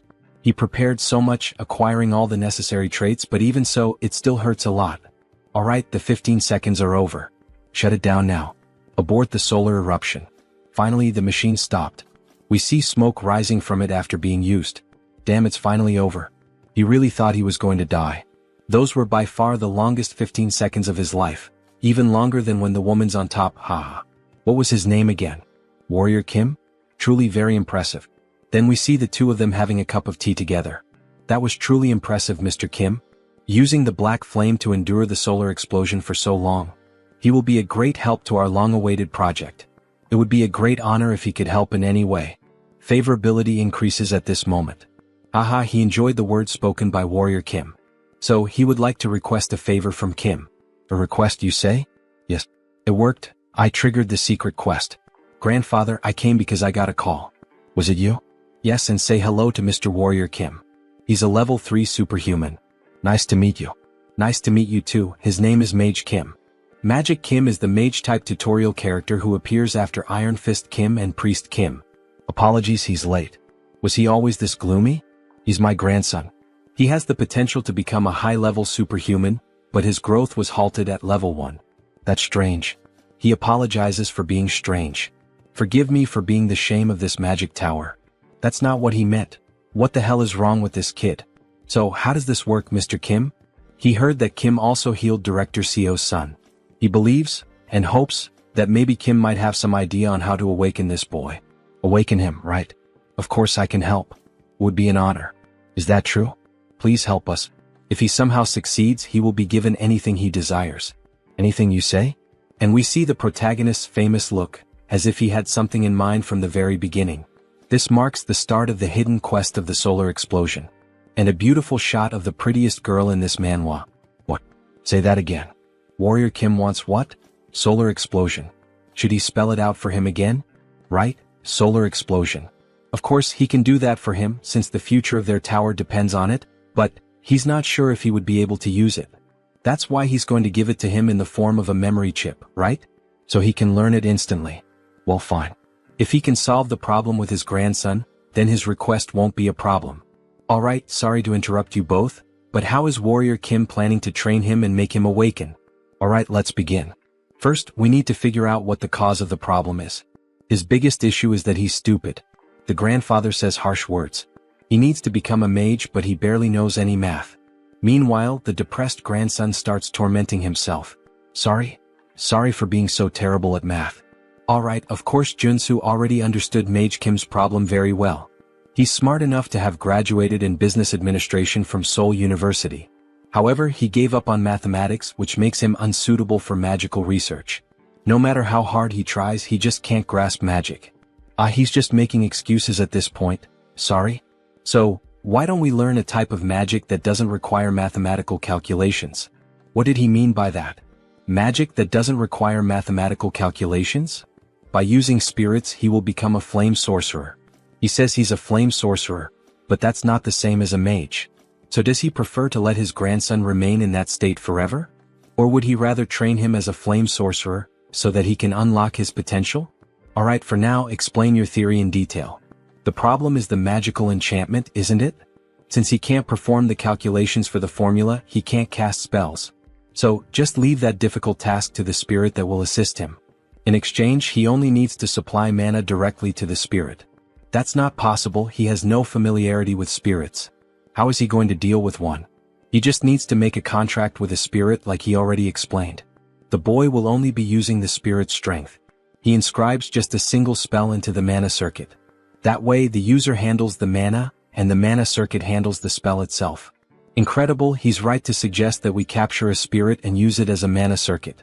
Or better yet, we could simply transplant it into his circuit. That's right. Truly amazing. An incredible theory. He thought he was a warrior. How does he come up with something like this? Of course, he knows, after all, the guys thought of this in the future of the game. He didn't just come up with this now. And honestly, he doesn't even know what the hell he just said. He just repeated what he saw in the game. But there's a problem. The gate to the spiritual realm is closed at the moment. We can't summon any spirits. So instead, we can use spiritual animals. Spiritual animals? Like a phoenix? That sounds difficult. How are we going to find a legendary creature? Don't worry about that. Warrior Kim has a way. Then we see several phoenixes gathered, flying. Wow. There really is a phoenix valley in a place like this. Even high-level superhumans have difficulty finding places like this, so how? Contrary to the rumors, it was hidden in the alleys. He also found it by accident. My god, he really is one of the luckiest. So, about the promised solar explosion. Yes, he'll make sure to give him one. This mission can only be completed with the knowledge of a sweet spot. By the way, how do you plan to use the solar flame as a warrior? You would like to enhance it? So, he begins producing the black flames. His goal is to create his own polarization. Polarization, he says? That's not an easy task, not by any means. We've spent a whole decade working on it. This won't be easy, but approaching it as a mage and approaching it as a warrior might produce different results, you know? Who knows? Maybe his polarization is better than yours. Really? Then how about we make a 2-year bet? Let's compare the magical tower's polarization with yours and see which one is better. That sounds fun. How much are we betting? If Warrior Kim wins, the director will grant him one wish. But if the director wins, Warrior Kim will join the magical tower's security team. Alright, that sounds like a fair bet. Don't forget this promise. Another chance to benefit from the magical tower of the sun, hehe. Alright, now it's time for the verification. Then we see Kim waiting near the operating room. That was incredible, superhuman Kim. And to think that he paved the way for flame sorcery in our magical tower. Hello, boss. Yes, that's what happened. But first, we need to hope that the operation is successful. Indeed. But about that mage who was expelled earlier. That failure? He did a thorough investigation on him after he was expelled from the tower. And it became clear that he received money from the Humo Group. The Kumo Group. One of the 5 largest conglomerates, known for their highly aggressive and predatory commercial expansion. They are mafias, politicians, criminals, and all kinds of bad people gathered in one place, represented by a black crow. They were basically the villains in the game. The problem is not that they stole information from our magical tower. It's that they specifically demanded only your information. Perhaps they are trying to recruit you? You wouldn't want to have to participate in this. You would never join villains like Kumo. Damn, another thing to avoid again. Suddenly the silence is broken. That was a huge success, all thanks to him. Superhuman Kim. Your grandson is now a mage, no, a superhuman. Ugh, it's good to hear that, but that slap really hurt. Incredible, so this is the power of an 8th level mage. Seriously, really thank you, Mr. Kim. We see the boy surrounded by flames. Mr. Mage Kim. What the hell is this? Is he already as strong as Junsu? Starting at level 3? This is the power of genetics. Junsu took so long to reach this level. He feels so strange while being able to use magic so easily. From now on, he suggests he drinks fire attribute elixirs to accumulate more mana. He's even telling him how to get stronger. Thank you. Good work, Kim. Here's what was promised, your reward. That didn't take too long. Yes, solar eruption. But what the hell is this? Open it and see for yourself. He placed an allowance for him in this bag, enchanted with space expansion magic. I like you, Master of the Tower. Your favorability is off the charts. Moments later, we see the protagonist back at his boss's side. You received a bonus reward of 5 billion? That's incredible. He thinks it's time for you to get used to his greatness, Director Choi. Anyway, he thinks it might be time for him to take that nectar he's been saving for a while. Nectar, he says? It hasn't even been a month since he reached level 3. Doesn't he think it's a bit early? He might suffer side effects. So, can you refine the nectar, Director Choi? Refine, huh? You can count on me. Then he opens a cupboard with several items ready to start the process. Yes, Director Choi. He just needs the main ingredients. These are the most popular ones. He will gain different resistances depending on the ingredients used, so it's done. We see some items on the screen that grant different attributes. Super resistance, steel, regeneration. He already has super strength and regeneration, and he has steel armor on his shield. He will choose the heart of the horned tiger. Oh, this one? Does it have to be the horned tiger? What's the problem? It's an endangered species, so it's hard to find these days. Endangered? Well, in the next scene we see a car speeding down the road. If that's the case, then he will search for it himself. The problem is how he will find the horned tiger in such a vast area. He is in a wide forest looking like the safaris in Africa. He didn't want to resort to this, but he would rather smell a durian. Surströmming is too much. It's a smell that many YouTubers make videos reacting to and vomiting. Fermented herring from the Baltic Sea. So after vomiting he gains a new trait. Dog nose. God, it still smells like rotten shit in his lungs. But thanks to this trait he can now smell all kinds of things. Like this. He smells a lot of blood here. Was there a predator nearby? That means yes. Here it is. He spots a car with hunters in it. They're chasing some animal. Shoot, guys, over there. Get that damn thing. Shit, other competitors? Wow, that's Scar. It's not an ordinary horned tiger. King of the mountain. It's the most famous mystical creature of the Chulwan Plains. And it also has 6 full traits. The monster charges toward our protagonist. He will die if he lowers his guard and doesn't take this fight seriously. Then the king of the mountain charges swiftly toward the protagonist, who narrowly dodges the sudden attack. However, even while using the evasion trait, he still gets slightly injured on the face, showing that the monster is a real challenge. He won't have many chances if he plays around. He needs to take this seriously. He has to finish it with a shot. A lethal shot, fast, and preferably one that doesn't damage the heart. He needs to trust his own senses and instincts. The tiger charges quickly to strike him, but he dodges by leaping over the tiger, equipping all the perfect traits to execute the shot perfectly. Gun shooting. Focus. Resolve. Shooting technique.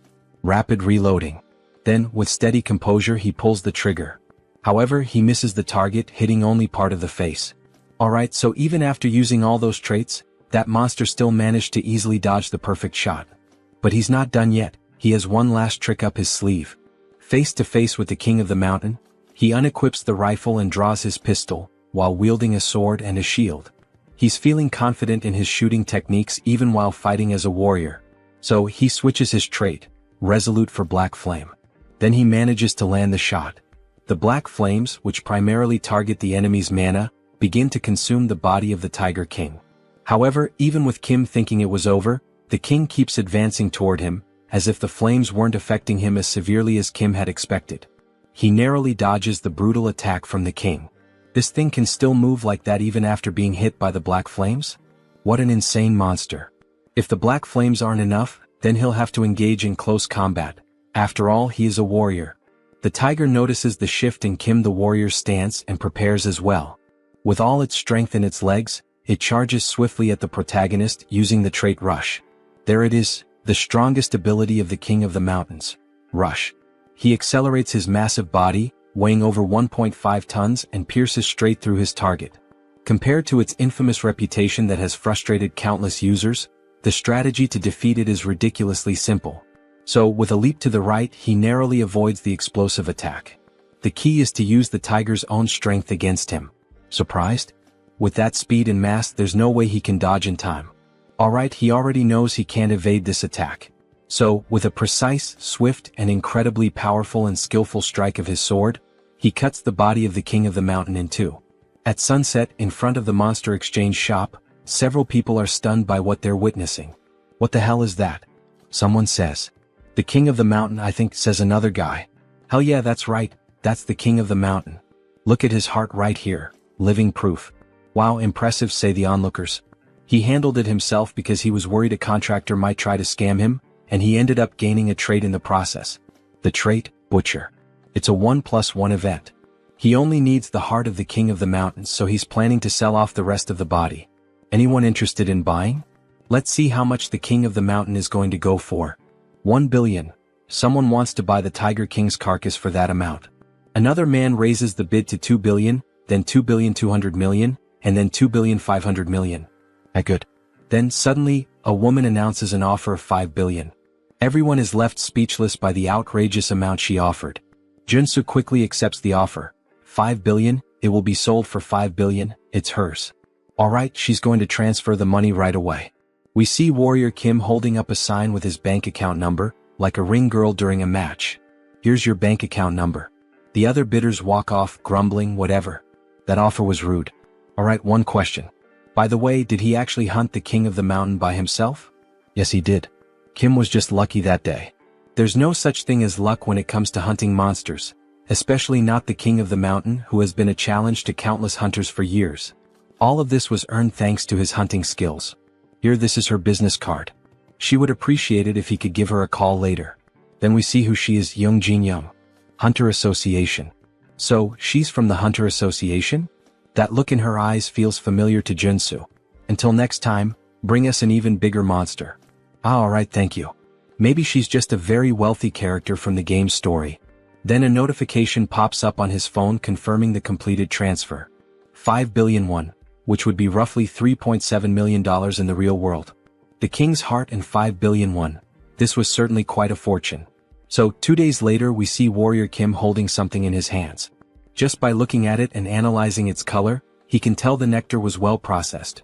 A shade of yellow that's almost golden. Director Choi added the king's heart into the nectar mix, so there won't be any side effects. He seems so confident in his own skills when producing this nectar that Kim feels he can trust the quality of a product made by the director's hands. Still, he feels a bit nervous. After all, this nectar was extremely difficult to obtain, and the benefits it offers are incredible. Even so, he equips a few traits in advance just in case something goes wrong. Then finally he drinks the nectar in a single gulp. Smoke begins to rise from his mouth and from all over his body. It's extremely hot, hot like lava. It burns from the inside all throughout his body. Then we see the nectar entering his lungs, passing through his heart, and beginning to circulate throughout his entire body. His body is evolving. A hormonal shift is being detected. Adrenaline secretion is accelerating. The activation of his body is increasing efficiency. The effect is working. Mana circuits are being restructured. We see his entire body being transformed from the inside. He leveled up. Level 4. His stats increased significantly. Awakened. Level 4. Superhuman, Warrior Kim. Now that he's at level 4, he definitely feels completely different. It's as if his soul has ascended to another plane, to another level. He is, quite literally, a new person now. Audacity, he's gained a new trait. And just as he said, the nectar was successfully processed. Thank you, Director Choi. There's a reason why he went out on his own, hunted the monster himself, and even sold the items by himself. With the 3 traits he gained in battle, strength, super strength, and pressure, and if he can also acquire traits through his equipment using this diamond which he runs along his clothing, he ends up obtaining 2 more traits. Robust and giant, the same ones he had requested from the blacksmith. The preparation work is complete. Now it's time for the final stage. We see all 6 traits equipped at the same time. Then he begins to grow in size by activating the giant trait. However, the system reports, status condition. Significant damage detected in muscle fibers. We see all his muscle fibers tearing apart as he becomes stronger. His skeletal structure is being readjusted. Then, with all 6 traits equipped, the system begins merging them to create a new trait. The traits are resonating, fusing into something new. Then a new trait is acquired. Giant strength has been obtained. He finally achieved this trait. We see Warrior Kim completely pumped up, his body muscular and massive, looking like those strong anime characters with small heads. Giant strength. It's a high-level ability for a warrior, a legitimate S-rank ability. Holy shit. He's the size of a mutant. Let's see how strong he really is. Then, with just a single punch in the air, testing his body's movement and strength, he crushes it with nothing but the shockwave. What insane power. However, we notice his face looks quite exhausted. The system notifies, significant damage detected in muscle fibers. Recovery is required. But he's clearly experiencing some side effects. As expected, in order to use this trait he needs the diamond body, which makes his body more resistant, or the invincibility trait, which boosts his regeneration. But these two traits are high level. We see his body slowly returning to normal. He could learn from their equipment just like he did with the two new traits, but he has a problem. He no longer has any diamonds. He used up all he had this time. Well, no problem. Because he knows exactly where to get more diamonds. Alright, we don't have any more diamonds available. Kim is stunned. Seriously, none left? No, they'll be replenished next month as soon as possible. But he thought the Shinwon market would have everything he needed. Next month? That's so late. I need them as soon as possible. Then Warrior Kim, the old man, begins speaking softly, as if to ask if Kim has an interest or urgency in obtaining the crystals. So, he could accompany him to extract some diamonds. He says, "Mine?" He doesn't remember that from the game. This is a route that can't be leaked under any circumstances. So, Warrior Kim, are you interested? Of course, Kim replies. Let's go ahead. Time for faster growth. Then, in the city, the old man drives Kim in his truck.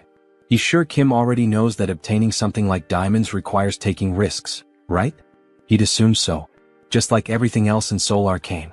First, brush up, and if you don't feel like doing that, you can quit. What's with all these disclaimers? Then, the direction of the city they're headed to, Buchin. Buchin, right. Now he understands where they're going. The place we're headed is where superhumans fight for their lives. Beat them. Kill them. Dismantle them. Everyone in the arena is ecstatic as they watch the battle. The largest battlefield in the capital, the Colosseum. And right off the bat we see two men fighting with blood splattered everywhere. Warrior Kim and Chunbok watch from a distance. The scale is enormous, the Colosseum is truly massive. Did he already know anything about the Colosseum? No, he's only heard some rumors. This is his first time visiting the place.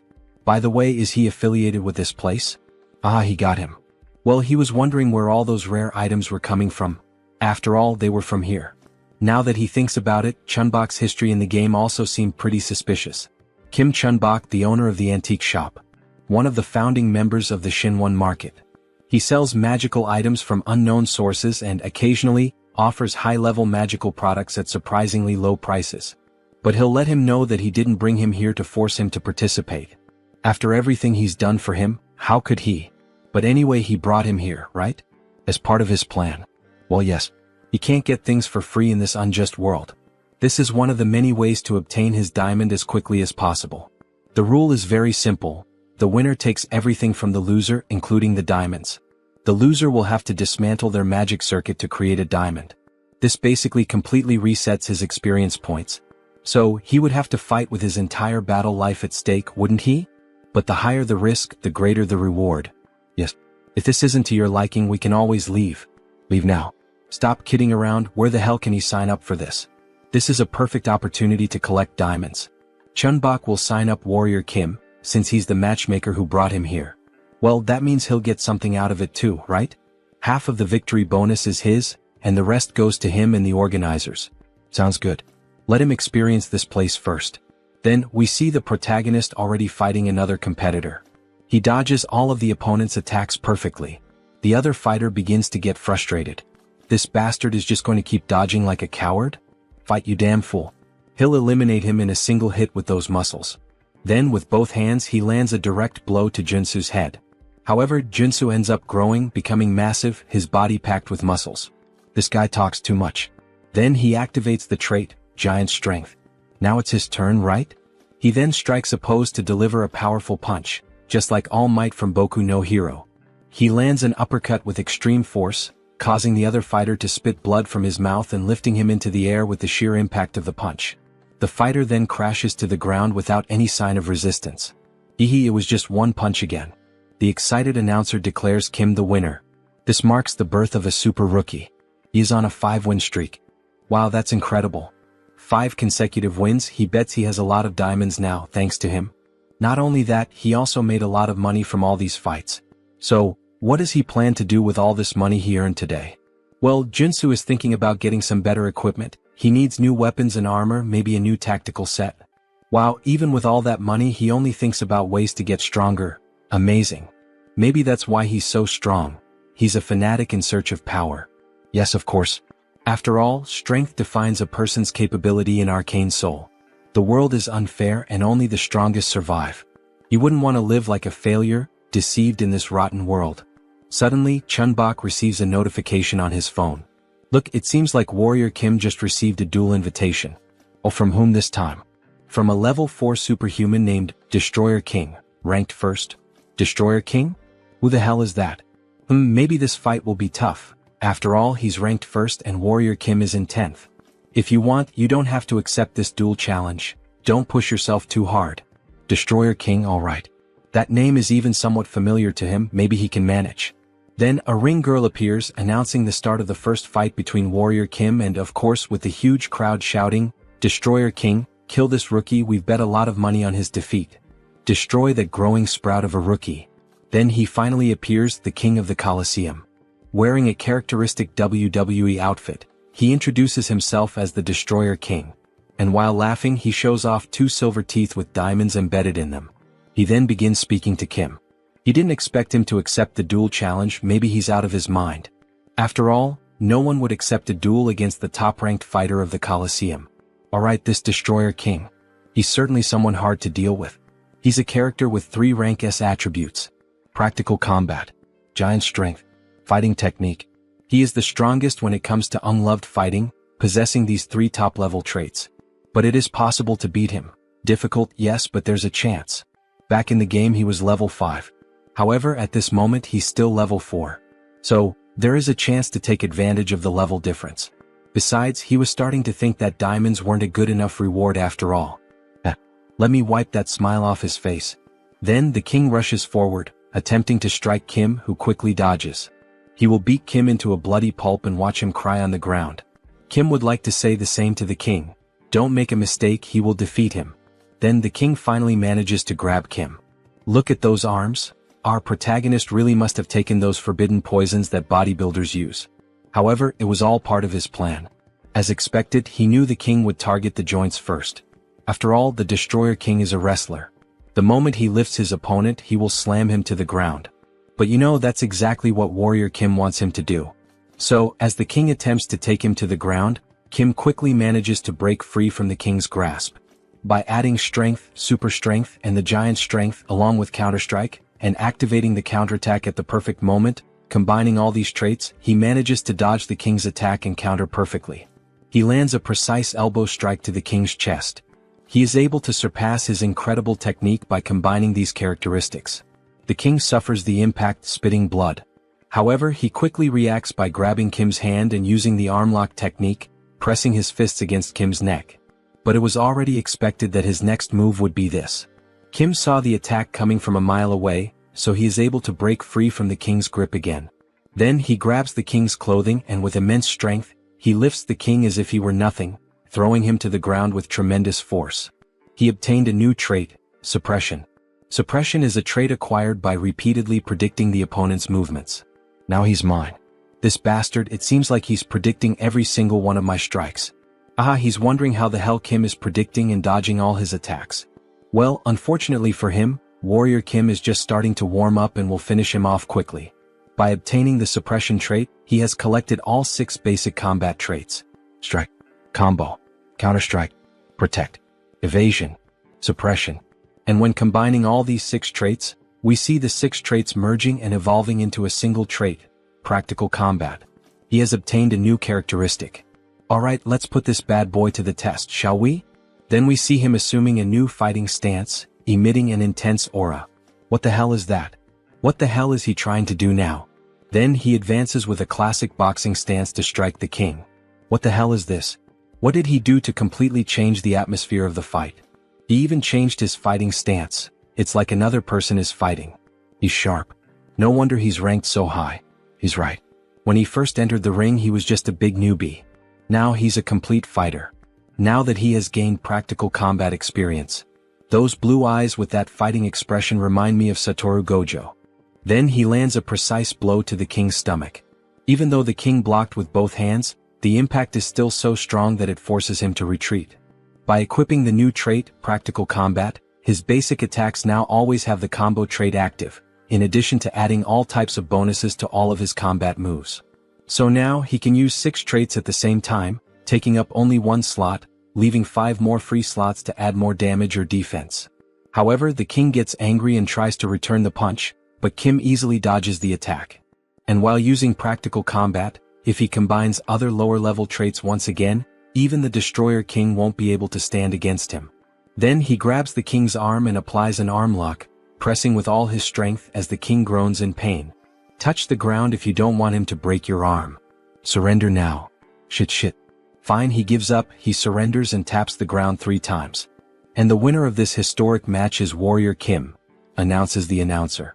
To the surprise of everyone in the Coliseum, he has risen to first place in the Superhuman Level 4 division rankings. He's really in great shape with a muscular body. Then, everyone in the Coliseum begins to clap for his performance. This is crazy Warrior Kim. He arrived today and has already become the new king. No, now he will be known as the Warrior King. Warrior King, Warrior King. Everyone starts cheering, calling him Warrior King. Junsu feels shy about the current situation. What kind of humiliating name is this? Stop calling him that. However, we know he likes it, he's just embarrassed. Alright, now let's begin, announces the announcer. Let's start the process of creating diamonds, here we go. Will he accept and lose all the strength he has gained so far? After all, the diamond creation system resets all the experience earned.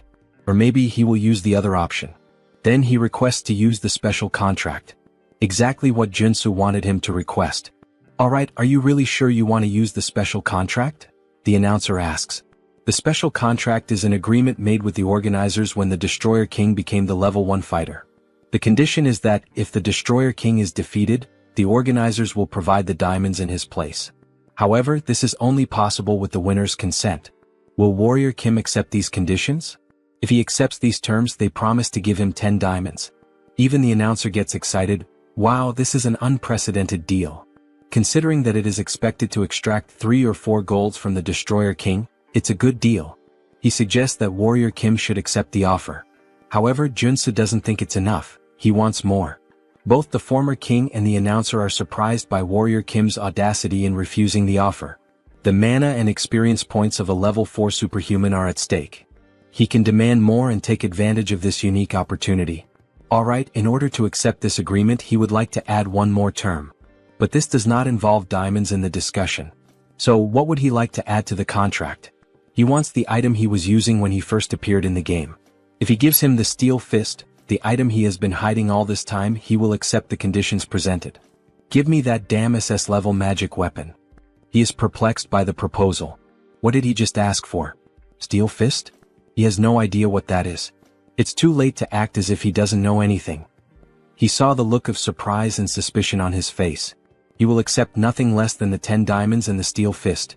If he doesn't accept, he will lose all his mana and experience points. Damn, how does he know about that? This bastard is very suspicious. So what will be done? He can't refuse Kim's proposal. If he breaks his magical circuit to create diamonds, he will lose all his abilities. Alright, he will give the Steel Fist as part of the offer, however, he will have to accept a rematch against him in this Coliseum, betting the Steel Fist again. Fine, that sounds good. They can decide later when the day will be. After all, he is a busy man too. Then we see the new glove being worn by the protagonist. Holy shit, this is so stylish. So clean and fresh. Then a system notification appears to explain the item a bit better. Steel Fist. Increases strength and resistance. Reduces all damage for 10 seconds. Damage reduction? That's totally a scam, Kiki. And of course he also got several diamonds as a reward. Now he could create a high-level characteristic and even have some left over.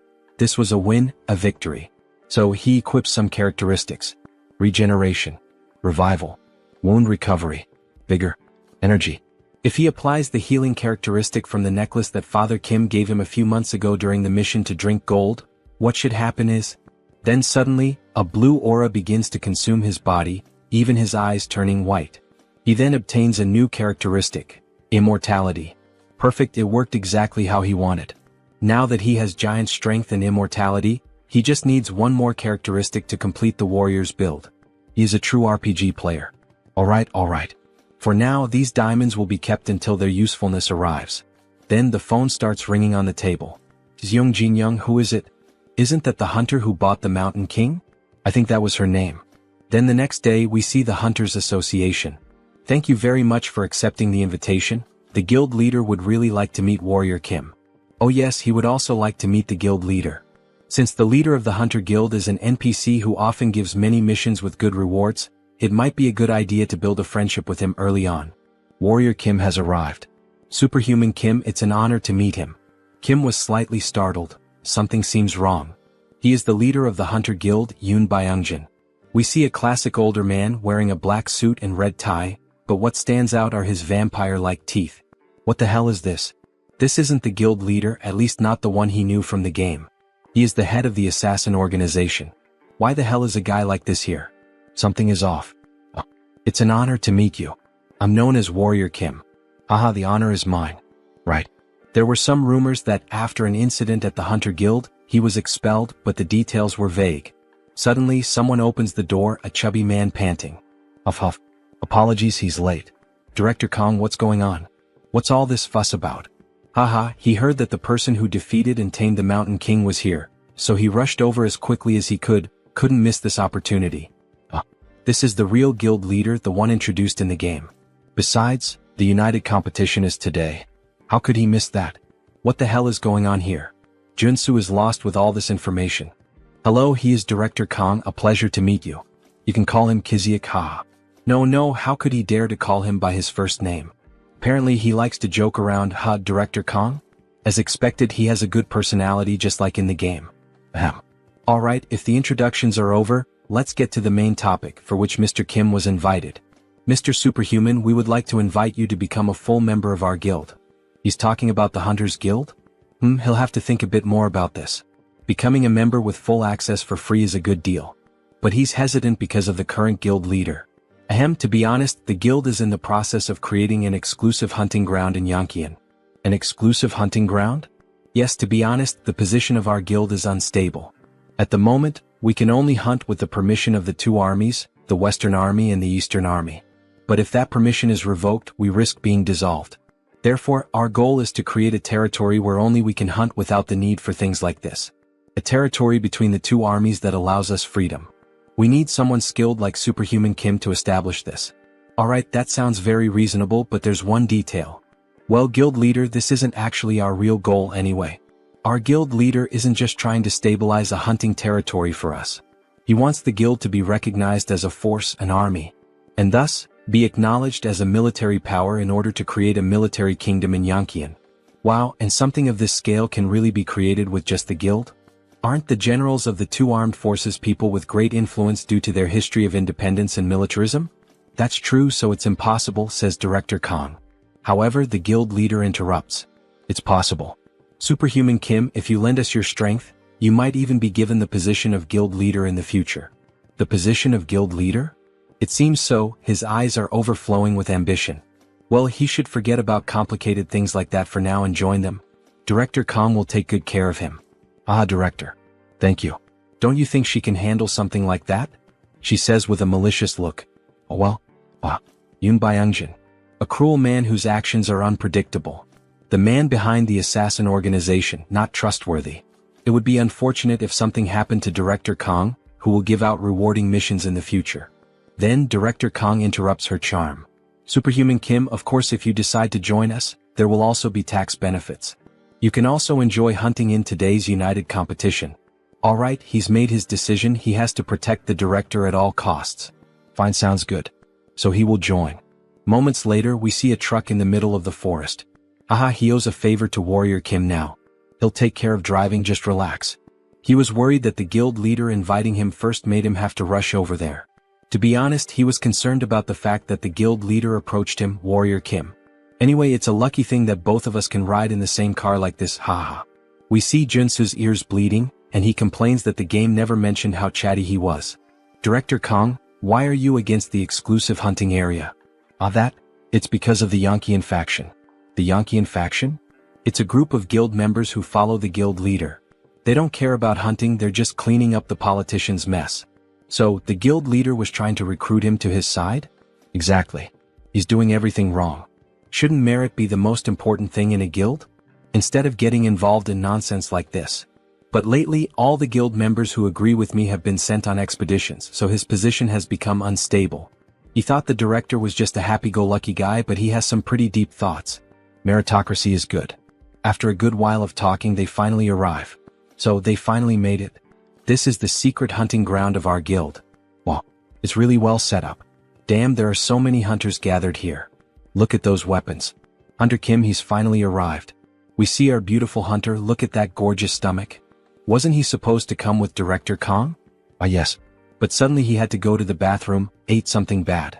Right, good timing. She would like to talk to him herself. It would be better not to get too close to Director Kong. Do you think he will join him? It seems like he already knew about the factions within the guild.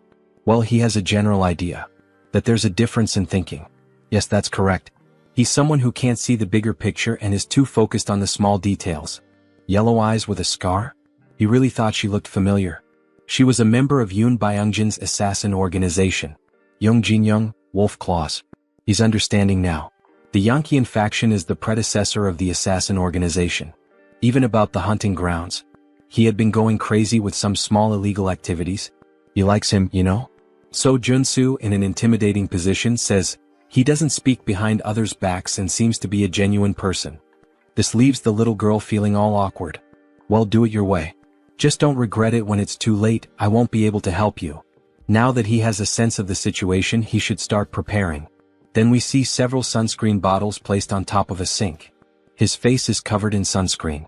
Then he acquires a new trait, sensitive skin. He only acquired it after buying cheap skincare products and applying them until it hurt. But he finally got all of them. Sensitivity, bright eyes, enhanced hearing, dog nose, God's tongue, sensitive skin. Now he can combine all of these into an absolute trait for hunting. Sixth sense. The sixth sense is a great trait for hunting, but it's also useful in other situations. We see the protagonist with his face all distorted from the excess of products. Should he check if someone is having evil thoughts? Then, as he leaves the bathroom, he is shocked by the situation. Everyone in that area has a purple aura. What the hell is this? Don't tell me most people here are evil? Warrior Kim, finally he found Kim. Let's have some drinks and eat something before the competition begins. These two people are hunters who are like his right-hand men. Director Kong had many good things to say about him. He can drink. But in reality he wouldn't want to drink because of that person whom the director thinks is his right-hand man. He smells like something rotten. The poisonous stench of betrayal. So, by late afternoon, everyone was already pretty drunk. Director Kong already needed help just to stay on his feet. Meanwhile, Junsu was handling the barbecue, watching the whole situation unfold and thinking about what to do. They don't even know there's a spy among them. What should he do? He needs to tell the director. But will the director believe him, someone he just met today, if he tells him that his right-hand man has betrayed him? Mr. Warrior, please take care of the director for a moment. All right. Meanwhile, the director is shouting from the back that he's going to buy more drinks. After all, today is a good day. Kim will have to just observe the situation for now. Then the director comes up to Junsu, reeking of alcohol and rambling a bunch of nonsense. Mr. Warrior, how are you enjoying the party? Having fun? Haha. With a discouraged look, Junsu replies that yes, he's having fun. Without mentioning that there's a traitor here. What is this, a mafia game? Then the traitor announces to everyone that there's still more beer for everyone. Yes. Please serve drinks to all of us, says the director. He will have another shot of alcohol. Soju and beer for Director Kong, right? Let him mix one with the other. Yes. He always loves his usual ratio. Here it's ready. He should drink it all at once to fully taste the flavor of the drinks. All right, hand that drink over now. But then Warrior Kim shouts, asking them to wait. He takes the glass from Kang's hands and offers the first shot to the man who prepared the drink. The man is surprised by the situation. What's going on? Why does he have to try the drink first? Kim applies more pressure. What is it? Is there some reason why he can't take the first sip? The best time to expose a traitor is right when he's about to set his plan in motion. He couldn't hide the malice in his expression. And he seemed nervous? While he was mixing the drinks in the glass, this was the perfect moment to use poison to assassinate Director Kong. Did he actually put poison in that drink? What the hell is this nonsense he's saying now? This is a false accusation. Mr. Warrior, why are you saying this so suddenly? If he's wrong, then just take a sip of the drink in the glass. Come on, it's just one sip. No need to be shy, prove it to everyone here. Then, feeling cornered and irritated, he slaps Kim's hand, making the drink spill onto the ground, where it's clear that something green had been mixed in and dissolves into the air. Choi realizes the mess he's made by trying to poison the director. Manager Choi, this bastard. Did he really try to poison his own director? He betrayed him first.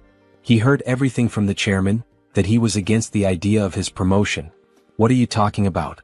He didn't do any of that. Yes, he did. Then Kim quickly kicks Choi's leg to make him lose balance, taking control of the situation, with the sword now at his neck. Alright, then we've confirmed that he really was a traitor, director. What should he do now? Stop, please. Spare him. He doesn't want to die, please. Or are you going to do it yourself, Director Kong? The chairman manipulated him into doing this. Please don't do it. Then we see the director picking up an axe that was lying nearby, and with a swift motion, he cuts off the traitor's head without a second thought. I have to admit, as a reader, I didn't expect that reaction from the director. He seems so soft. Leave a comment on the video if you agree with me that the director didn't seem like the kind of person who would kill someone so easily. We see the director covered in blood, with an angry expression on his face, still holding the axe. He always knew his right-hand man was greedy from the start, but he never thought it would reach the point where he would try to kill him just to take the position of director. In the next scene we see them driving at high speed. They need to get out of there as quickly as possible.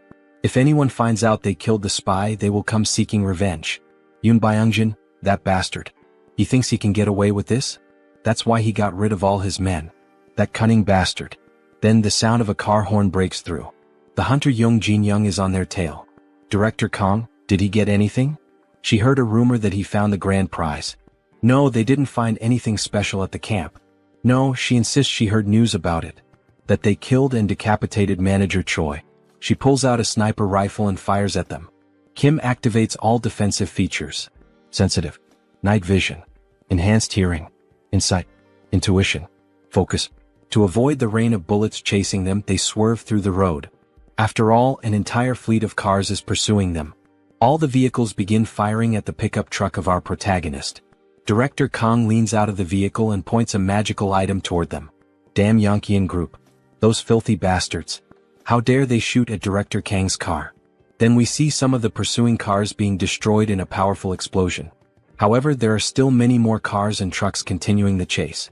Director Kong tells Kim to slow down a little because at this speed he can't hit them properly. Wait, let me show you something, says Junsu. Show what? Then he lets go of the steering wheel and begins aiming by himself. He equips the perfect traits for perfect shots. Gun shooting. Focus. Resolute. Shooting technique. Rapid reloading. Trait set effect activated, stabilization is applied. With this set effect active, he's able to read every movement. And since he's using my intuition trait, his aim becomes even more precise. Then, with a perfect shot, in true American sniper style, he hits the tire of one of the cars. This causes it to lose control and crash into other vehicles at the same time, triggering a massive chain reaction. Holy shit, what a shot. He's like a god of shooting. Hunter Kim, he's like a monster, isn't he? Even so, the hunter still doesn't give up. Now she takes the wheel herself, trying to run them down. She charges full force, using the truck to try to smash their car. Kim, completely calm, begins acquiring new traits while performing evasive maneuvers. Crisis detection. He manages to dodge at the very last moment, causing the enemy truck to nearly crash into another enemy vehicle. That way they manage to escape the chaos safely. However, this only makes Young Jin-young even more furious. Follow them now. We're going to kill those bastards right here. In the rearview mirror we see more cars joining the chase. Kim acquires 2 more traits. Driving and boarding. He remains completely at ease with the situation, while one of the others is nearly throwing up in the seat. At last they arrive at the military zone. This is Warrior Kim, a level 4 superhuman, affiliated with the Hunter Association. Full report submitted. Alright, very well, Warrior Kim. But he has one question. What the hell happened on the way here? We see the director's car completely wrecked, with a few other vehicles trailing behind him. Put your weapons away. We're not going to start trouble here. If they cause a disturbance in this area, it will be considered a challenge to the authority of the Corps commanders. Yes, they're aware of that. They won't cause any trouble here. Please wait. You can't let them into the city. They're criminals. They kidnapped and killed one of his men. We don't get involved in disputes that take place in hunting zones. He should already know that, Mr. President. But what if we... Then the guard's aura changes completely. He slowly begins to draw his sword. Are you trying to challenge the authority of the commander of the Eastern Army? The president just swallows hard. He knows there's nothing he can do. Kang Kiziak was running away like a rat. Did he hire a professional driver or something? All thanks to our hunter Kim here. He's good at driving, hunting, and shooting. Thank you for taking down a guy like that. If I had a daughter, I'd let you marry her. Marrying into that guy's family? What a horrible thought. Damn it. You didn't think Warrior Kim would take the side of that fat bastard. Director Kang, come over here for a moment. We don't want to see any blood spilled. No. He must not forget, this isn't his territory. He better not cause any trouble here. Then someone suddenly appears, yelling. What the hell is all this noise? Everyone is caught off guard by the sudden voice. It was a short-haired man named Gu Hyungwon, a level 7 warrior, division commander of the Eastern Army. Division commander. My apologies. We were just trying to talk. There he is. One of the 4 division commanders of the Eastern Army. A level 7 superhuman, Gu Hyungwon. He couldn't care less about other hunters fighting among themselves or even killing each other. But they cannot do that on this territory. This shit isn't some damn playground. You two understand, right? He doesn't want to have to say it again. If he sees this happen one more time, before he could finish his sentence, he looks at Warrior Kim, thoroughly analyzing him as if he could see everything about him. Alright, he will mediate this dispute between the two as representatives of the Eastern Army. What is this? With all due respect, sir, this is a matter for the Hunter Association. Not even he can get involved in this. This is an order from the heavens. Everyone is shocked. Wait, does that mean the Corps commander? At noon tomorrow there will be a duel of honor in front of the city hall. Only one person present at this location may volunteer to fight. What? Why is he looking at me? The loser must offer their head. If anyone refuses the duel, their head will be condemned. The next day, exactly at noon, everyone gathers under the rain near a park. Hunter Kim, is he sure about this duel? He knows he volunteered, but still. Don't worry. This duel of honor was prepared to test me from the very beginning. He must be behind this sudden challenge. Then we see Gu Hyungwon approaching the duel scene, followed by greetings from several members. The level 8 superhuman, the one who stands in the tower called Heaven. The commander of the Eastern Army Corps, the Tiger King Kyujigam. Alright then, let's begin. Judge me as much as he wishes. We see that Warrior Kim's opponent is the president of the Hunter Association. Kim is wielding a shield and sword. It's a shame, Warrior Kim. If only he were on our side, we could have had something wonderful. But he refuses to work with their dirty group. Well, if that's his choice, then he just has to kill him. We see the president transform into what we suspected from the start. He's a vampire. Wow, that bastard is a vampire. He was a shapeshifter? It's understandable that everyone is shocked. Vampires are known as extinct monsters. But Kim has known his true identity from the beginning. And he knows all the countermeasures. The night before, just a few hours before the duel, we see Kim holding a diamond. He went through every exchange house to gather as many as possible. Are you sure that will help him fight this vampire? Just wait and see, Manager Park. Then he begins acquiring new traits to finally reach the Trinity. Endurance, perseverance, iron armor, acropolis, resolute, extreme. Mixing the 6 traits, he obtains a new one, diamond body. He will soon reveal it in the duel. He now has the Trinity build. Then the vampire attacks first. With his claws extended, he tries to strike Warrior Kim. However, Kim easily blocks the blow with his shield. How can a mere level 4 block his attack so easily? Because he isn't at a level where a monster could kill him. Then Kim uses the trait, Giant Strength, counterattacking with a sword strike that forces the president to retreat several meters. What the hell kind of power is that? He is utterly shocked. Did you fake your level? The correct answer is this, Giant Strength, Diamond Body, Immortal. It's the synergy of the 3 most powerful traits in the game, combining Diamond Body and Immortal to withstand the full force of Giant Strength. He can exert power that surpasses that of a level 4 superhuman. He then continues attacking the president with full force until he finally breaks his extended claws, his steel claws. Now that it has reached this point, there is no avoiding it. Red eyes and veins appear on his face. He is beginning the transformation. His body starts to change. His face takes on a more vampiric look with huge fangs. His claws grow again. He begins to sprout new arms. Director Kong, what the hell is this? Oh my god. Is he a mutant? This is the secondary awakening of a shapeshifter, using the mutant trait. There is a risk the user will lose consciousness and become enraged, but he gains enough power to annihilate an entire group of level 5 superhumans. That's why the highest priority is to suppress him before this transformation fully develops. Then Kim quickly tries to strike him with black flames. However, the mutant manages to block the sudden attack. He resisted the black flame. He could possibly become a level 7 if he completes his transformation 100%. While Kim was thinking of a solution, one of the vampire's wings hits him in a blind spot, leaving him badly injured. So much power in a single strike. Then the vampire advances, attacking with all his wings at once against Warrior Kim. He finds it truly regrettable, Warrior Kim, thinking he would have to kill such a talented individual. Then he hits him with a powerful blow, attempting to pierce his heart.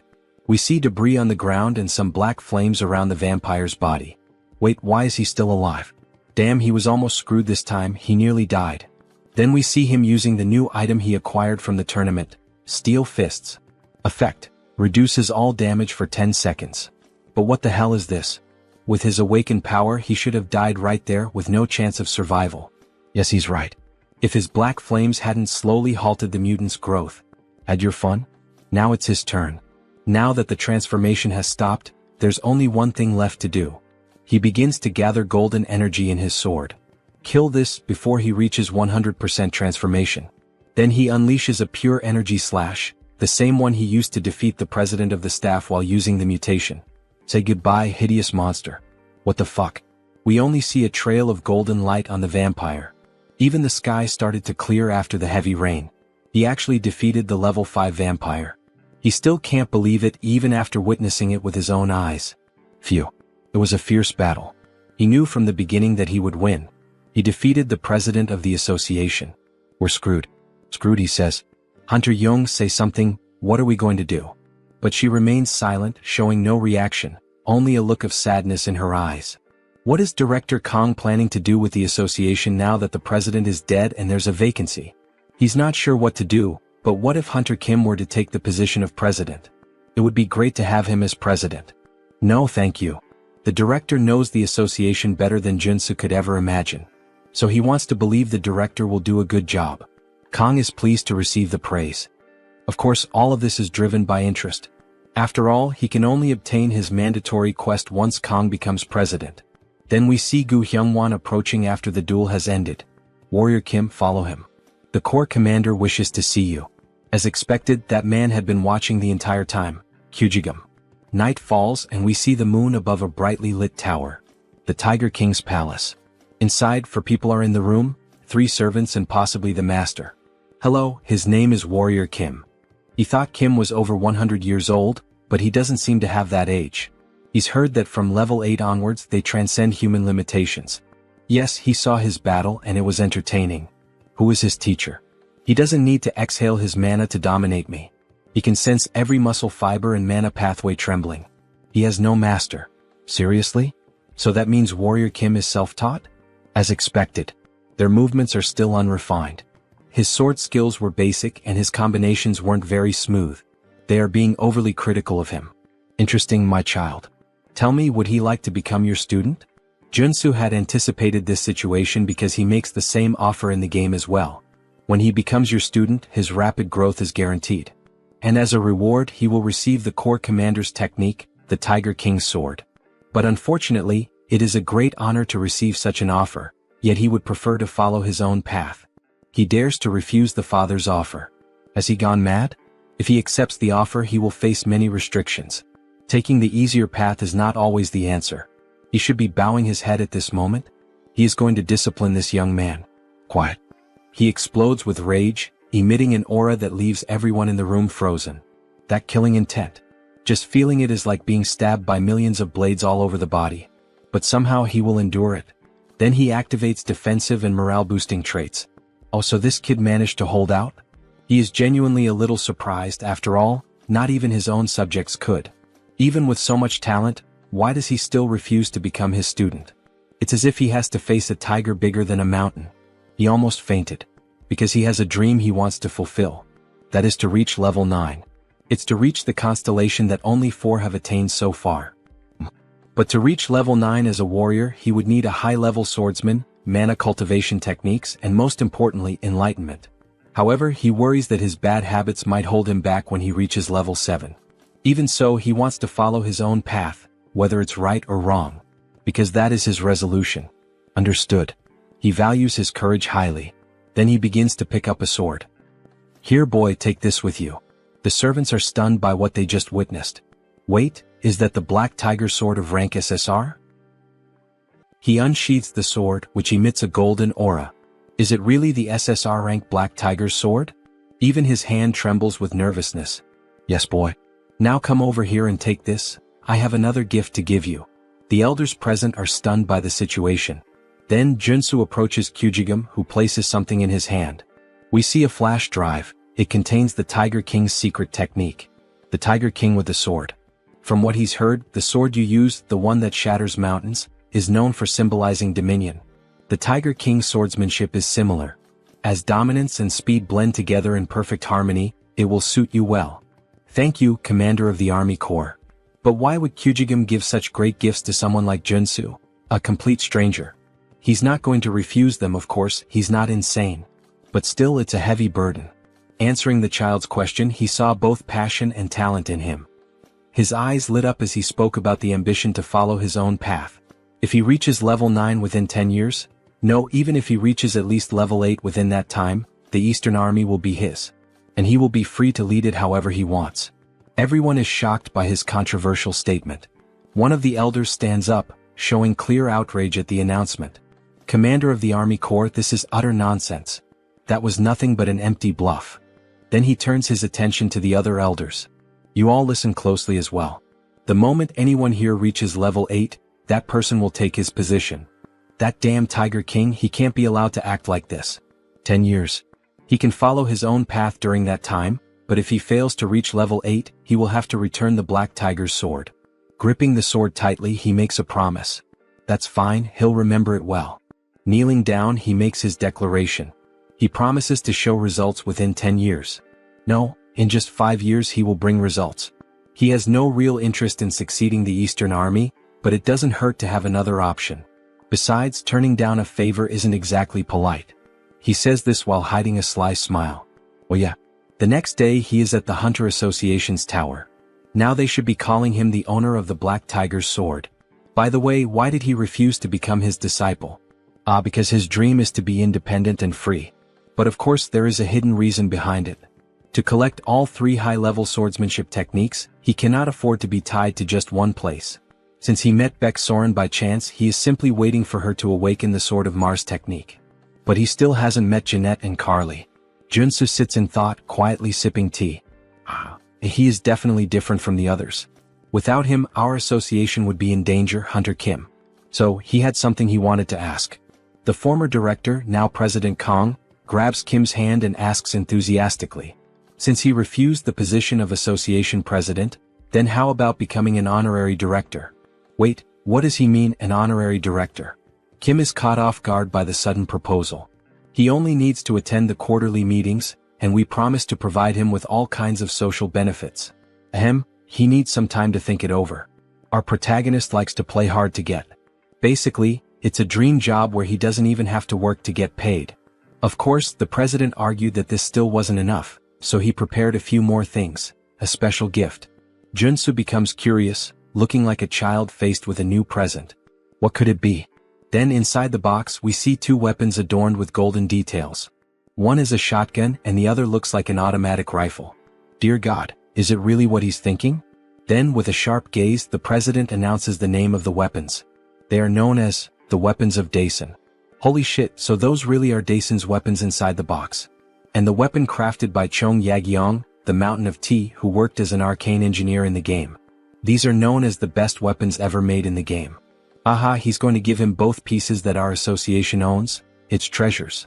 How about that? Maybe it's a good time to start collecting the rest of the set. They say that if you collect all 5, you'll be able to find Daesun's magical tome. But of course he already knew that story, after all he was a game addict. It's a relic that unlocks the high-class traits needed for building the gunslinger class. He'll have to gather a few more when he gets the chance. So, would he like to sign the contract now, Director Kim? We can see that the current president is excellent at marketing and negotiation. Yes. He is looking forward to working with you, Director Kong. No, President Kong. Then the two share a firm handshake, symbolizing their commitment to the agreement made today. He absolutely loves this president. The first rewards have already begun. Back at his house, we see sparks flying. More precisely, golden lightning bolts. We see Kim training with his newly acquired sword. The four sword forms of the Tiger King. The Tiger King's advance. He charges swiftly at enemies as if using the rush trait. The Tiger King's fierce strike. A slashing attack in the shape of a crescent moon. The Tiger King's double slash. A dual strike performed simultaneously. And of course the final move. He stands still, channeling all his power while holding the sword. The essence of the Tiger King's swordsmanship lies in mana control. When executed with the proper movements, the sword's aura is unleashed. Then he opens his eyes, we see the moon reflected on the blade and we get a glimpse of what this technique, when fully mastered, could truly accomplish. The Tiger King's elevated sky, a technique powerful enough to slice even a star like the sun or the moon. We see an ancient master demonstrating that it's possible. And at the same time, we witness the raw devastation unleashed by Warrior Kim. He's still far from being able to cut a star, but judging by the damage done to the reinforced wall and the short amount of time he spent refining the new sword, we can already see its firepower. However, it seems he'll need to train much more to master it completely. He's only able to draw out this level of sword aura thanks to that item.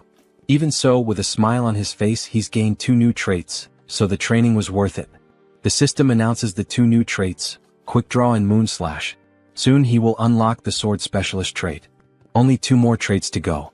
He wishes he could obtain them right now, but he's taking a break today. It's time to enjoy life. We see him calmly sipping tea on the balcony of his house, completely relaxed. But of course he wasn't going to stay at peace for long. Something catches his attention. What is that? He thought he would finally be able to rest. Then he sees a car parked in front of his house, with a wounded man lying on the ground. Warrior Kim, please help. No, actually, save his younger brother. Wait, that's Iron Fist Kim? What the hell happened to him? Later that same day at night, the two of them are on the rooftop of a hotel. So his subordinates betrayed him because he opposed the idea of the business? They were running a human trafficking operation without Iron Fist's knowledge. He punished the instigators, and they betrayed him for it. We see his metal arm torn off, and his face and body covered in injuries. You know, this probably isn't everything. What? Then he equips a few espionage traits. Detection. Intuition. Incite.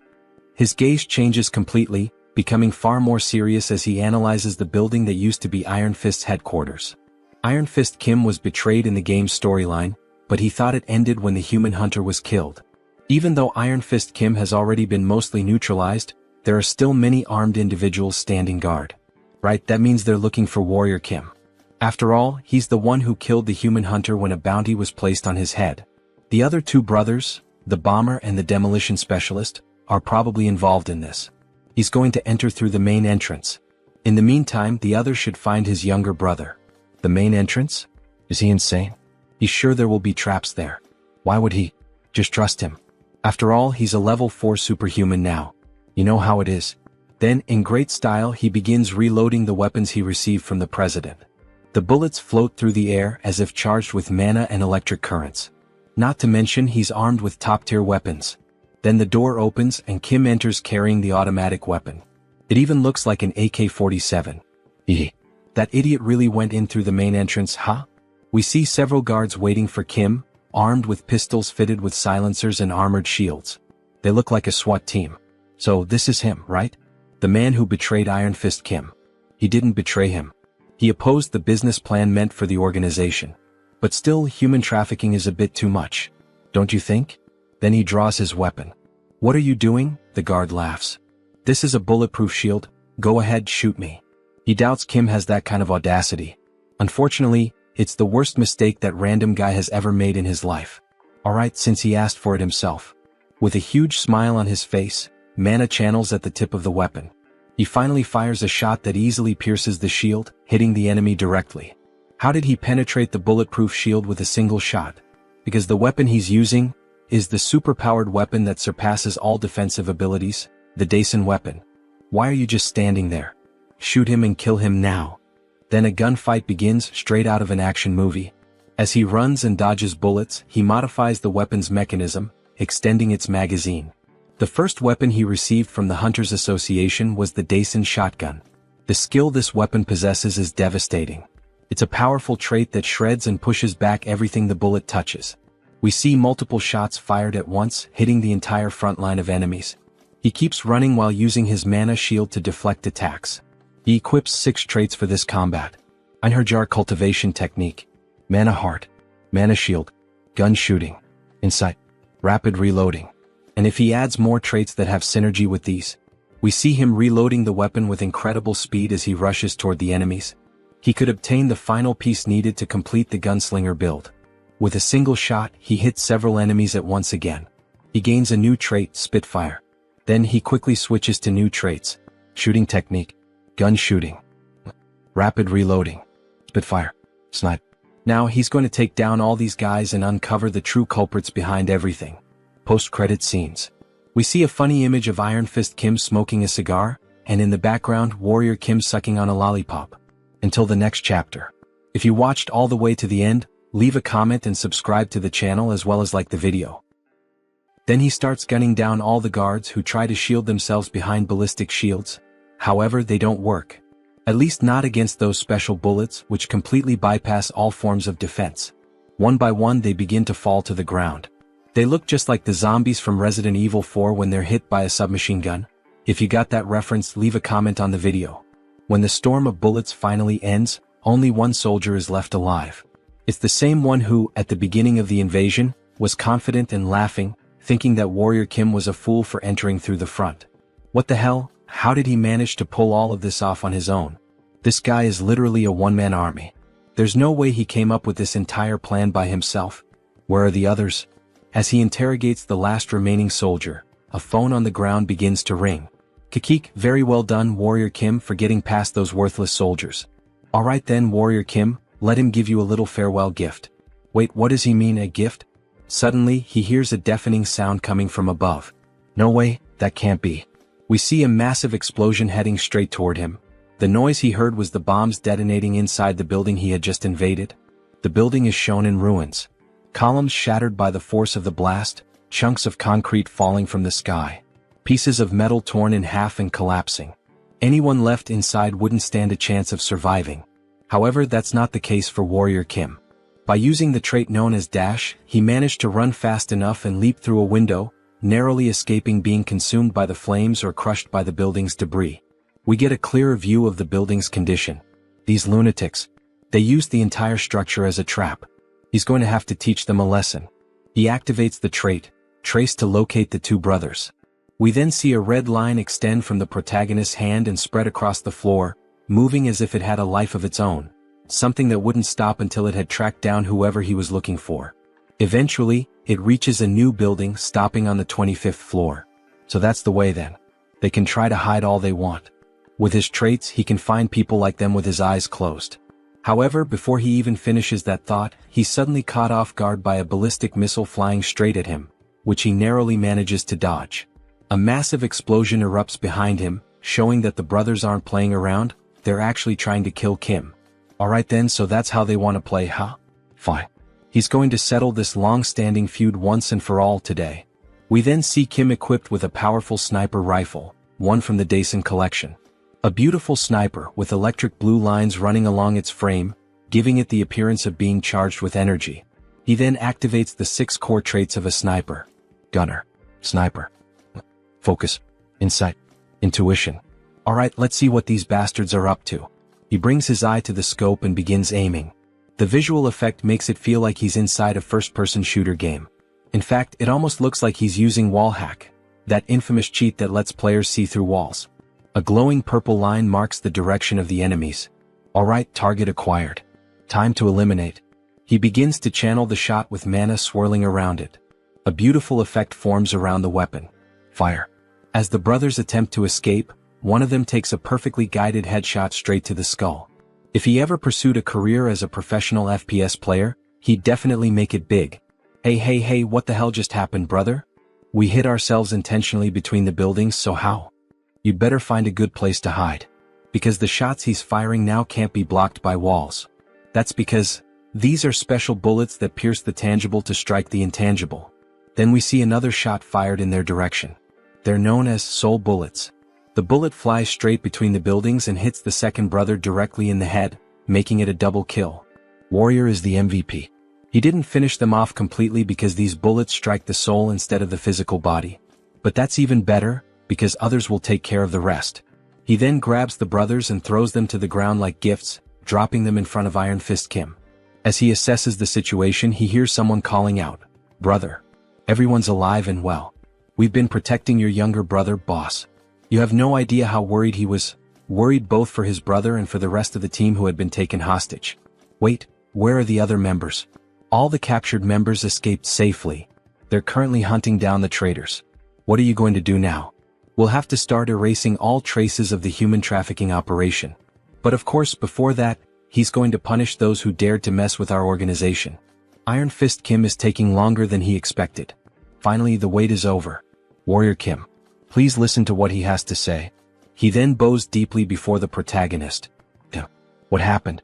Tell me everything that happened. Please, he begs. Teach him how he can become as strong as Junsu. He's learned from this incident that he needs to become stronger to protect his people. And that right now he doesn't have the strength to do that. If you teach him how to become stronger, he will serve as your slave. So please. How annoying. If he's that grateful, then give him a reward that's actually useful. He doesn't want him as a slave. But still, he starts analyzing Iron Fist's body. Maybe with that method, Kim can definitely turn him into a stronger enhanced soldier. They can even perform a magical oath right away. He'll swear his loyalty. Wait, he's seriously willing to take a magical oath? Yes, of course he is. Alright then. He's going to train him like he's going to die starting tomorrow. Thank you. He swears he'll serve him well, sir.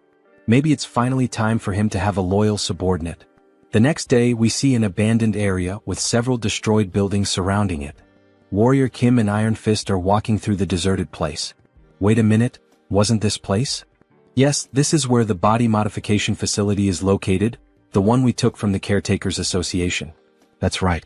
And it's probably the place where those traitors continued their human trafficking operation. Wait, this place? He told those guys to use this facility only for enhancement purposes. Wait then. He finally realizes the reason they're here. You brought him here to modify his body? Yes. This place is the best for enhancing a reinforced superhuman soldier. Today he will undergo a biological mutation and have prosthetics implanted at the same time. At the same time? But isn't that dangerous? Many people suffered mana overload attempting that. Don't worry. You just need to make sure the combination of the mutation factors and the prosthetic components is correct. We see a massive metal door like the entrance to a secret hideout once controlled by the former organization that ruled this territory. Inside we see Warrior Kim working at a computer, programming the correct combination of mutation factors and prosthetic components. Meanwhile, Iron Fist is inside a green capsule. There are fewer ingredients than he expected. But it should be enough for a level 3 superhuman. Maybe those bastard soldiers of his stole some of the ingredients. The process of creating reinforced soldiers requires a method that is both standardized and unorthodox. Mutation factor plus prosthetic component. Just so he knows, this is going to hurt like hell. It's fine. He's ready. Let's do it. Alright then. Time to get this party started. He clicks the mouse. The capsule begins to emit a strong green radiation, lighting up the entire room. We see his body fully exposed to the blast. Then, looking inside the capsule, we see a high-speed spinning blade. He stares at it in fear, trying to imagine what's about to happen. Then, more blades appear and start slicing through his entire body, especially his mechanical arm, from which metal fragments go flying inside the capsule. He screams in pain. After all, his whole body is being torn apart. Iron Fist Kim from Arcane Soul. His combat style relies on a prosthetic arm used as a melee weapon and a submachine gun for mid-range attacks, making him a versatile attacker. So, instead of choosing materials specialized for either short or long-range combat, he chose the trait of versatility, keeping open the possibility of transformation. And finally, if he manages to incorporate this mana core, then he inserts it into the machine, causing the green liquid to flow into a syringe, which is injected directly into his neck. Iron Fist begins to undergo a mutation. His entire body starts to bulge with glowing green veins, his eyes shine intensely, and he screams in agony with a deafening roar. It almost looks like he's turning into the Hulk. The protagonist looks a bit uneasy at the start of the transformation, but then a sly smile creeps across his face, as if everything he had planned was going perfectly. A huge success. He starts laughing like a mad scientist. We see the capsule slowly opening with thick steam pouring out. And then Iron Fist Kim. We see the foot of a beast. We see a massive mouth filled with sharp teeth. So, how does it feel to be reborn? He has transformed into a werewolf, the first one to appear in the story of the manhwa. So this is what it feels like to be reborn. Werewolf mutation factor. The mana absorption through the prosthetic allows for the mutation, which is a necessary step for the rapid growth of an enhanced soldier. If he starts to recover, he shouldn't have any trouble reaching the intended goal. My God. Thank you so much, sir. What should the Iron Fist gang do from now on? How about you start expanding your influence throughout the entire Guanacu district? He needs a gang to maintain public order and keep an eye on dangerous and violent gangs. Throughout the whole Guanacu region, he says? With this kind of power, it might be possible. Then suddenly, Iron Fist's henchmen appear. Boss, please take a look at this. Guys, what happened? Wait, that voice, is that really the boss? But what the hell happened to his body? He enhanced himself by modifying his own body. By the way, what brings you all here? Alright. We found human trafficking sites that the traitor Ko Jumbum used. We also discovered traces of biological experiments. What? He said to destroy them as soon as they were found. But, it's really hard to get close because there's a young witch shooting lasers. A young witch? A young witch who underwent a biological experiment? Wait, could it be her? Then they rush over to an abandoned building. The walls are being blasted apart by lasers, or at least by bursts of something powerful. Look over there. Inside that cage. From a distance, they can see a female figure locked up, with the ground around her completely destroyed. Is all this the work of that witch? The entire building might collapse if they don't hurry.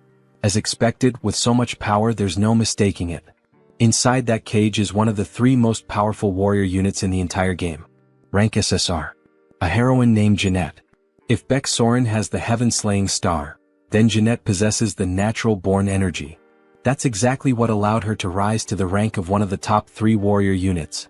But the fact that she's using such a precious ability non-stop means she's currently fighting to stay alive because her mana is almost completely drained. She's instinctively using her power to protect herself. She keeps launching a relentless barrage of arrows made of pure energy toward the protagonist and Iron Fist. The wolf barely dodges her attack. Damn it. At this rate, they won't even be able to get close to her. Then Kim starts sprinting toward her, weaving through the beams of light. The beams suddenly focus all on him, and a massive explosion erupts, with thick smoke hitting the protagonist dead on.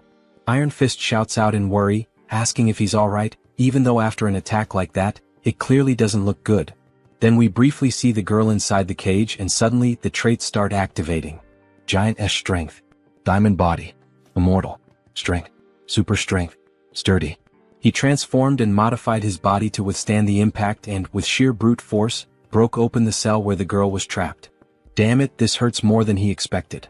Then all of a sudden she starts conjuring an energy beam at point-blank range, which hits Kim directly, causing a massive explosion that leaves even Iron Fist panicking about what just happened. Holy shit, is he okay? All they can see is thick smoke rising, unable to make out what's underneath it. But then a mana potion is quickly used, leaving the werewolf stunned. Like he almost died burned alive. They see him carrying the girl in his arms, completely wounded, while she rests quietly against him. Sir, are you alright? Sure. He calmed her down with a potion for now. They need to get out of there before the effect wears off. Should he order his men to take her to a hospital? No, he will take her to his own house. He will take responsibility for healing this child himself. Then later that same day at sunset, Beck Soren appears in front of her master's house. Ah, so she's already at level 3? Congratulations. Haha, she knew he would notice, thank you so much. By the way, what kind of training did you want to do to call me over to your house? The situation is a bit uncertain, but his second disciple candidate is a bit unwell at the moment. They see her sleeping on the armchair hooked up to an 4 drip. My God, what did this child go through? She still can't even control her power properly, but he plans to make her his disciple and awaken her true talent. And he thought that you as a senior could help her a bit. Can you take good care of her? If that's what being a senior means, of course. She will do anything. A few days later, they can be seen deflecting the beams of light with their swords, while the girl remains seated in the chair, completely unconscious. Master, how much longer do we have to keep dodging these things? Soren is showing clear signs of exhaustion. It's been an entire week of non-stop dodging and blocking all these attacks. Kim receives a notification from the system. You have obtained a trait. Deflect. Her mana should be fully replenished by now. She will regain consciousness soon, so hang in there. Suddenly the attacks stop. Energy begins to float and swirl around her body. Then she finally wakes up. With a weak look in her eyes, her face very thin, still confused about what's happening. What's going on? Where is she? Hello, so she's finally awake. Soren grabs her hand. She was so worried that you would never wake up. Is she hurt anywhere? No, she thinks so, but where is this place? And why is she here? It's because that man over there rescued you. He also helped you recover. She says thank you very much, bowing deeply to them. They saved her. Her name is Jeanette. You're welcome. It's good to see you're alright. By the way, how did you end up trapped in that place? Now that she's regained consciousness, she looks like an angel, haha. He was getting tired of the laser beams. Her parents died while fleeing from the Iliang magic tower. She was captured and then... My god. Just as expected. It's exactly like the game story. Jeanette, you are more than welcome to stay here if you have nowhere else to go. Actually, he would like to accept you as his disciple. Wait, her. Why her? Yes, so that she can avenge her parents' deaths. He will teach her to become a superhuman. But she has nothing to offer in return. It's all right. She can repay him when she's strong enough in the future. She gets emotional at Warrior Kim's words, fire burning in her eyes, and Soren finds her so adorable. Okay then, make her into a superhuman, please. And she promises she will repay him in the future. Alright, then he looks forward to working with her. Alright, it's a deal. Welcome, Jeanette. She is an extremely precious talent who will teach him one of the 3 most powerful swordsmanship skills in the game. Then all of a sudden she releases a massive burst of pure energy right at Kim, which barely misses hitting him square in the face, leaving his pants soaked in crap. Sorry. She didn't mean to do that, it was involuntary. Soren tries to calm her down. It's okay, no one got hurt or injured, just relax. Kim is left stunned and shaken by what just happened, since he could have been seriously hurt. Jeanette, let's start by practicing your mana control first, alright? Okay, he thought she had already entered her rebellious phase. My god. Jeanette, the name of your trait is natural energy. Do you know what energy means? Do you understand what energy means here? No. Oh, she does know. It's like the aura of a sword, right? Yes. This trait is similar to Soren's heaven-slaying star trait. However, you need to train your body to handle the power of the aura you wield. Because with a small vessel, the water will inevitably overflow. Although this trait gives you terrifying attack power, Jeanette is a tank. So it's important to focus on this first. You really think she can build up physical strength? Of course. He's going to teach you one of his own traits, Diamond Body. And it'll be even better if you can learn Mana Soul as well. He's going to use this chance to test the transmission system. She will help too, so don't worry. Thank you. Thank you, Senior. So cute. This will be the system he'll use in the future to learn swordsmanship skills from Beck, Soren, and Jeanette. He should start practicing right now. The Diamond Body trait hardens the user's body and mind at the same time. That's probably exactly what Jeanette, who has endured so much physical and mental damage, needs the most right now, isn't it? Eat as much as you can. The training will be tough, so eat plenty. Alright. They can be seen devouring a lot of food together. Eggs, salads, chicken, pork. A whole feast has been served. It's hard to believe that at the beginning of the manhwa, Kim was so poor he couldn't even afford medical expenses. She will need all this for her training. 2 weeks later, on a foggy night, we see Jeanette and Soren dueling, the classic 1 versus 1. Leona versus Fiora. Anyone who plays League of Legends will get the reference. Jeanette is playing defensively but tries to counterattack. Soren dodges gracefully, showing off her well-trained physique as she evades and tries to counter Jeanette's moves. To think they would reach this level in just 2 weeks. Both are truly natural talents. Beck, Soren has already mastered the sword skill. You can stop now. You will take over from here. Pardon? You master? Now that her body is strong enough, she needs to train to control her mana with more precision. Yes. This is crucial, so try to block his attack. Both get ready. He's wielding the tiger sword he received. Using a legendary sword against a poor little girl. Then he charges straight at her. She raises her shield to defend herself. Even though she blocked it, she feels the strong impact and gets pushed back a bit. Kim starts delivering a series of quick strikes, forcing her to retreat even more and focus entirely on defense. She starts blocking his strikes more precisely, even using her natural-born energy to her advantage. You can sense it now. Her refined movements give off a solid presence. Her natural-born energy. Natural-born energy. Diamond body. Shield technique. Mana soul. And Jeanette's mana circuit. He then puts more power into a heavy sword strike and can feel her form clearly. Now he's the one who has to step back from the impact of her shield. Finally he lets out a laugh. She's controlling her trait with precision now. Cesar Jeanette has finally awakened. Soren congratulates her. She finally managed to awaken, such happiness, while hugging her almost like she were her own daughter. A daughter of Kim and Soren in a way. Then he congratulates her too. Good job. Congratulations on awakening. Thank you so much. It's all thanks to the two of you. An SSR rank really is on another level. To think she would reach level 3 as soon as she woke up. Good girl. Well, considering the others, maybe she shouldn't be so surprised. After all, I'm the only one still low-ranked. She can't let her junior surpass her. She's going back to training. Wait for me. Great. Make sure to grow fast and master the art of the sword. That way I can learn from both of you. He's literally planting the seeds now so he can reap the fruits later, and maybe in more ways than one. Alright, he can't afford to fall behind either. Before his two disciples' personal missions begin, he'd better take care of a few things. We see on his phone screen a plane ticket that he bought. There's a beautiful view of the airplane flying over a large remote island surrounded by the sea. There are various buildings on it and one of them stands out, releasing green winds almost like forming a cyclone. Finally he feels that he's truly abroad. This is the city where the Divine Annihilation War took place, a hen. Beneath that hollow structure of the building, which emits a strong green light, lies the extra-dimensional space known as the Great Labyrinth. It's a troublesome place where ghosts of forgotten gods constantly launch attacks. But there's no need to worry because the most powerful organization of humanity, the Guardians League, protects a hen. The true reason he came to a hen is right here. Diana Bar. Because here he can inherit the Einherjar cultivation technique from this place. Then he walks into the bar and sees the receptionist with two horns looking startled. First time here? Looking for a specific drink? We get a better look at her, an older woman with two horns and a cigarette in her hand. He's not here to drink. He's here to get some information. Information, he says? What is he looking for? He's looking for a man named Sigmund Sigurdsson. He will make sure to pay her very well for the right information. I see. She's afraid that won't be enough. Her husband is currently in very bad shape because of his illness. Now that he thinks about it, he remembers reading something about Sigurd having lost his wife. Madam, if that's the case, he can take a look at your wife?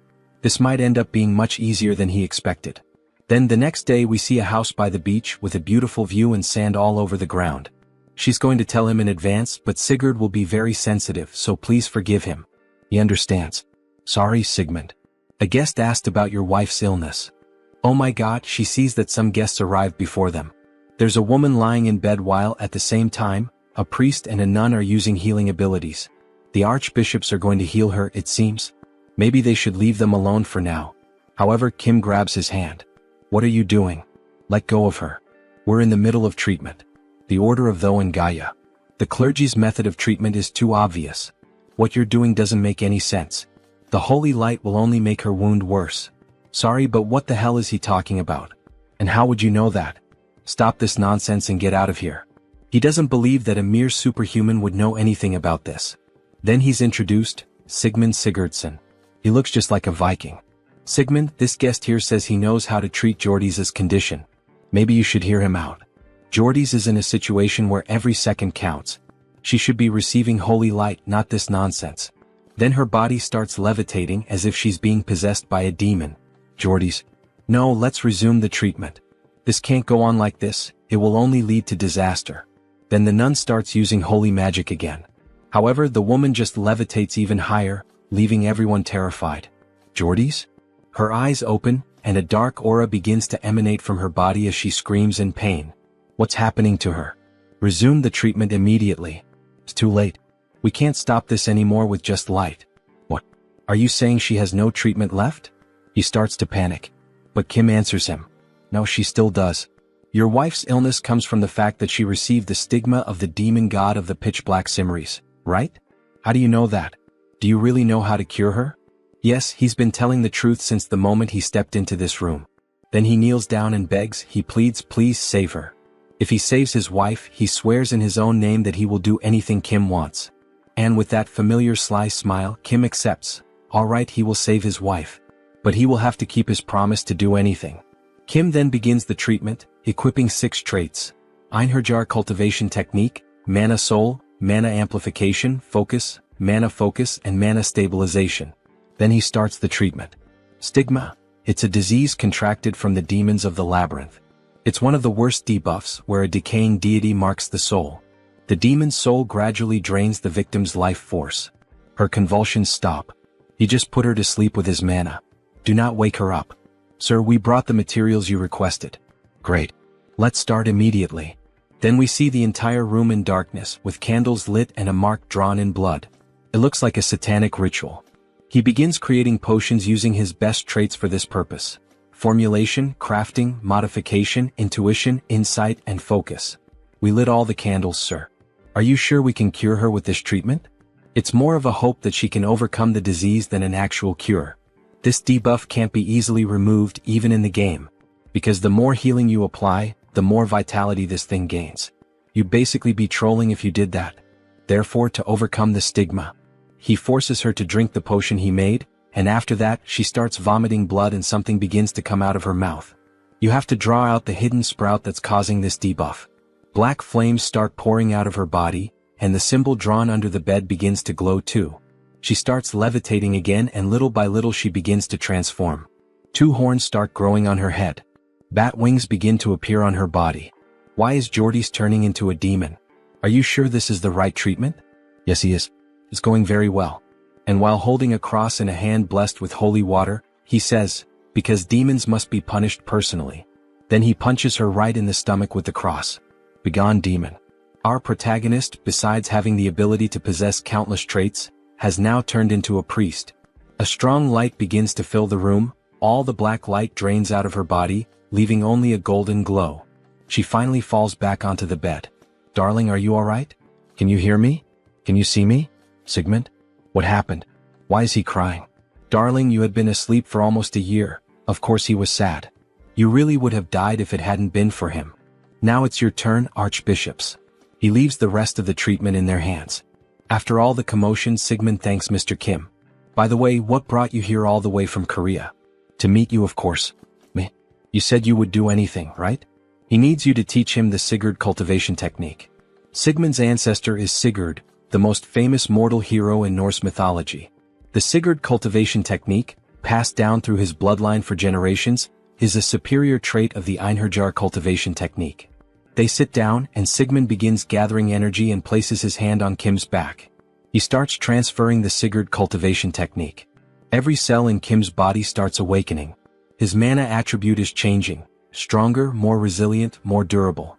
His heart is undergoing a transformation infused with mana and the new technique. Then a new system notification appears. Sigurd cultivation technique. You have obtained a trait. His total mana just increased by 30% or more. With this growth, he shouldn't have any problem learning more sword techniques. Then they are interrupted by the priest and the nun. Sigmund, we've finished Jordy's treatment. She should fully recover at any moment now. Really? Thank you so much.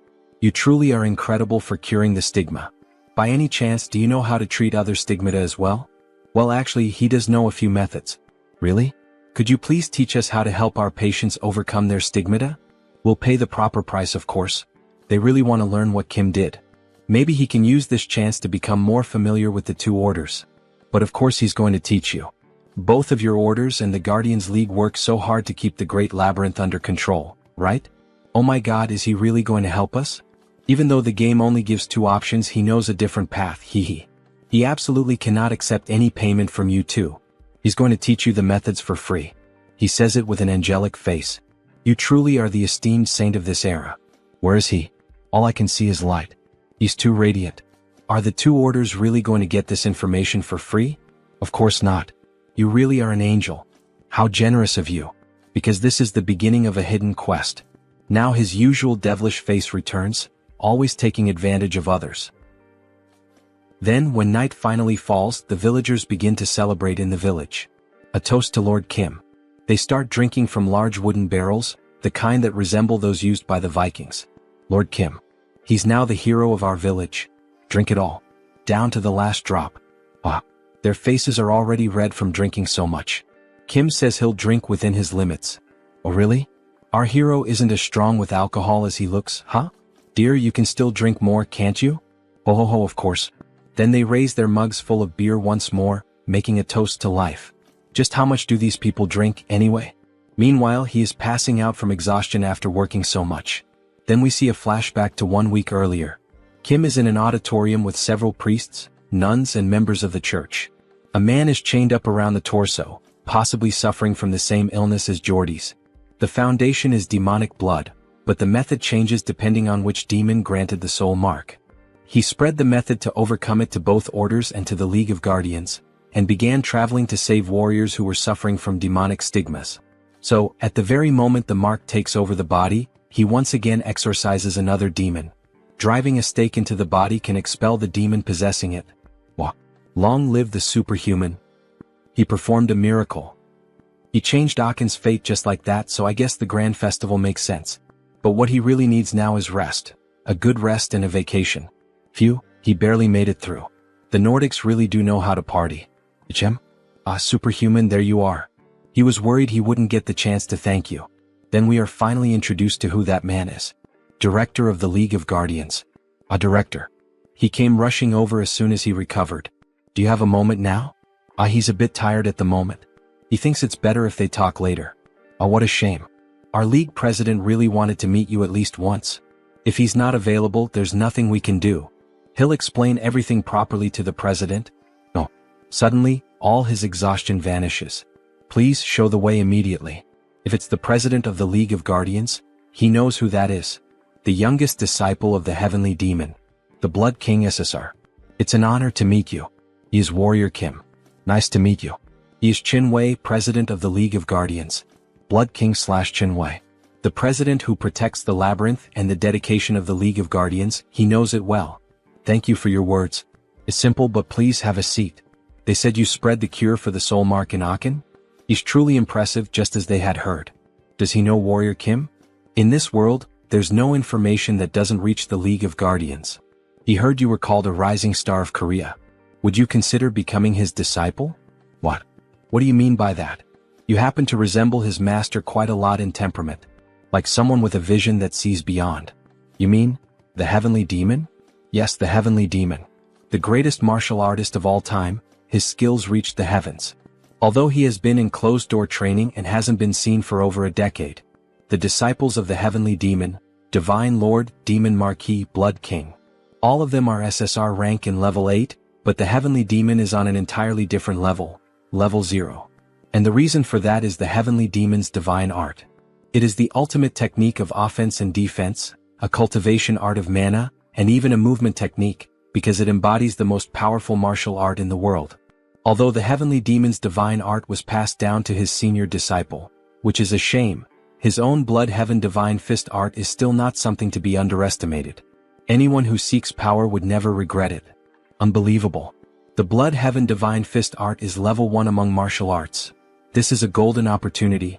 But he thanks him for the offer, but fears he cannot follow him, President. What? Is he saying that he's not good enough as a master? Not at all. It's just that he already turned down an offer to become someone else's disciple. Then he shows the tiger sword he received. The silent sword. It seems he met Master Gu Gijium. He cannot do something that would dishonor him. After all, he is a historical figure of Korea. If you think about it, the blood heaven divine fist art is on the same level as the silent sword's invincible style. So it's not exactly irreplaceable. TSK. Just when he thought he had found a promising disciple, that old man ruined everything, completely messed it up. So he supposes he has no other choice either. This is a sign of the respect he has for you. Wait, isn't that the heavenly demon's medallion? Hold on, is he giving me this rare item? Only our master and fellow martial brothers are allowed to use it. You should treasure it. Thank you. But in truth, the reason he gave it is obvious. It means, if you ever change your mind, come find me. It's probably something similar to why the Legion commander gave me a sword. Amen. With 2 big shots showing interest in me, it's kind of overwhelming. Ichem? Why is he suddenly trembling? He's just moved by the president's gift. You will treasure it. Take care. Very well. I hope we meet again as master and disciple. Well then. Time to go claim that hard-earned mission reward. The next day in a massive building. We see the priest and the nun speaking with Kim. Transcendent One, we've prepared a modest gift for you. Here, please open it. You really didn't have to go through the trouble? You didn't do any of this expecting thanks. Good heavens. To think that someone this humble still exists. No wonder they call you the saint of our era. But eternal grace deserves an expression of gratitude worthy of it, and what is worldly also deserves its own form of appreciation, don't you agree? Please accept it. Grazie. That's exactly what he was saying. He opens the chest, which shines brightly. Inside we see nothing less than a massive axe, the same one from Thor in the Avengers movie. This is a gift from the Order of Thor, Mjolnir. If he doesn't recognize Thor's hammer, he must be a spy. Just like a sacred sword, it is especially powerful against dark-type monsters. It's an SSR-grade weapon that unleashes even greater power. Please take a look as well at the gift from our Order of Gaia. It's a shield, of course, Athena's Aegis. An invincible shield that can freely shape magical force fields. Did you like it, Transcendent? You're really giving me all these over-the-top gifts? It would be a bit disappointing to stop here. Of course there's more. Come on, hand it over already. He's already getting dizzy. 10 bottles of IAS nectar, 7 diamonds, even the tears of an angel. What's this? Isn't that a demon heart? Exactly. We prepared it to be refined together with the nectar when you consume it. Maybe he should try to get a little more? So, by any chance do you have a flame demon dragon heart? Isn't that something used by fire-type mages? Yes, he can use black flame, so he needs it. The trait of the flame demon dragon is hellfire. If he's going to face the Lord of the Sun Tower, he's going to need it. Oh, understood. We will gladly deliver the heart of the flame demon dragon to you. This is our final gift to you, Transcendent. Wow, thank you so much. Secret mission reward, jackpot. And by direct order of the Pope, he will be named an honorary Holy Knight of the Order of Thor. The same goes for the Order of Gaia. It's only honorary, so there's no pressure. All right. It's important that he becomes stronger, but thank you very much. He will gladly become an honorary Holy Knight. One day, if it's necessary to keep the Old Father's order in check, he might need the power of those two orders. Back to the present, the party continues. This village festival shows no sign of ending.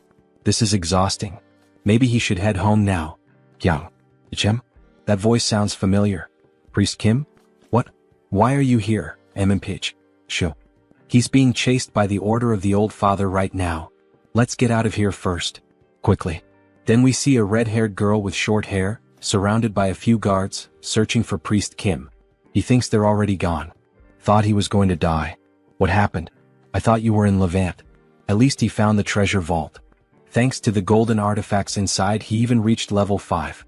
But he was discovered by the Order of the Father. That place is the origin of the Order after all. Well, considering that Priest Kim's order is a cult not listed in the Divine Extinction Treaty, it's no surprise they're chasing you. Anyway, he's not sure if the trials are supposed to be that cruel. He needs to reach level 7 quickly so that their god can be resurrected. Well, is there anything I can help with? Actually, yes. That's exactly why he was looking for you. Tell me, what is it? Can you take me to the Great Labyrinth? The Great Labyrinth? Yes, all the way to the Fortress of Beginnings on the 10th floor. For Priest Kim's order to be officially recognized, they need to gather more divine power. Using the Great Labyrinth as a place to hide and accumulate power until then. This might actually be perfect? They then head to the Great Labyrinth, a massive gate guarded by 2 sentries. One of them notices Warrior Kim and Priest Kim approaching. Halt right there. State your purpose. Both of them are wearing masks looking like ninjas. He's trying to enter the Great Labyrinth. At this hour? He has his reasons. He covers his face and is treated like a criminal. Well, the Great Labyrinth is often used as a hideout for criminals.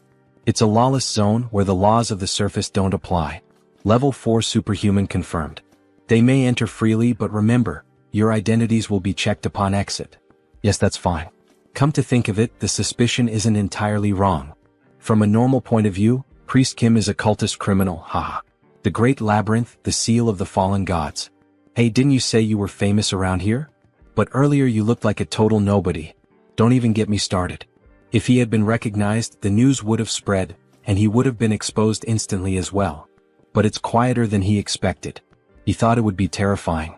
So Kim decides to equip his best detection traits. Sixth sense, incite, sensitivity, perky ears, bright eyes, dog nose. There's a smell of sulfur. Sulfur? There are demons hiding up ahead. No, he takes that back. Demons are advancing toward them. One-eyed bats, one-eyed goblins rush toward them at high speed. Priest, bless our weapons. Yes. Perfect timing. He was just wondering how the new weapons would perform. We see Thor's hammer glowing intensely with the priest's buff. SSR-grade weapons with golden blessings. Man, you could just throw them and it would already be a total massacre. He then equips the Thurring trait and wipes out all the demons with a golden lightning strike. As expected, Mjolnir is Mjolnir. It's incredible to think he wiped out all those demons. His blessing was insane too. It felt like it doubled the power. That's what you'd expect from a level 5 priest. Honestly, he was afraid the old cult of the father would follow him all the way here. But once they pass through that gate, they'll be free from the 9th floor so he can finally relax.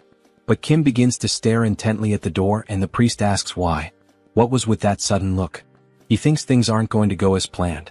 They came in a swarm. They're much later than we expected, Savior. An inquisitor from the old cult of the father. How did they find me? No. Thinking about it now, he realizes it was obvious. They followed Priest Kim here. They must have the same tracking trait he has. No wonder they found us so easily no matter how much we ran. This tiresome pursuit finally ends here. And at last, Savior, he'll join our faith. Join your cult? What the hell are you talking about? The saint has blessed us with a divine message. If the Savior joins our cult, he will be treated as her equal. He will offer both his body and soul to the old father. So they're basically declaring without any pretense that they're going to sacrifice me now. Are you insane? Who gave you permission to decide that? No need to worry so much. Because right here, the ascension ritual for you, Savior, is already prepared. So they want to break me, trap me here, and offer me as a sacrifice.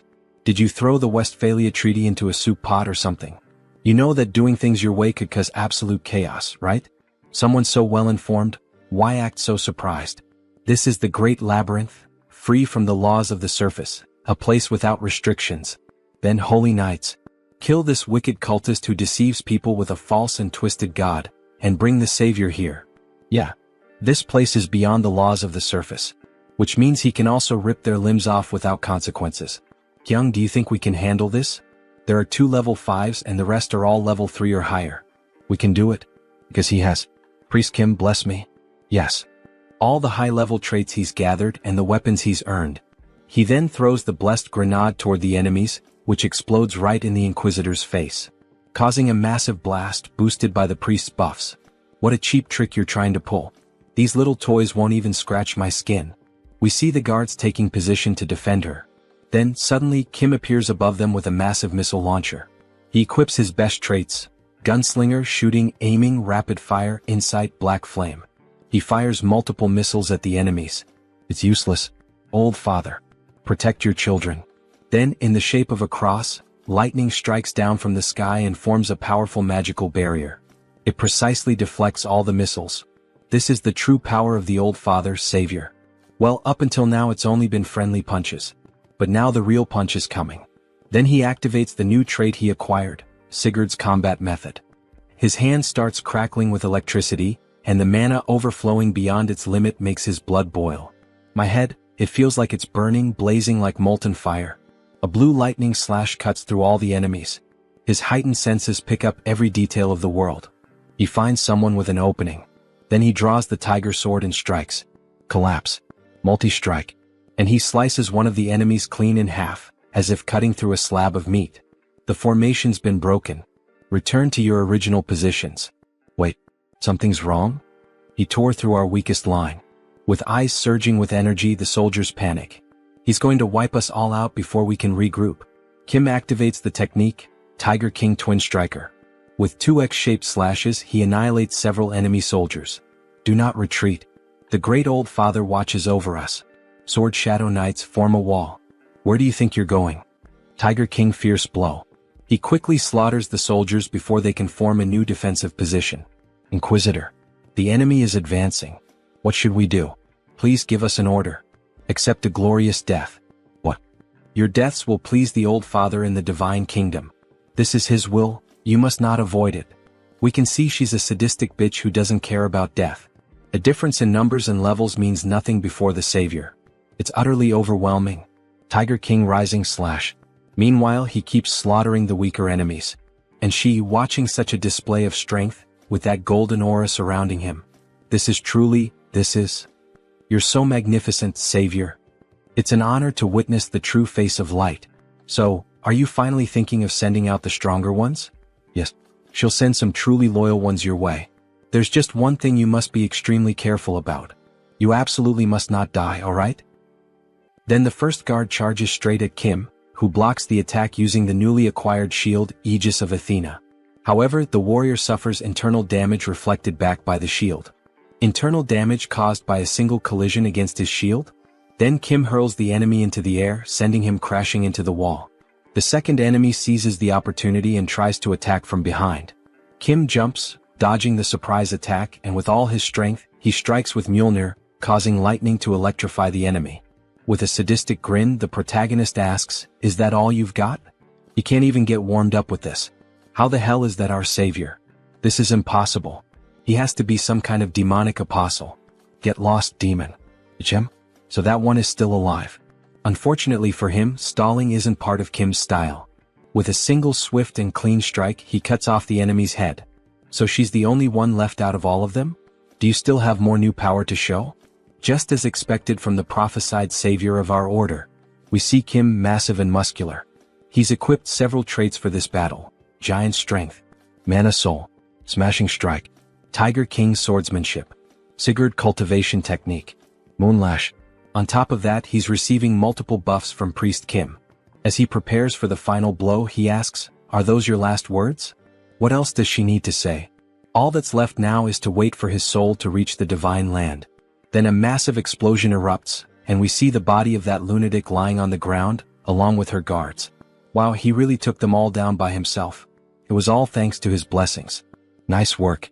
Did you see how she kept talking until the very end? That's why you don't mess with fanatics. Disgusting. It was almost frightening. Anyway, maybe he overdid it a bit. There's nothing left to loot because he destroyed everything. There's still that shield. It's broken too. That's a shame, but thanks to that battle just now, he gained 3 new traits: destruction, massacre, fierce assault. He managed to gather the necessary materials to create a high-level trait, one capable of facing 1,000 foes. In the end, the loot's not bad at all, huh? Finally, we've reached the 10th floor. Congratulations, mission accomplished. He wouldn't have made it this far if it weren't for you, brother. He'd still be stuck in that Qigong therapy.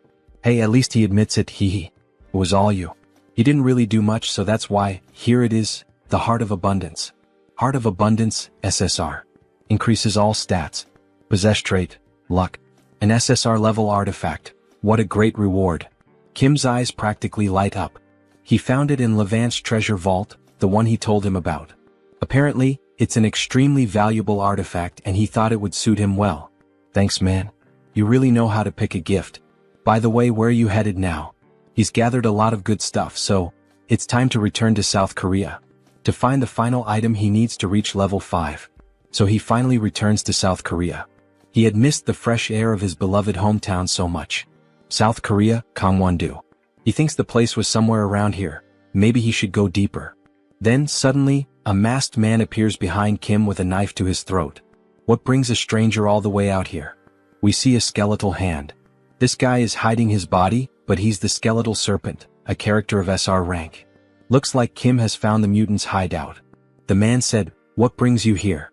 Kim replies that he has business to attend to. This area is restricted. Turn back. Wait, but Kim thought this was the path to Hope Village, wasn't it? How do you know that name? The place he arrived at is the Village of Monsters. However, the mutants call this place Hope Village. Someone who knows the real name of the village? It's like a password he can use to get in, He'll guide you there. Follow me. Thanks. Good thing the one on patrol today is the skeletal serpent, because for a mutant he's actually a pretty flexible guy. So they walk deeper into the forest, where various plants, roses, and beautiful trees are shown. There are even drawings made in archaic styles. As he approaches the village, the other mutants begin to wonder why the hell a human is there. This place is Monster Village. It's where the item he needs to find is located. Then we see massive feet approaching the area. Skeletal serpent. Why did you bring a human to our village? We see that those huge feet belong to a bear wearing clothing and moose antlers. He knew the real name of our village, the skeletal serpent replies. He said he's here to do business with you. But I've never seen him before.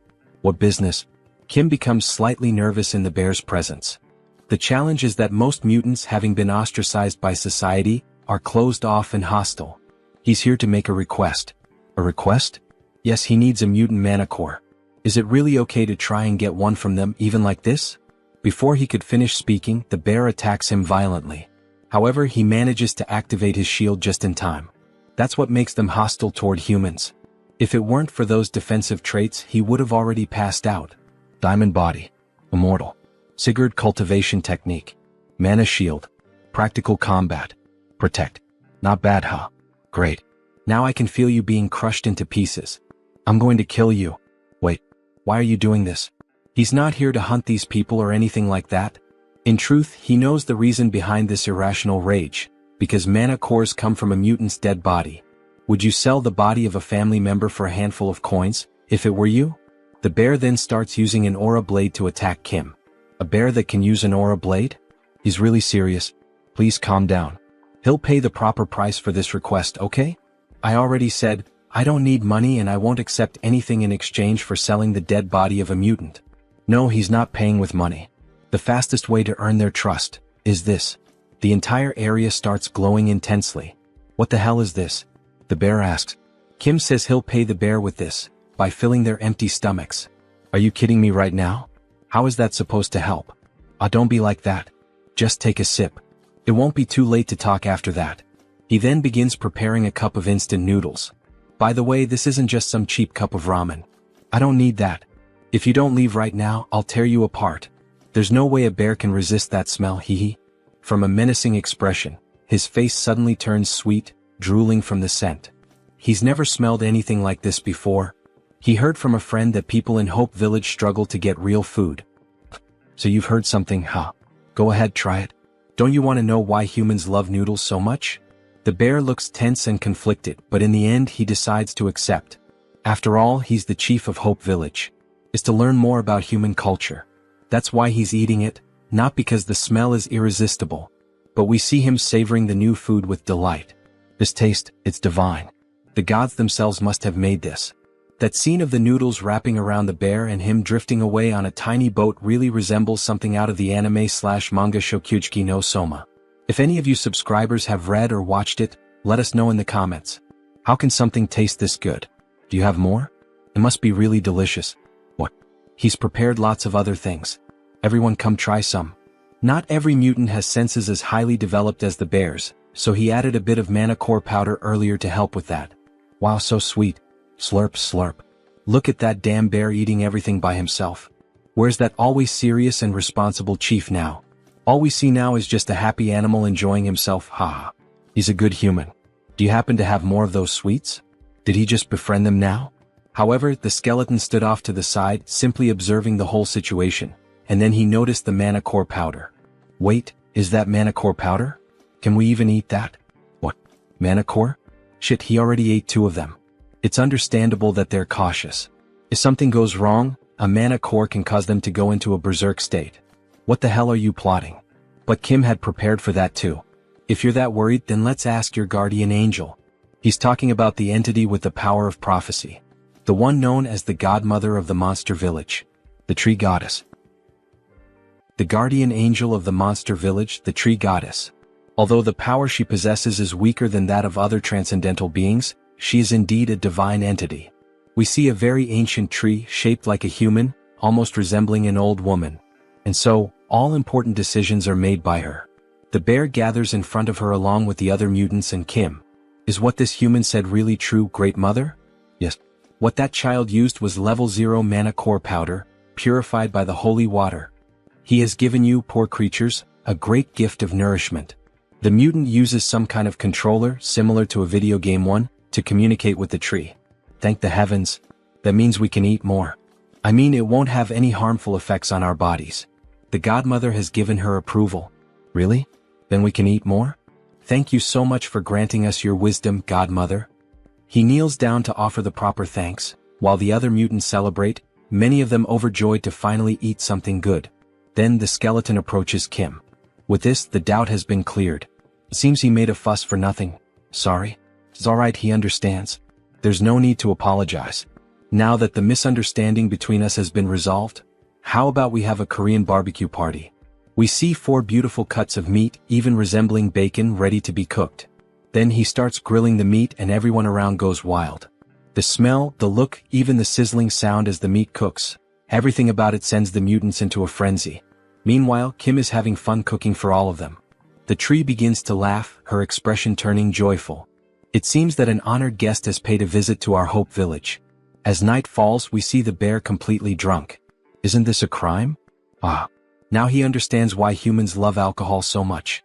It's refreshing. I'm glad you enjoyed it. By the way, why do you call me human but don't refer to yourself that way? It's just that he got used to it. To be honest, it hasn't been that long since they started treating us as humans. Back during the Japanese occupation, we were considered nothing more than talking animals. Even hunters used to hunt us in those days. Even so, he's amazing. From what they've heard, he played a major role in the Korean War, and that's why mutants have more rights nowadays. But he couldn't have done it alone. It's been so long since the entire village enjoyed the company of an outsider. Do you want it or not? Just one more, uncle. Try it like this, it tastes better. He always wanted to hear them laugh like that. A classic sentimental drunk. Wow, such an innocent village. He really shouldn't be crying like this. He's just giving them what they want and his reputation keeps skyrocketing. Alright, you said you needed a mana core, right? Here are 4. Go ahead and take them. Reputation quest complete. Come to Papa mana cores, haha. Thank you very much. And with that, he finally wraps up the festivities for the day and starts heading out. He's finally ready to become level 5. Good job, me. Suddenly he hears a voice. Hey, are you leaving? It's the skeleton. He still hasn't properly thanked him. There's no need. He already received valuable gifts from the village. But the skeleton feels that he gave the village something far more precious than that. Understandable, since they hadn't had real food in decades. With a somber tone, he says that if he ever needs more mutant mana cores next time, just let him know. He'll gladly give him his own. What? Please don't say something like that again. He has no intention of taking the heart of someone who's still alive. He's not that kind of person. But he's serious, really. He truly means it. Because he received a prophecy from our godmother. She said that he was destined to give a part of his body to someone who would return my blood and flesh. Okay, Korean barbecue isn't worth that much. He knows the skeletal snake's quest has something to do with this, but he's never heard anything about a mana core being part of it. Maybe it's just a metaphor? She could be talking about something other than her mana core. Of course, he'll find out when the time comes. You can go now. Sorry for taking up your time. Alright. Take care. He's looking forward to the day he sees you again. Obviously, that skeletal snake is hiding something. The next day we see a new house, quite large even with a pool. Yes, finally. What's right in front of me now is the large single-family home that will be mine from now on. The entire property spans over 660 square meters. And there's even a pool. But it's not just those perks. The real reason he came and chose this place. He takes an elevator down to the basement of the house. It leads to the high-quality, high-security secret training center. Yes, he never thought he'd see this day. Kim is truly happy.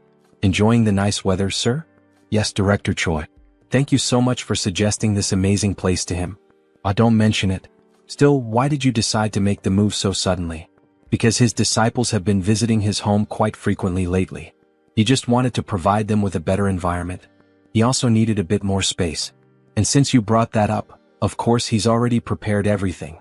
Please feel free to use this to help you reach level 5. We see a massive capsule, equipped with advanced technological components. Hello, Master. She is a magical spirit born to support you, Master. How can she assist you today? First, precise measurement. From this point on, leveling up requires a more complex process. To achieve the best results, he needs the help of a spirit. Beginning precise measurement. Inside the capsule, all of his attributes, abilities, and powers begin to appear on the screen. Level 4 Warrior Class. Musculoskeletal Class, Giant. Musculoskeletal Class, Diamond. Healing Class, Immortal. Mana Class, Soul. Mana Class, Sigurd. Battle Class, Tiger King Swordsmanship. So that's how it's structured. However, several error messages suddenly start flashing on the screen. He doesn't understand what's going on. Master, there's been an error in reading your mana circuit. Ah, that's probably his fault. He's capable of altering his mana circuit in real time. That's actually top secret information, by the way. Is that even possible? That's not recorded in any of his data. She just saw it with her own eyes. So yes, she just witnessed it herself. That's why he'd like to prepare a level 5 elixir that suits him well. The spirit pauses in thought. A regular elixir wouldn't work, but if it's custom made, it's possible. Really? The performance does match the high price, huh? Please tell me all of your abilities. Please tell her all of his abilities. Alright. First of all, he possesses 11 high-level traits, successfully registered. The master's abilities total 136. The design has been completed based on the Celestial Throne elixir. Celestial Throne? He's referring to that elixir that only exists in theory. Is everything ready for the elixir's production? That's not the elixir he expected, but that's fine. He trusts that the spirit found the right elixir for him. Absolutely. Let's begin.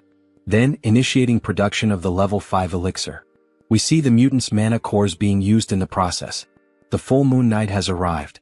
The house is lit up from top to bottom. Congratulations on becoming level 5. Congratulations, Master. We brought you some gifts. How did you know? That man over there told us. Great day for a party, don't you think? Congratulations, Warrior. You told them, Director Choi? Of course he did. It would have been a waste not to celebrate an occasion like this. Then he hears an explosion. It was fireworks from the first family he helped. The great achievement of Warrior Kim. Congratulations, from security number 1. Wow, unbelievable. He turns red like a strawberry. You too, Woojin?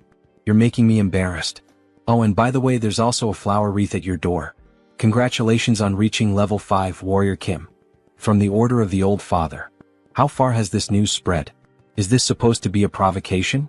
Now that he's level 5, he'll have to act discreetly. Everyone will be watching his every move. And they send me something like this? He starts tearing apart the flower wreath. While Kim was tearing it apart, a car pulls up beside him. A beautiful woman with purple hair and dressed in executive attire steps out. Finally, more women are starting to appear in this manhwa. So, who the hell is that now? Everyone, even everyone's mother, is coming to his house today. Superhuman Warrior Kim, right? Congratulations on reaching level 5. Thanks. But who are you again? Apologies for the late introduction. She is Song Hee-young from the Kumo Group. Third daughter of the Kumo Group. Song Hee-young, level 6 superhuman. Gasp. She's the youngest daughter of the Kumo Group. And what business would the Kumo Group have with me? We were thinking of leaving a request. A request, huh? Wait a second. From what he knows, the Kumo Group is in the middle of a succession war, isn't it? Getting involved in the internal affairs of the Kumo Group will only make things more complicated. The wise choice is to refuse the request right here and now. We wish for him to participate in the 5 consecutive duels that will be held for the succession, as the champion. Then she begins to open the briefcase she was carrying. The compensation will be more than satisfactory. How about this as your payment? There's no doubt, this girl is strange. Those ears and eyes, and those marks on her neck. Wait a second. That pistol. Is that the gun that holds the power of destruction among the Daisen weapons? That changes everything. Bring me the contract right now. Time to get some rare items. The next day they head straight to the main building of the Kumo Group. Such generosity on her part. Imagine her offering a Daisen weapon. He already owns 2 from the Daisen series. She knew he would accept the offer. Since she's willing to pay that much just as a fee, he can't help but wonder what she'll give him if he actually wins the duel. She will give him another weapon from the Daisen series, one that has the paralyze ability. Wow, seriously? It's like one of those buy one get one free deals? Well yeah. If he manages to win consecutively, she'll give him even more incentives. But he shouldn't get too greedy. After all his opponents will be level 6. He just needs to defeat the one she tells him to. Other than that, he can relax. And so, the day of the tournament finally arrives. A massive arena with a huge crowd watching the spectacle. Even Kim is impressed by the sheer scale of these duels. The two of them walk toward the designated area and end up encountering Hee-young's brothers. Look who showed up, the little sister. They thought she wouldn't dare appear in this stadium to try anything, yet here she is, wearing that look of disdain. However, she simply ignores them and heads toward her seat. How rude of their sister. Eldest son of the Kumo Group, Song Hee-jun. Level 6 superhuman. Leave her out of this. This is a fight between you and me. Second son of the Kumo Group, Song Hee-cheol. Level 6 superhuman. It seems the two of them don't see Song Hee-young as a threat. It makes sense considering she's still young. The first duel will be between the champions of the eldest son and the second son. Yes, both are extremely strong opponents. We see the first superhuman. Mr. Armored Soldier, level 6 superhuman. Mr. Pyromaniac, level 6 superhuman. A level 6 cyborg and a level 6 human who manipulates flames through a mutant factor, huh? Being a conglomerate, they certainly have many enhanced soldiers. Please pay close attention to this battle. The Armored Soldier, team leader Kim, was hired by her second older brother. He is considered the key figure to watch in this tournament. And so, the battle finally begins. He charges straight at the enemy, trying to grab him with his own hands. However, Mr. Pyromaniac starts laughing and activates his ability. He brings his hands together, forming a cannon, and says, "Solar Flare." Mr. Armored is caught off guard. Flames, an enormous explosion, is unleashed directly at Mr. Armored. Song Hee-young is taken aback by such a powerful display. The cyborg is fatally burned by the explosion, leaving everyone in the arena hearing his screams of agony. After the explosion, only destruction and ashes remained in the arena. Song Hee-cheol, the second son, is left in a state of shock. Everyone present in the arena wonders, could he be dead? Meanwhile, the first son gives a wicked smile, knowing that victory is drawing near. That flame just now. He's not an enhanced soldier, but a mage capable of casting the solar flame spell. But isn't murder forbidden within the Tower of Solar Magic?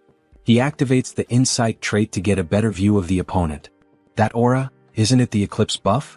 Could he really be who I think he is? President Song, is it our turn now? Yes, but he'll go first. Please finalize the preparations. Are you sure about this?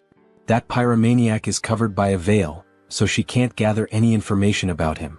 She thinks it would be better to leave him to another level 6. He can win, because she believes she knows who he is.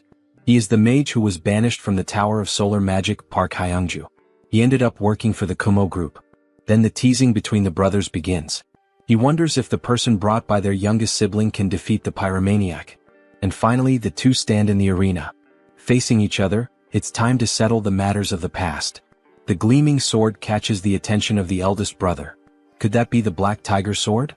But even the Black Tiger sword cannot compete against the solar flame. Just another corpse to clean up. He never imagined they would meet again like this. Does he recognize him? Yes, because he's copying the techniques of the Eclipse School. How dare he use the solar flame in such a cruel way? Does his master, Elder Joe, know about this? His master knows everything. Before leaving, he received some information from Director Choi.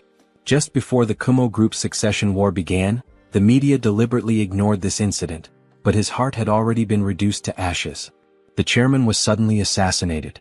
The only people who could do something like that are the master of the tower or a certain someone.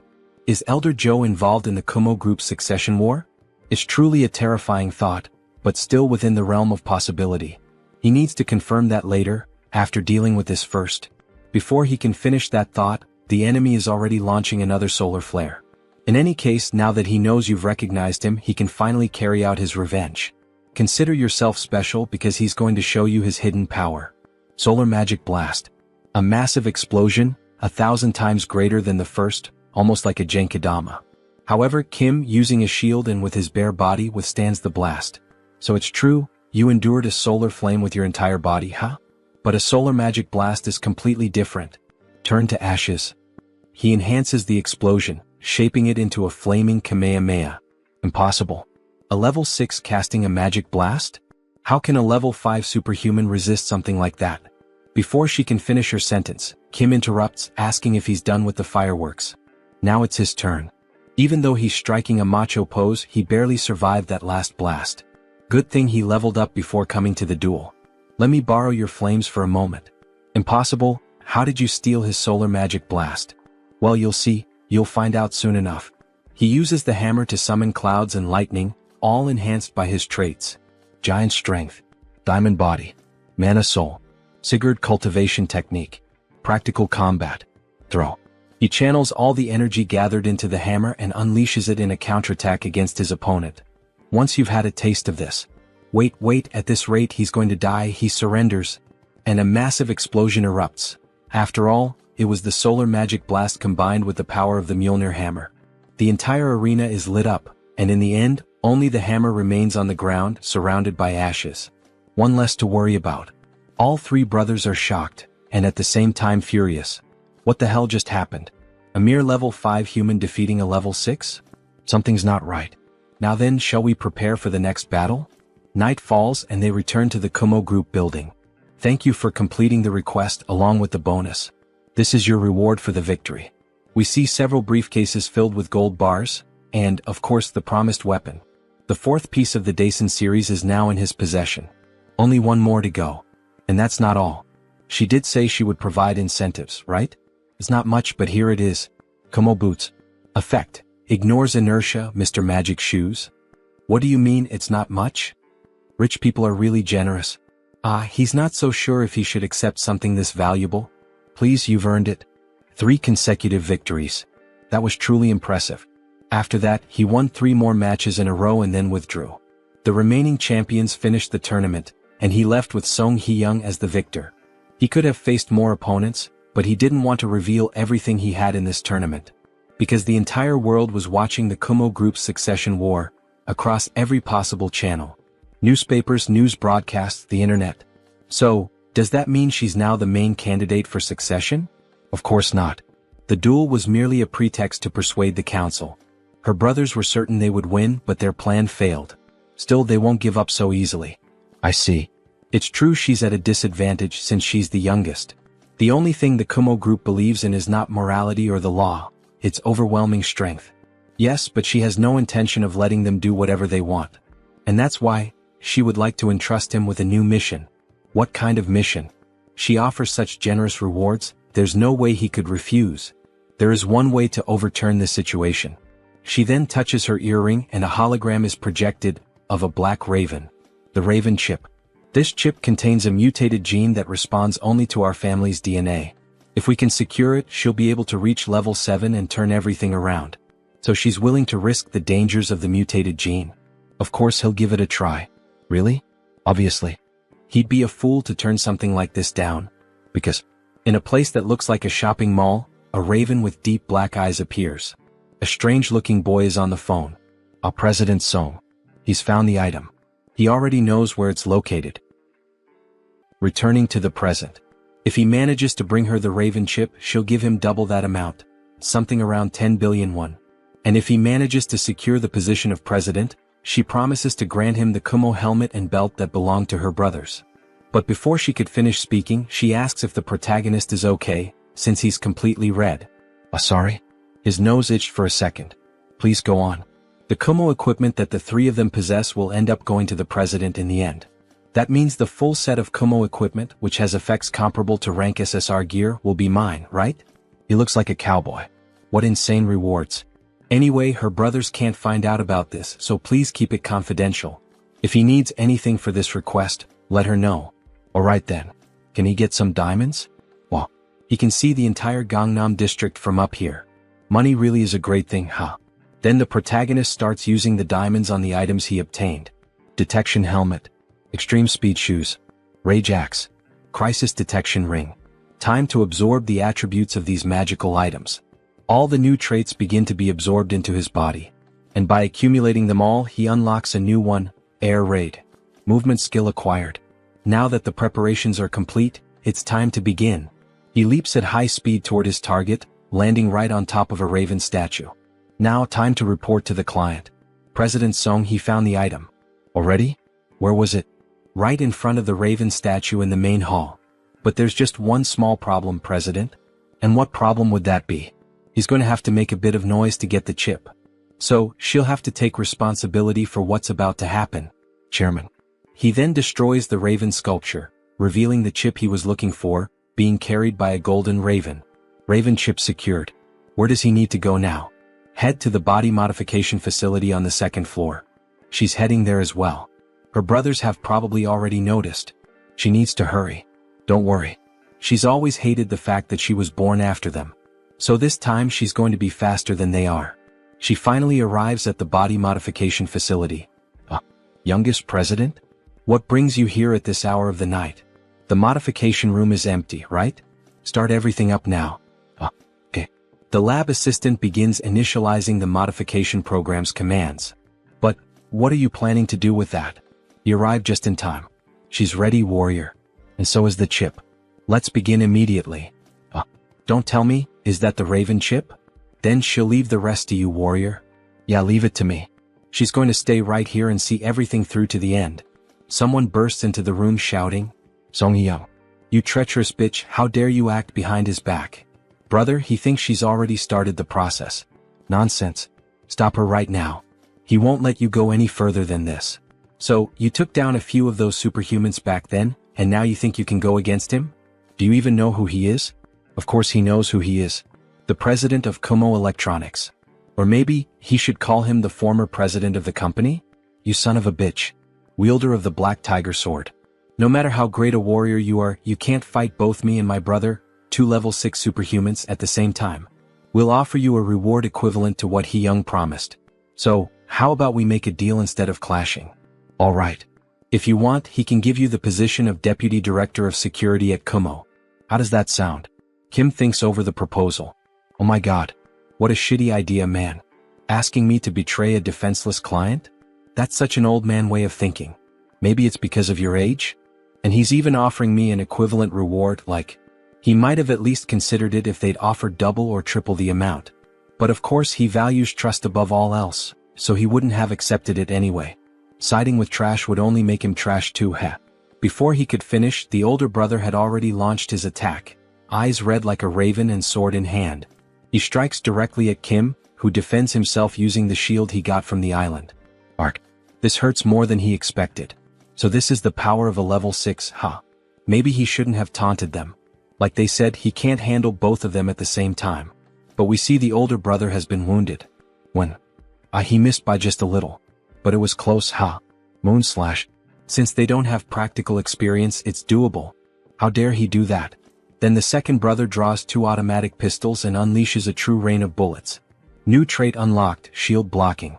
He was wondering why the shield felt sturdier. Shoot as many bullets as you want, he's not going to budge an inch. Brother now? The older brother dashes forward, aiming to disrupt the body modification process from behind. However, Kim quickly switches equipment. The second brother is caught off guard. Dason gun of halting? The older brother is frozen in place. That bastard, where the hell did he get that weapon? Wait, where did he go now? This is a leap boosted by the air raid trait. Exploit the opponent's opening in an instant. We see the 6 traits he's using: gunner, gun shooting, spitfire, focus, rapid reloading. And he rains down attacks like an airstrike. Are you thinking of giving up now, Mr. Song Hee-jun? How laughable. To think you'd win with such a minuscule amount of power. What, are you relying on an item now? He then transforms. This is the Raven of Absolute Darkness. In addition, several building security guards start to arrive and surround the protagonist. He's going to put an end to your insolence here and now. Damn it, not even he can guarantee he'll get out of this safely. Everyone stop. A golden light begins to shine from the body modification capsule. Everyone turns stunned. Kim is happy it's finally done. The brothers are worried. This time, unfortunately, you arrived too late, my brothers. Third child of the Kumo group. Song Hee-young. Level 7 superhuman. She's taken on an angelic form, completely golden, a literal goddess with beautiful wings. She is now the Solar Raven. Solar Raven? Who does she think she's trying to scare? Alright then, let's fight. Please stop. If the youngest president were to fight seriously, this building wouldn't last a minute. He thought the outcome had already been decided in the last confrontation, and yet he's acting like this. Founding contributor of the Kumo Group, Director Young Kyung-jun. Is he disregarding the procedures decided by the shareholders? Now father-in-law. That's not what he meant.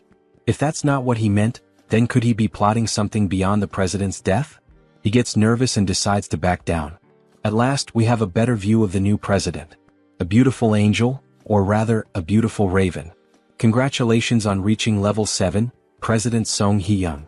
He'll see her at the shareholders' meeting to elect the next president. A few days later, both are on the terrace of a luxurious house. As tradition dictates, her brothers have withdrawn from all their businesses and departed for the United States. Congratulations. She's about to become the next president of the Kumo Group. Fufu. It's all thanks to you. Did he receive the items from her 2 brothers as promised? Kumo helm, Kumo belt, Kumo boots. Ah yes, of course. Thanks to you he's completed the Kumo set. Ah. If you have more requests in the future, just call me. While sipping her fine wine she remembered. Now that you mention it, she actually has one more proposal for you. What kind of request, with a high reward, is it this time? Then she offers a different prize. SSS rank ring. A ring?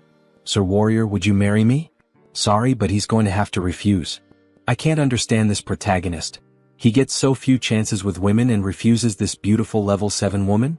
I'm suspicious of this protagonist. Back to the manhwa. What? But why? There's no way you'd be lacking as a partner. And you're right about that. You have both wealth and beauty. Either way, she's just not his type. Making that romance anime face. What? That's absurd. Why would such an insignificant factor matter to people like us? In fact, is it significant? She herself is surprised, just like me, the narrator, to have been refused in this way. Yes, the narrator loves women in business attire. Whoever agrees with me, type it in the comments and I'll send you a heart. He would like to marry someone who shows genuine affection. Not someone like you who sees me as a means to consolidate power. Quite romantic, isn't it? Kim Junsu, 22 years old, who doesn't want his pure heart to be betrayed, not even in Arcana Soul. He truly is an unpredictable person. In that case, she would like a cooperative relationship, where we can help each other at any time. Would that be alright? Yes, that would be more than welcome. And so, that night, a new alliance was formed with the clinking of glass cups. Then, after finally leaving her house and heading back home, he starts to grow pensive in the car. It kind of feels like he just threw away the chance to live in luxury for no reason. That leaves a bitter taste.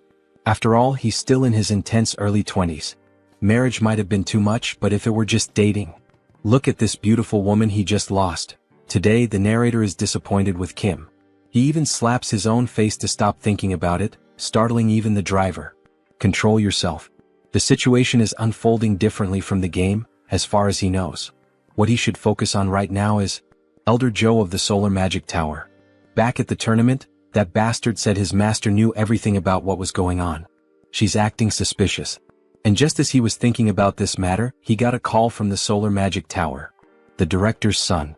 What convenient timing. The next scene is in Phoenix Valley. However, it looks deserted. Kim wonders why he doesn't see any phoenixes flying in this area. Well, it's been quite a while, hasn't it, Superhuman Kim? Oh, or should he call you the owner of the Black Tiger Sword? Tower Master. It's been a long time. And of course his grandson is with him as well. He's noticed that you've become a greater person, huh? He'd like his grandson to learn from you. Grandpa, why don't we get straight to the point? Now that Mage Kim has awakened, he's starting to show his true nature, huh? Superhuman Kim. He's sure you already expected this, but we called you here to make a request. Is it because of all the Phoenix disappearances? Correct. He has no idea where they might have gone. He supposes that some mythical beast might have taken them all. That's very possible, but have you considered the possibility of unauthorized poaching? That's highly unlikely. Our security was flawless.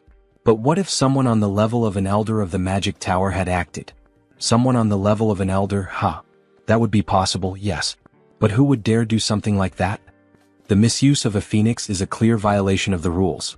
He then starts to get angry and ignites his entire body, showing why he is the tower's director. Of course, he will find every last missing phoenix, and find whoever is responsible for this.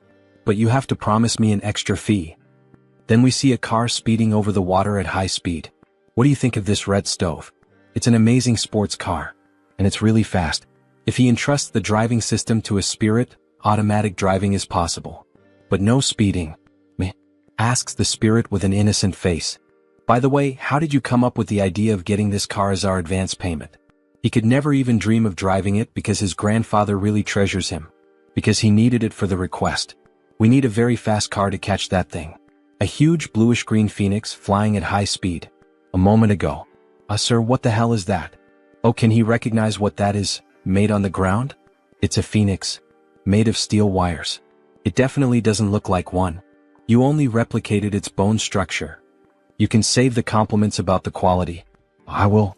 He managed to get some crafting attributes from it, so of course. Alright then, Mr. Mage. Let's take a bit of your blood, shall we? Says Kim with a scary face. What does that mean? To think that that small amount of his blood transformed that wire into an artificial phoenix. His blood contains the essence of the phoenix, so if we can just use its homing instinct, we'll be able to find out where the rest of them are. When night falls, they finally arrive at an island called Ulungdu. So this is where they were, huh? But they don't seem to be in good condition. They look tired and dehydrated. They should have lived for more than 20 years, but they seem drained of energy. Can you check their mana, please? Yes. He begins to check, using fire as a sensor. These guys had their mana stolen. From the heart to the blood vessels, everything was burned dry. Wait, this traces. Yes, Mage Kim. He believes you can find out who did this. He then focuses more and finally discovers, the Eclipse School? Yes, that's right. How clever. Let's contact the Tower Master immediately. The culprit is none other than Elder Joe from the Eclipse School. Joe Akbun, that crazy bastard. He erupts like a volcano. Grandpa, please calm down. She was caught trying to take all the phoenixes for herself. He swears to God if he catches her, he will. So he's saying that Elder Joe also disappeared from the tower? Yes. He went to her office, and she had vanished, leaving her clone behind. What, is she mocking me or something? He swears he will. Clone? It's a magic that creates a body identical to the user. However, it dies after a while. Was she just trying to buy time? The death of the Kumo Group's president, whose heart was burned to ashes. The exiled mage reappearing as a reinforced soldier. The overexploited phoenixes taken to gain power. An Elder Joe hiding? You've already received so many clues. Come on. Tower Master, doesn't anything come to mind? Don't tell me. Joe Akbun got her hands on that? The forbidden ritual of the Eclipse School. The moon in complete darkness. The forbidden ritual. This ritual is carried out by emitting mana to block the sunlight, an event that appears in the polarization mission of the Solar Magic Tower. But this is even before the polarization research begins. It's the butterfly effect. A different course of events unfolded because he got involved with Elder Joe's disciple. What is this after all? She is using the power obtained from the phoenix to corrode solar magic. And not just that, through the sky, land, and sea, she is absorbing the mana from every form of life. Is she performing such an evil ritual in an era like this? And what if your magic tower is ruined because of it? We must find Elder Joe quickly. If she reaches level 8 with that power, we don't know what she will do. But how are we going to find her? He can feel a connection to a massive reservoir of mana in the distance. Follow him. He thinks he knows where that woman is. The mana trail leads them to a house near the forest. Upon approaching the place, they see an open portal. This is a subdimensional labyrinth? So he's saying she's hiding inside while the ritual continues? Yes, but the labyrinth is very resilient, so we cannot destroy it immediately. It was designed to withstand the power of a solar eruption. You stay here and he will take care of things. You can't, grandfather. There's no way Elder Joe wouldn't have prepared countermeasures against the Tower Master. He's right. This is far too dangerous. Leave it to me. He's going in there? Yes. Wouldn't it be better to have an outsider intervene to catch her by surprise? Looks like he owes him one more. In that case, take this.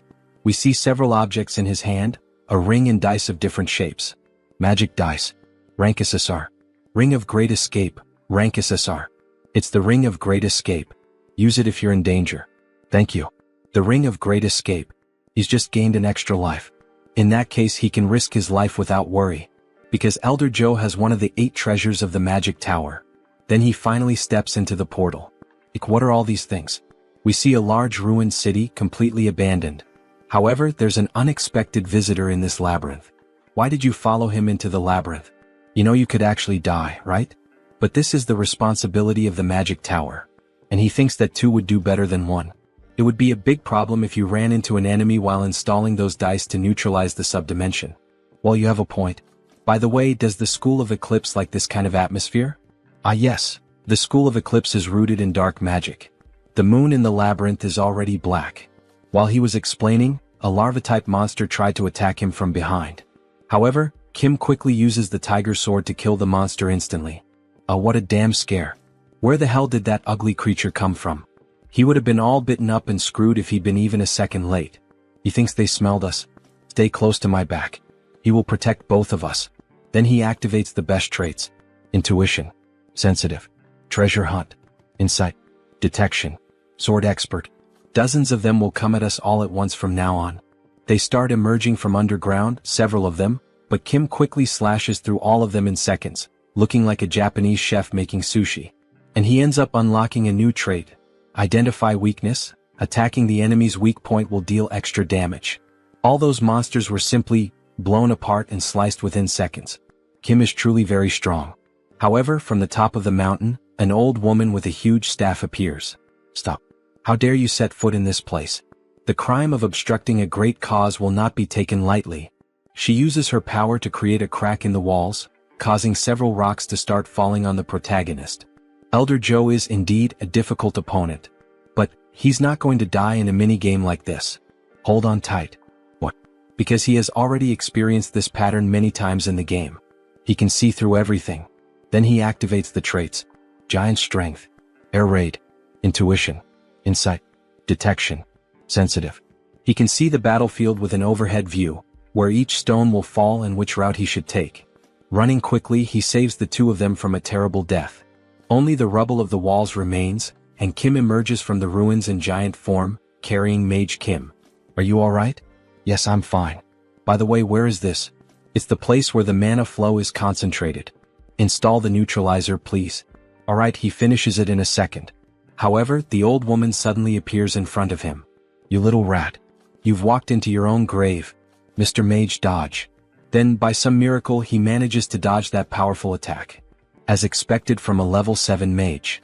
He would have died instantly if he had been hit. It will be difficult to face her with normal methods. Mr. Mage, he will distract her. So go. Yes, then he will also have to reveal his trump card.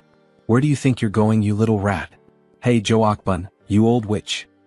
He has to provoke her. Seeing you doing something like this all of a sudden, you're using the Kumo group chairman's magic circuit to keep yourself young, huh? Or have you gone insane because you're already too old? She wanted to obtain the solar raven through his disciple, but you ruined everything. Well, none of that matters anymore. Because the raven of the deep darkness will do. Does he really think he can keep avoiding the power of the School of Eclipse? Yeah, right. Your school is nothing but a loser third-rate school. Have your eyes gone bad too? You can't seem to land a single hit. Lol. You little bastard. The old woman truly gets pissed off by the protagonist's provocations. Magic dice installation complete. Activating. He's already installed the neutralizer? Grandfather, now's the chance. Good. The power of the subdimensional space is weakening. Time to show some of his own power too.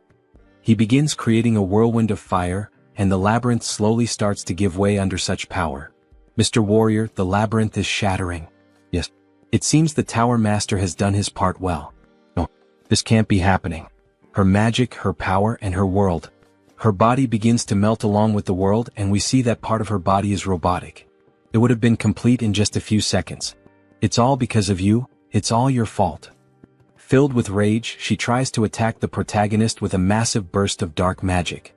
He quickly manages to withstand the damage with the steel fists. Holy crap.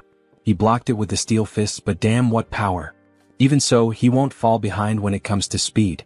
Damn it. Why won't her attacks land? He vanished from her sight.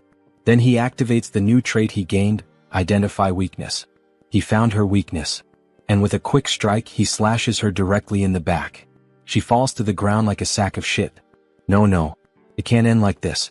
At the very least, she has to take his life with her own hands. Useless bitch. Time to die. Then the director himself burns her. So after defeating Elder Joe, they return to the tower. Warrior Kim is unbelievable. He thought you were an anti-magic warrior, but today you fought like a practical swordsman. Thank you for the compliment. It makes sense, however. That must be why that old tiger man gave you the black tiger sword. He thinks people call it the Celestial Star. That sounds like something the spirit said. What is the Celestial Star? It refers to those with infinite talent and 1,000 kinds of supernatural abilities. Doesn't that not seem exactly right for him? Anyway, he should reward you for this incident. Ring of Eclipse, SSR. It is a treasure he found from Elder Joe. Understood. One of the 8 treasures of the Magic Tower, and the strongest item of the School of Eclipse. The attribute imbued in the ring is Eclipse.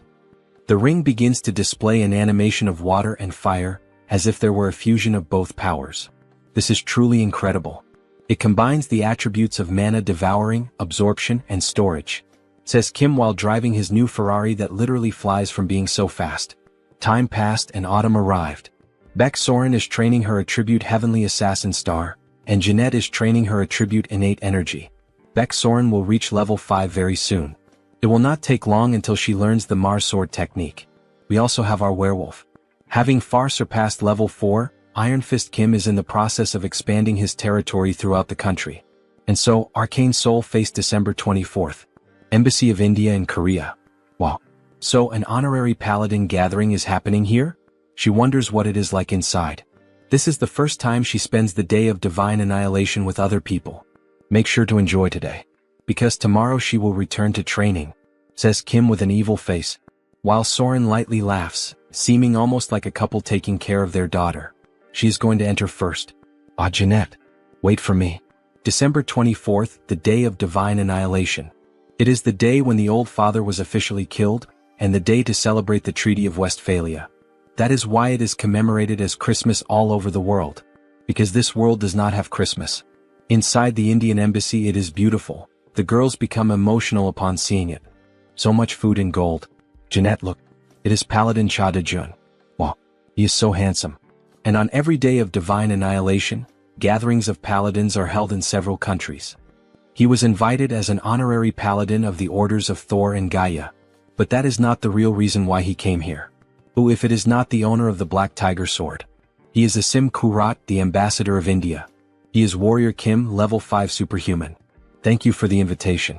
He came here because this man is the one organizing this gathering. This is his wife and daughter. His only daughter.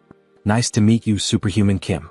It is Kali, the last of the 3 most powerful warrior units of the game. SSR rank Kali Kurat. She will be the future owner of the Kalaratri. Let's use these girls as an excuse to talk to her. These are his disciples. And what a coincidence that his second disciple is. Before he could use the excuse to start a conversation with the ambassador's daughter, he is interrupted by strangers. Aren't you the owner of the Black Tiger Sword? What? The owner of the Black Tiger Sword? Really? Oh, he is a big fan. He never thought he would see you in real life. Can we talk for a moment? What? Several begin to come forward wanting to meet the wielder of the sword. No, this was the perfect opportunity to become friends with Kali. You look great. He also wants to see you. Just a handshake. He leaves the rest to you girls. Our master was taken away by the crowd. Ah, he came out of there alive. He could not talk to Kali even for a second because of those people, but at least the girls made friends with her, so he thinks it is all right. Sometimes he makes this kind of face and, really, they are actually making fun of Kim behind his back, but at least they are making Kali laugh. Returning to Kim, he begins to pay more attention to the weather, since he is finally alone. Seeing the snow really conveys that end-of-year feeling. He wishes life were always this peaceful. However, the silence is interrupted by a girl. Hello. Would you mind having a small conversation, Mr. Kim? A beautiful woman in a black dress. But what we did not expect is that, in fact, that woman, this is the priestess of the Order of the Old Father. The very same one from the beginning of the story who forced him to serve her god. What brings you here? You must be busy since it is the day of divine annihilation. It is not the day of divine annihilation, it is the day of resurrection. Ah yes, of course, right? She is sure he already knows that she is showing great consideration. Consideration, she says? What kind? Have you never thought it strange? That he is still alive after you killed one of our inquisitors. That happened in the labyrinth, but even so she knows about it? If she had not intervened, his pathetic life would have already ended. It is all thanks to me working behind the scenes. Do you understand? Why did you do this? It is not as if he asked for it. He must do it, so that his great soul may become the light and the savior of our order. Soul. By soul she means the real world self? In the real world he was just one among countless losers. A fool who achieved nothing, failing both in love and in life. Is she mocking me or something? Why the hell are you doing this to someone like me? Could it be that she is referring to my ability to switch attributes? He means if you consider this ability as being imbued in his soul. He thinks you could call it the great soul, but he would like you to become stronger than ever. So that a great vessel worthy of the magnificence of the soul may be completed. Take that crap yourself. He is not going to let that happen. Today is the day. Today? Everything starts from today. It is mostly thanks to you, Savior. While you were running everywhere causing trouble and chaos, we managed to accomplish many things. What nonsense are you talking about? You will see soon. A magic circle begins to form beneath her feet. Until we meet again soon.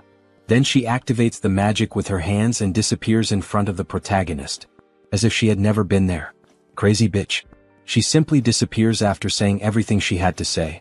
What kind of crap is she plotting this time? Everything starts from today, she said. The main story of the game has not even started yet. Arcane Soul. It makes no sense that Episode 1 with content equivalent to a full expansion pack would begin now. But today is the day of divine annihilation. On the very same day Episode 1 begins. December 24th, 11 hours 59 minutes and 27 seconds. Back in the game, the mysterious words of the priestess marked its beginning. Could it really be? The seconds keep passing until reaching 59, and when it finally turns to December 25th, a huge explosion happens right behind Kim. What was that? What is happening? Damn, it has begun. Episode 1, Terrorist Attack in Seoul. Bombing attacks all over the city begin to be reported. Mysterious monsters also begin to appear at the event of the Indian embassy. Before they could attack, they are struck by sniper shots. Our protagonist has already rushed to save everyone. The owner of the Black Tiger Sword? Protect this side with the other paladins. Understood. And what about you, sir? There are people he needs to protect. It looks like the war in Arcane Soul is really about to begin now. The manhwa is getting even more exciting. See you in the next recap. The attack began with monstrous serpents attacking everyone at the embassy. However, the two disciples of warrior Kim tried to defend everyone. Ambassador, are you alright? The terror in Seoul struck the entire city of Seoul. In the game, Callie's parents end up dying precisely in this terrorist attack. Ah yes, thanks to you. Hey, look behind you. With this as a turning point, Callie, devastated by grief, decides to become a superhuman. Then, the serpent is quickly sliced into pieces without having a chance to attack the family. The girls already knew whose technique that was, Professor Kim's. Won't he let this happen in this temporal life? Come to me, the rest of you. He is a busy businessman, as you can see. After finishing off the monsters, Kim leaves in the flying car and starts making calls. Hello, Commander? If it isn't the superhuman Kim. Sorry, but he is very busy right now with the terrorist attack in Seoul. He will have to return your call later. No, he has to tell him this right now. This terrorist attack is happening throughout the Seoul region, but there is only one real target. The president is in danger. What? Is that true? But he received a report saying that the Blue House was safe? That is true, but the president is not there. It is obvious where the single president would go on the night of the day of divine annihilation. He will send you the location. He will see you there. It is the building belonging to the president's secret lover. We have arrived at the destination. Should we land on the rooftop? There is no time for that. Anywhere the president stays, no matter how briefly, has strict security. To bypass the security procedures and enter immediately. He then jumps from the car and gains momentum in the air to break into the building. He will have to destroy the specially made glass. He manages to break into the president's lover's building. Wait, could he by any chance be the owner of the Black Tiger Sword? Are the two of them alright? Forget that, look behind. Then Kim is caught off guard by a sword attack from a mysterious woman. An explosion occurs from the clash of both swords. She is going to cut him into pieces and hang him at the Gwanghwamun gate. That old tiger will love this. The Japanese sword, Demonic Blade Masamyun. It is a weapon that inflicts a guaranteed random curse with every strike that lands on the enemy. Wielding two weapons, Very well then, let's see how much he has learned from that old man. She then unleashes a slashing attack from a distance. Kim quickly switches the hammer for the shield to parry the attack, however, even so he is injured. All that damage from just one attack even after he blocked it? Mitchum, not bad, But can he withstand this as well? She launches another slashing attack. Kim tries to stop it by matching her strength, but he ends up losing and is hurled against the wall. He cannot keep going like this. The Empress of Massacre prioritizes offense over defense. To survive even one more second against her, he will have to close the distance. He will not stand a chance if he only blocks her attacks. He quickly rushes to her back with impressive speed, the same technique he used to defeat the old woman of the labyrinth. However, she manages to keep up with that speed. How cute, now die. She strikes the shield again, however this time Kim switched the traits to endure more. Giant Strength, Diamond Body, Mana Soul, Fierce Assault, Resonance, Shield Strike. This ends up reflecting the attack back at her, sending her flying. Then he quickly switches to the hammer charged with energy and tries to strike her. You damn bastard. The only weakness of the Empress of Massacre is extreme close quarters combat. One wrong move and he will die, but let's try. They begin the 1v1 PvP, Samurai Sword vs Mjolnir Hammer. The sparks and massive destruction in the apartment leave the president and his lover terrified. Damn it. Because of the Empress of Massacre's broken passive ability, invincibility, he was unable to inflict any damage. You annoying worm. This is the end. She then finally manages to land a blow and seriously injures him in the chest. He is more resilient than she thought he would be. Last words? Red. Take the president somewhere else. Confirmed. Moving to the designated location. Wait. The car speeds off at maximum velocity, safely taking the president and the woman away. What is he going to do now? She lost the target, huh? Ah, that bastard. He was aiming for this the whole time. This is the ultimate ability of the Empress of Massacre, annihilation of heaven and earth. A Japanese technique that slices the enemy in half. Damn, he cannot move because of the curse now. Is there really no way to escape this? Of course there is. What is that? Ring of Great Escape. The user can leave the battlefield once during the fight. Thank you for being so stupid. Then at the last moment before he is struck, he ends up being teleported from the battlefield and she hits the ground. In the end, she only left the sword stuck in the concrete. That son of a bitch. She will 100% kill him when she finds him. He throws himself into the sacred water that heals him. He managed to survive by a hair's breadth. If it weren't for the Ring of Great Escape he received from the Master of the Tower, he would probably have died there. He was lucky. Anyway, the commander should have already arrived. Could he restrain the Empress of Massacre? Honestly, that may be difficult with his strength. He should focus on healing first. Then he equips the traits. Immortal, Revival, Regeneration, Wound Recovery, Cure, Vigor.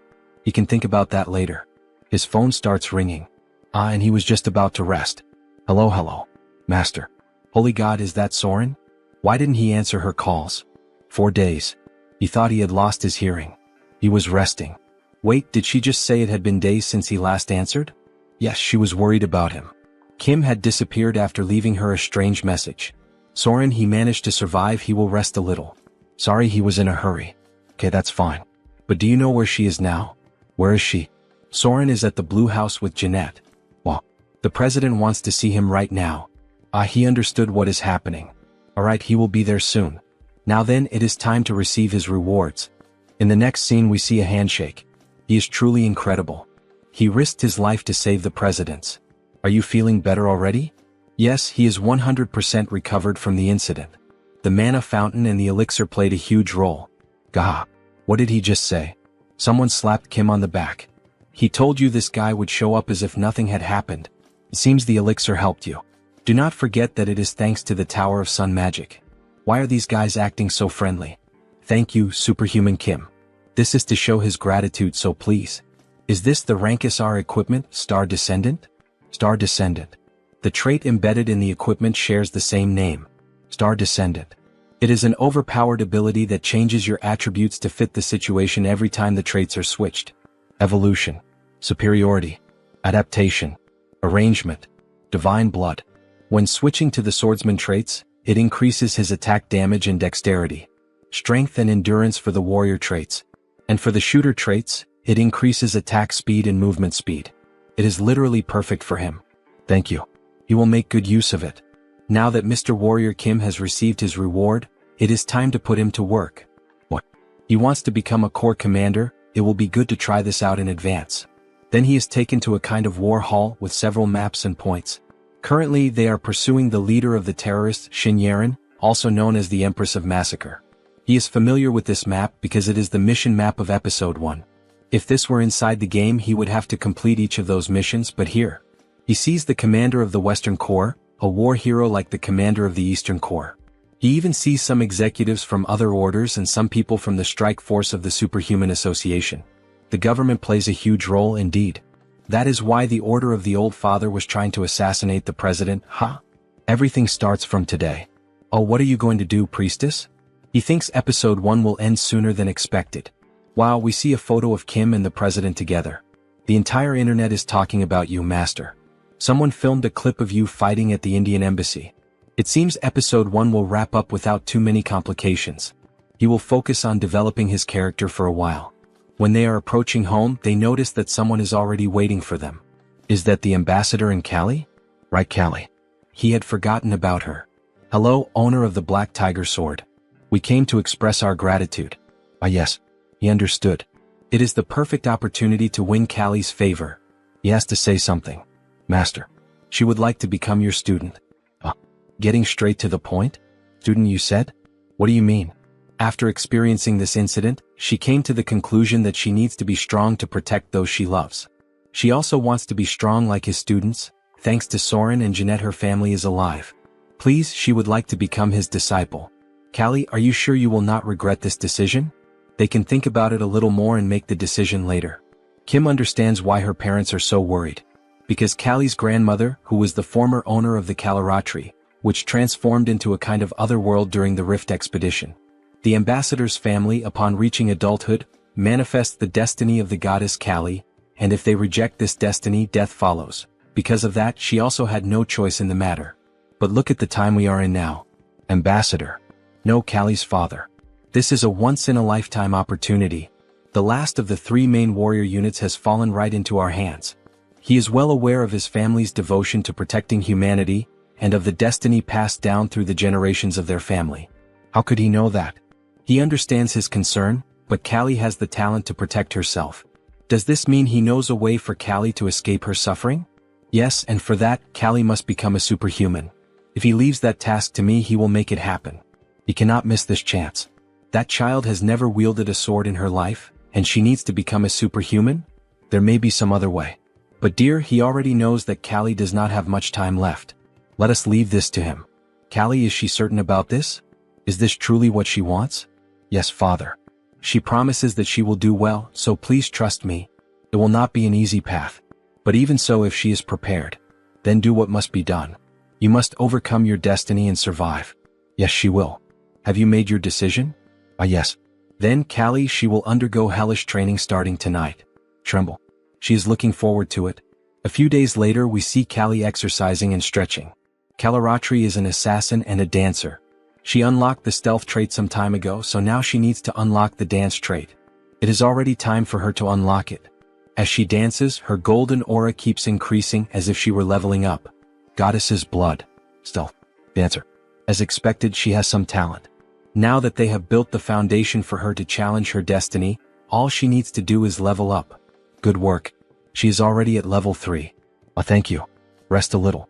Her stamina is still somewhat lacking, so he suggests that she should not push herself too much. No, she is fine.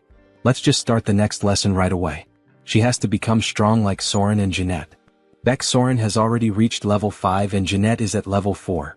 She is overtraining without even realizing it, due to her growing impatience. Callie, she also has a God-given talent like the other 2.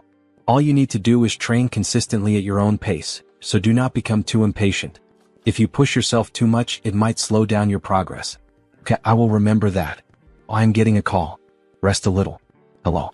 Mr. Kim, owner of the Black Tiger Sword. It's me, Kim Chunbok. It has been a while. So what is the matter? He just wanted to inform you that you have another challenge in the Colosseum. Do you remember the Destroyer King? He wants to fight to reclaim his steel fists? Yes, he does. This time he offered to bet some diamonds, and the statue of Mars. The statue of Mars? That is the divine statue that has the Mars sword technique sealed within it. So this is the quest to obtain the Mars sword technique. The battle will be in 2 weeks in the form of a 4-on-4 group match. Will you accept? Of course. You will see him then. He has 2 weeks to form a group. The Destroyer King will be fully prepared for this. He needs a group that can guarantee victory. He does indeed know some strong people, but he is still a little anxious about fighting a real battle with them, since he has never used them in a group fight. Very well then. He thinks this group will do. After 2 long weeks of anticipation, the day of the team battle had finally arrived. The arena was filled with tension as the fighters began to make their entrance. Leading the opposing squad stood the imposing figure of the feared Destroyer King. Right behind him marched the other formidable names, the Wyvern King, the Dark Demon King, and the Angel King. Despite his aged appearance, the leader radiated strength, proving he still had enough vigor to face his enemies head-on. Each member carried with them the promise of unleashing their full might in the clash to come. Old or not, everyone stood equal before sheer violence. The expectation had been that a few high-level fighters would appear, yet no one anticipated the arrival of the foremost veterans of level 6. Even so, there was no reason to falter. On the opposite side of the arena, the leader of the Warrior King's team emerged, Warrior Kim. Known as Iron Fist Kim, a lone wolf armed with a mechanical arm, he prepared to push his limits with the power that had been granted to him. Priest Kim stepped forward, proclaiming that even their god would answer the call of his brothers. Beside him stood Magic Kim, ready to give everything in honor of his grandfather and the Magic Tower. A few days earlier, the group had gathered at his summons. For them, his call was undeniable. It was their chance to repay Superhuman Kim, the one they owed so much to. He would have rushed to answer immediately, even in the middle of a meal. A traditional team had taken shape, composed of a warrior, a reinforced soldier, a mage, and a healer. The formation was one he knew all too well, though it carried a clear drawback. The greatest issue lay in their defense. Yet reassurance came from a brother who claimed to hold a support skill that could balance the flaw. Even so, the weight of responsibility seemed to press down on him, though there was no need for such harshness toward himself. In the end, they were up against the veterans of the Colosseum, making a direct victory nearly impossible. The question lingered, what plan could he be preparing to use? They needed to hold on to two guiding principles, explained through the example of chess. The first was to advance. The second was to fight. Back in the present, the clashes had already erupted across the arena. Iron Fist Kim clashed with the Destroyer King. Priest Kim confronted the Angel King. Magic Kim faced the Dark Demon King. Yet the fight unfolded in a messy, chaotic fashion. The struggle was brutal, filled with raw pain, resembling nothing more than dogs tearing into each other. Blows landed recklessly, even dragging at hair in desperation. Such tactics served one purpose only, to disrupt the opponent's specialty. Since every combatant was a mage, relying solely on fists left no room to unleash their special abilities.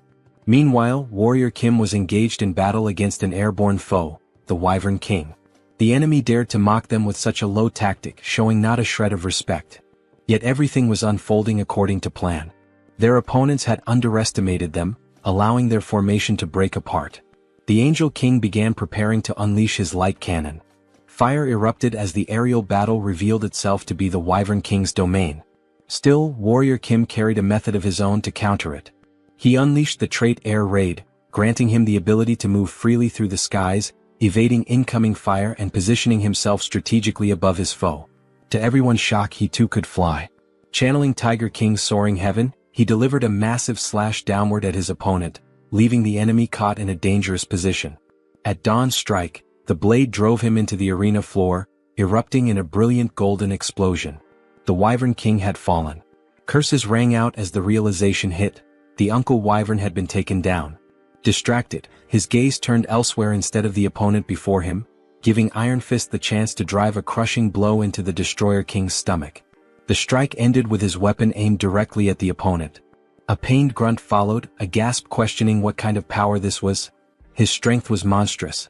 For a complete attacker like Iron Fist Kim, an opponent such as the Destroyer King posed little challenge. He could hold his ground on his own without difficulty.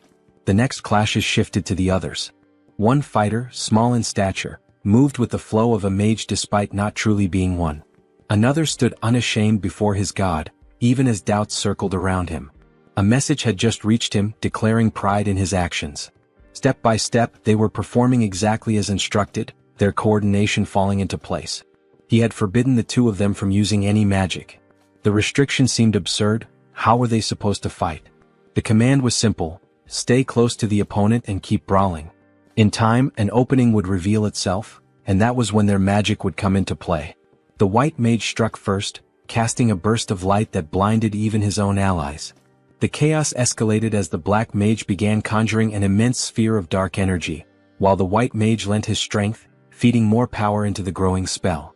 The moment of death had arrived as the attack was unleashed straight at Mage Kim and Priest Kim. Yet Warrior Kim intervened, raising the shield he had earned to block the devastating strike. The priest was called upon to act, channeling every defensive enchantment and blessing at his disposal. The force of the assault grew heavier with each passing second, but the shield endured, holding firm against the overwhelming power. In that clash, the protagonist awakened a new trait, Wall of Shields. Laughter echoed, mocking the idea that these youngsters would do nothing more than block his attack. But then the white mage noticed something unusual. A warning rose. Dark Demon King had sensed a threatening presence. When the dust finally settled, only the protagonist remained standing with his shield, and behind him stood Mage Kim. The question lingered: should this be the end? The decision was made.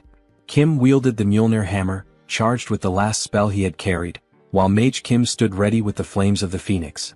The time had come to finish it. Together, they unleashed a combined strike, shaping a magnificent phoenix, as the protagonist's barbarian strength surged forward with everything he had. It was a victory for the Kim family team. A massive explosion erupted at the center of the arena, sending the crowd into a frenzy over what had just unfolded. The battle was over. The winner was declared to be the Warrior King's team.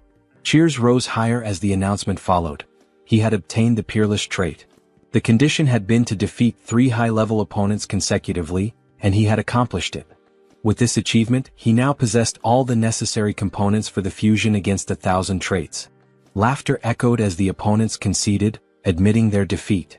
It had been a worthy fight. The promised reward was delivered to him without delay, with the assurance that the others would also receive what was owed. At last, he had obtained the statue of Mars, the artifact destined to awaken Soren along with her sword technique. A challenge for revenge was offered at any time, but the response was firm. Such a rematch would never come. Their time had passed. It was clear a new era had already begun. Days later, the scene shifted to the protagonist's residence, where a duel unfolded between Warrior Kim and Soren. The clash, however, leaned in her favor as she pressed the attack and forced him onto the defensive. Kim began to tire, sweat marking the strain of the fight. Yet his opponent showed no sign of slowing. She advanced again with unrelenting force, driving forward with the power of her charged trait. In that moment, the overwhelming might of the heaven-slaying star revealed itself. If you enjoyed this video, don't forget to give it a thumbs up, it really helps. And for more content like this, make sure to subscribe and hit the notification bell so you don't miss any updates. Let me know in the comments if you'd like to see another part. I'd love to hear your thoughts. See you next time. Bye-bye.